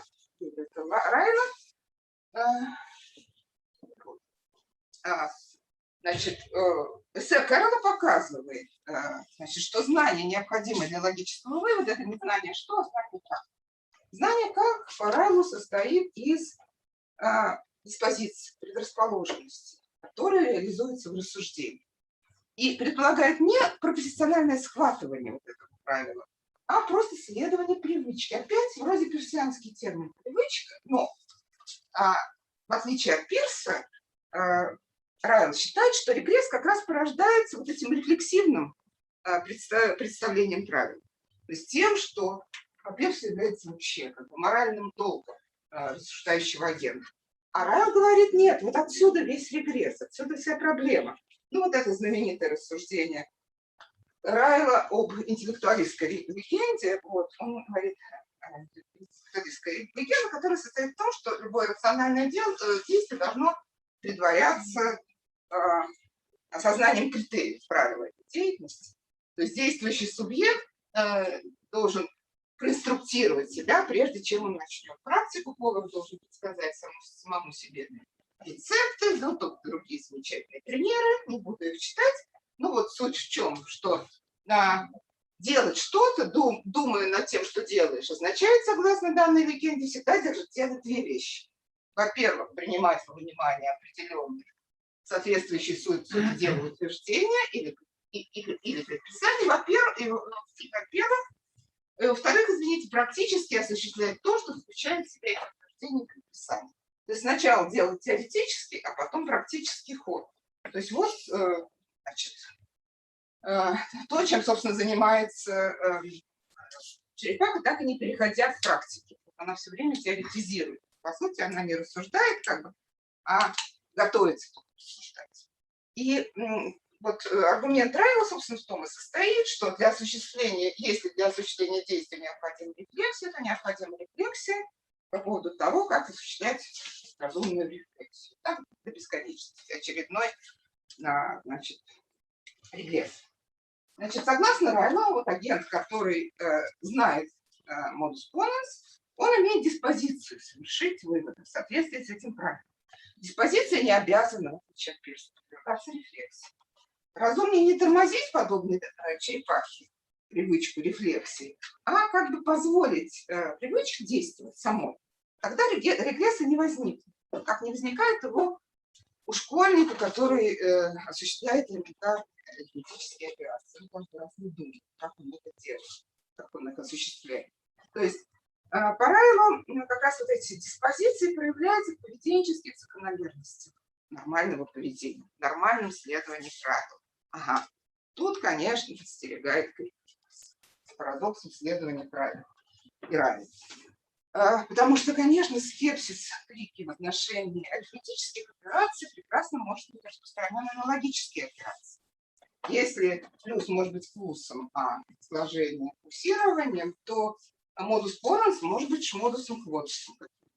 И мы занимаемся шмудированием. На каком-то этапе мы обоснуем антицидент консеквентно.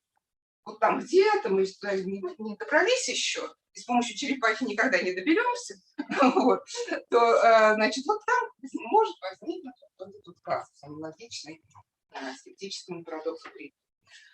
Вот, и кроме того, известно, что и Wittgenstein, и Крипке очень с большим подозрением относятся к диспозициональному подходу, который для Райла очень существен.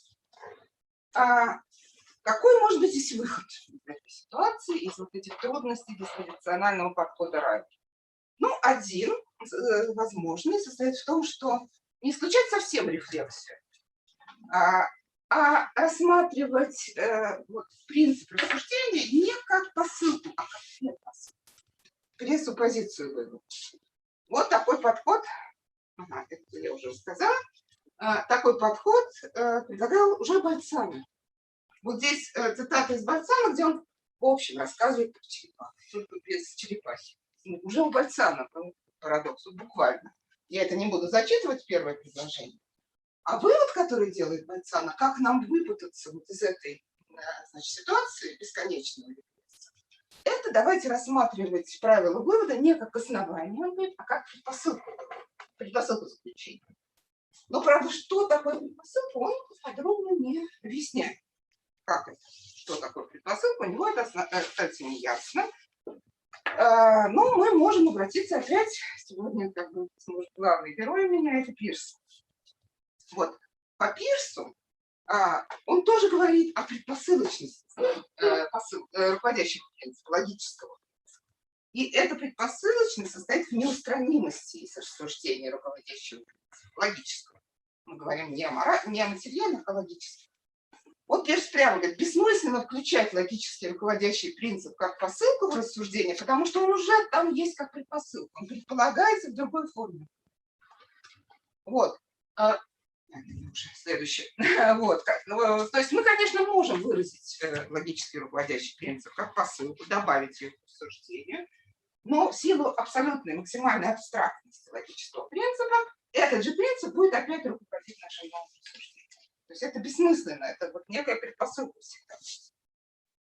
То есть эта посылка, во-первых, такое добавление посылки спровоцирует регресс, а во-вторых, опять же, нашу вот прокрастинацию, нашу черепаху не сможет побудить к действию. Ну вот, например, у меня цитата из Блэкберна.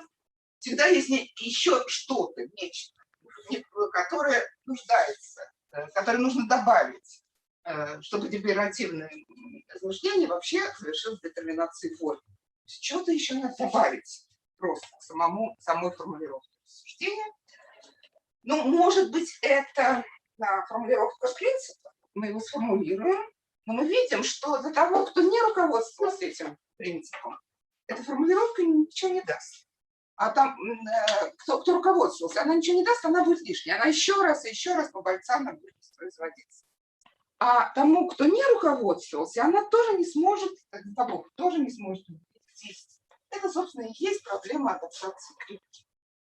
Вот, она в этом, собственно, и состоит. Крипки обсуждает парадокс Кэрролла в неопубликованных лекциях, которые он прочитал по философии логики в Принстоне и в Питтсбурге в 1974 году. Они до сих пор не опубликованы. Я пользуюсь работой людей, которые имели возможность познакомиться с манускриптом. Вот. Лекции были посвящены прежде всего обсуждению позиции Хиллари Патнама по поводу принятия новой логики, то есть это уже как бы другая эпоха, новые проблемы добавились, логического плюрализма, о том, как мы вместо, там, допустим, классической логики именно вот эти прежде всего проблемы обсуждались.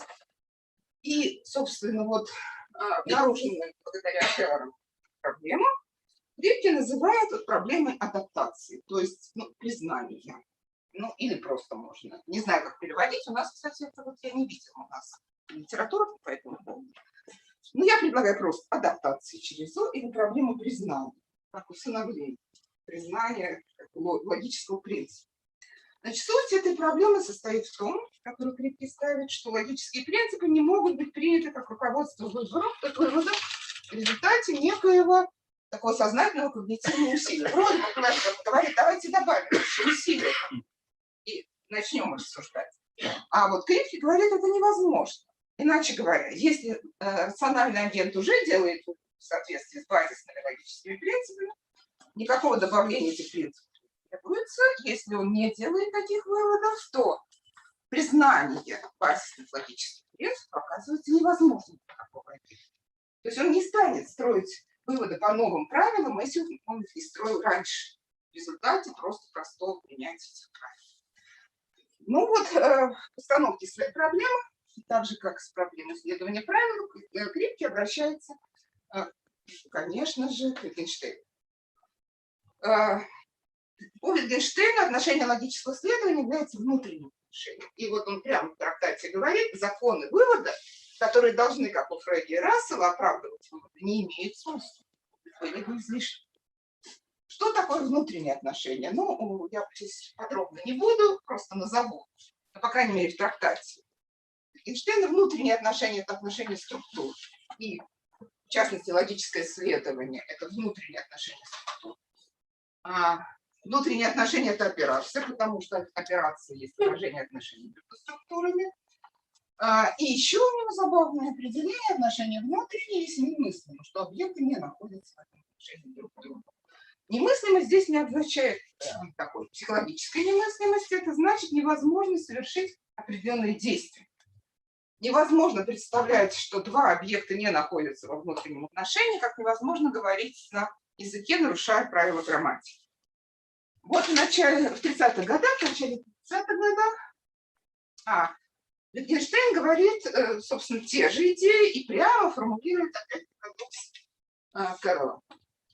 Он говорит о том, что то, что подтверждает вывод, это наблюдение внутреннего отношения. Если мы как бы начнем обосновывать дальнейшее, так сказать, наш вывод, то мы придем к бесконечному регрессу. Мы должны видеть внутренние отношения. Вот эту метафору видения тоже повторяет Крипиш. Очевидно, что мы видим, что одни вещи следуют из других. Вместо того, чтобы считать таинственным, например, такое утверждение, что все вещи черные, следовательно, Эйфелева башня черная, я полагаю, что обнаружение здесь принципа логики является, значит, вслед за Wittgenstein'ом лишним багажом. Мы можем создать здесь напряжение, можем создать напряжение где угодно. То есть о чем говорит и Wittgenstein, и Крипиш? Мы должны видеть принцип логики. Как? Ну вот опять Пирс. Вы можете сказать, как это увидеть. Если мы запишем просто стандартную нотацию, отрицание, ну не видно почему. Пирс, собственно, ставит свои задачи для грамматической логики показать почему.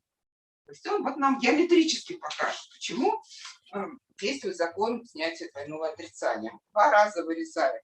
В небытие попадаем, потом обратно в бытие попадаем. Вот просто операции экспериментом буквально.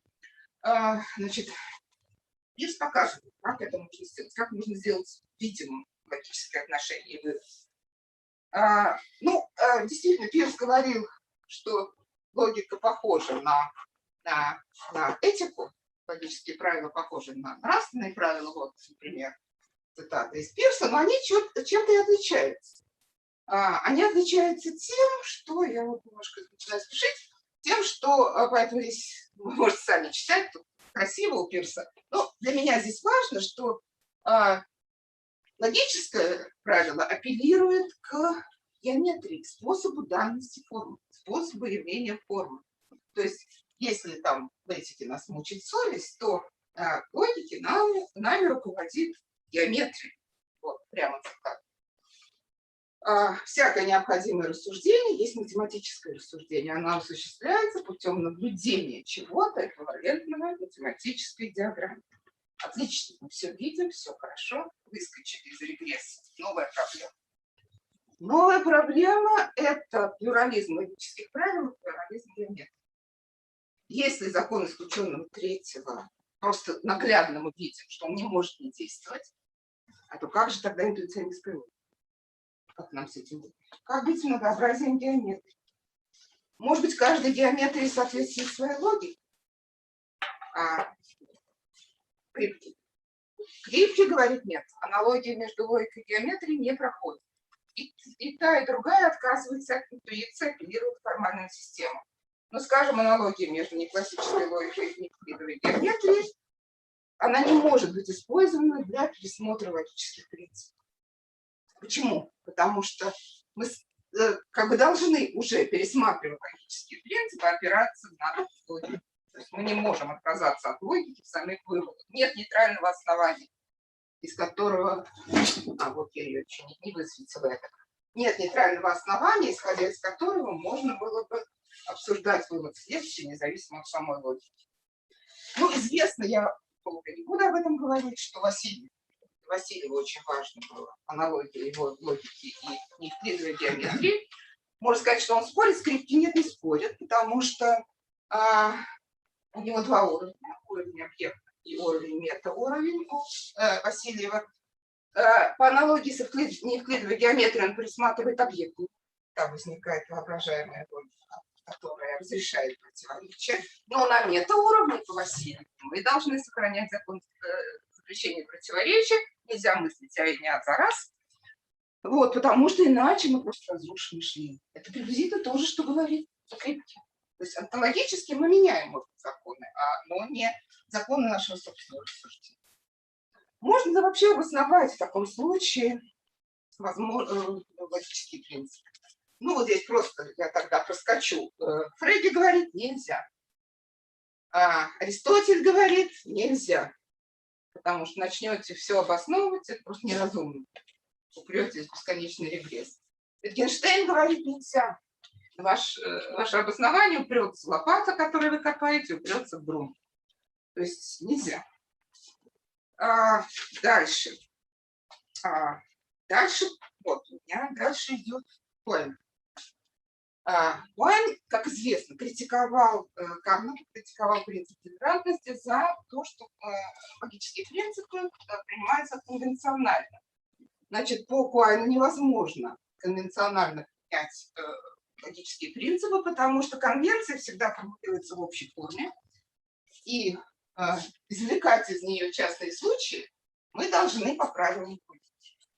Вот, одним словом, трудность в том, что если логика должна опосредованно исходить из общей конвенции, логика необходима для вывода логики из конвенции. То есть конвенции невозможно. Ну, это не так страшно, вот вас успокаивает. Значит, да, это я перескакиваю уже. Это я перескакиваю. Сейчас это еще рано было, ладно, сейчас я к этому обращусь. Значит, невозможно обращаться к конвенциям. Таким образом может показаться, что мы не можем иррационально пересматривать логику. Если мы не можем рационально обосновать логику, конвенционально обосновать, то мы не можем и пересмотреть логику. Мы не можем осуществлять ревизию. И вроде бы это будет следовать из позиции Уайна. Но Уайн до удобного эмпиризма, конечно, как мы помним, говорит о том, что логика подлежит суду опыта. И, конечно, может пересматриваться, как это возможно. Вот я уже почти к концу подхожу. Есть еще у меня 5 минут, не знаю, боюсь, не останется времени на вопросы. Но, значит, на мой взгляд, что здесь вот в ответе на эту проблему, как же возможна ревизия в логике, когда конвенционально мы не можем принимать законы логики, аквайно. Здесь нам может помочь вот это различие между теоретической логикой Докинса и практической логикой Утенс, который любил, кстати, очень Пирс. Если мы говорим о логике Докинс, о логической теории, то здесь, видимо, в отношении разных логик действуют те же законы, что и в отношении логических теорий, в отношении любых научных теорий. Мы можем их пересматривать на основании общенаучных принципов. Ну, если мы там пойдем в план, здесь ситуация интересная, сложная, что там в центр, периферия, куда попадает логика, и она может иногда попадать на периферию, например, в случае с квантовой механикой. Вот, ну, тем самым мы, конечно, вот эта цитата у меня к этому относилась, из Коэна и Нагеля, что у нас такой процесс будет цикличный, конечно. Мы, кроме дедуктивного обоснования дедукции, прибегаем еще к абдукции в каком-то смысле. Все время смотрим на лучшее объяснение. Ну и тогда у нас такая удручающая цикличность, но, может быть, не так страшно, как говорят Коэн и Нагель, в науке всегда так. Это у меня тут уже вылез последний слайд, ура! Значит, это проблема адаптации для логики Утенс, для практики рассуждения. А это проблема еще более серьезная. Как мы можем здесь поменять способ рассуждения? Ну, здесь мы попадаем как бы в такую дилемму. Знание как и знание что. Первый рог дилеммы – это рациональный агент, который умеет рассуждать, он обладает полным знанием как. Ему знание что не нужно. В каком смысле? Студент учит логику, и это полезно, да? То есть он повышает свою, так сказать, надежность своих рассуждений, но здесь речь идет не о субъекте, который как бы назовем знанием как. Собственно, альтернатива-то в чем? Вот вообще нет знания как или есть полное знание как. Вот это, вернее, это наоборот обладает первый род дилеммы. Он полностью обладает знанием, ему не нужно уже ничего. Знанием как. Второй, который вообще ничего, у него, значит, он не сможет научиться, просто прочитав учебник, например, по логике.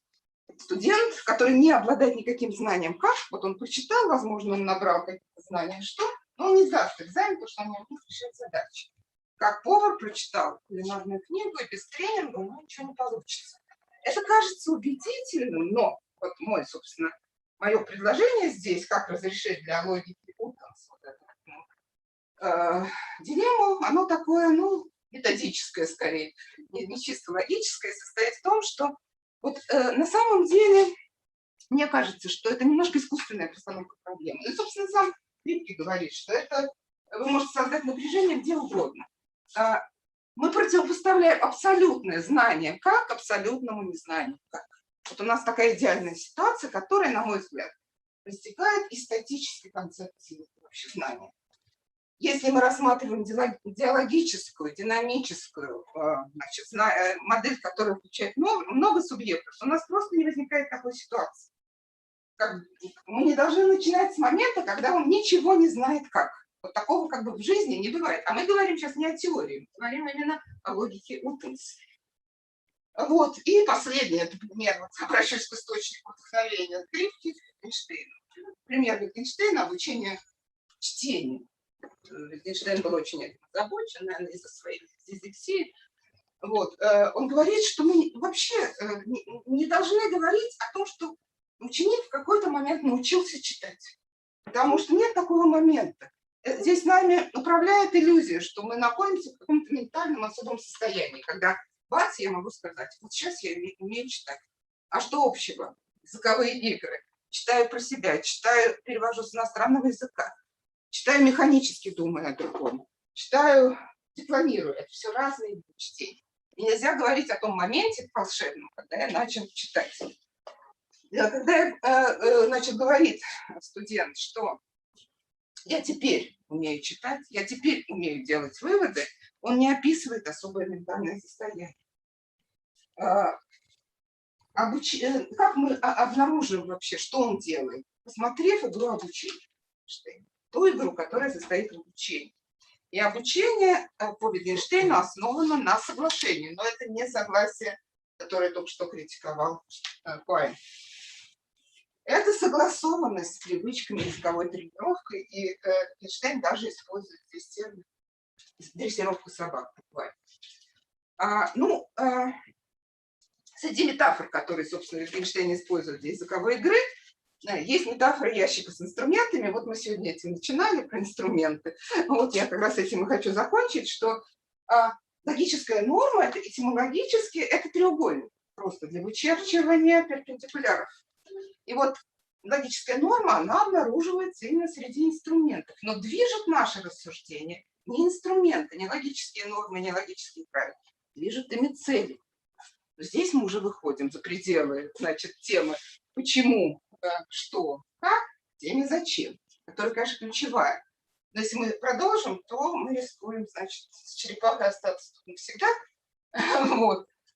И, прерываемся. Как там, собственно, рассказчику Кэрла спасает то, что у него в банке дела, нас спасает обед. Это бесконечность. Все, да. Елена Григорьевна, большое спасибо.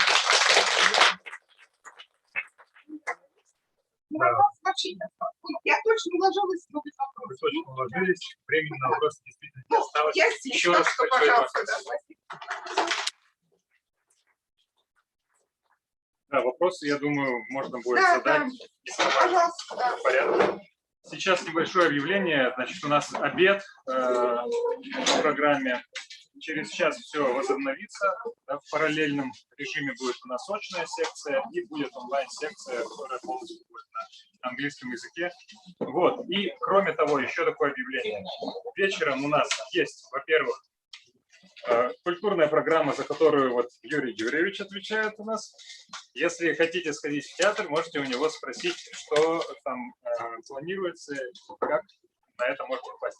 И другая, более официальная, культурно-бескультурная программа. Это у нас на 7 часов забронирована веранда в Ротбаре. Вот, все приглашаются. А где это? Об этом еще отдельно будет объявлено. Да, и те, кто идут в театр, конечно, после театра могут заглянуть еще туда, на веранду. До скольки запланировано? Хоть до утра, главное, что... Это в 5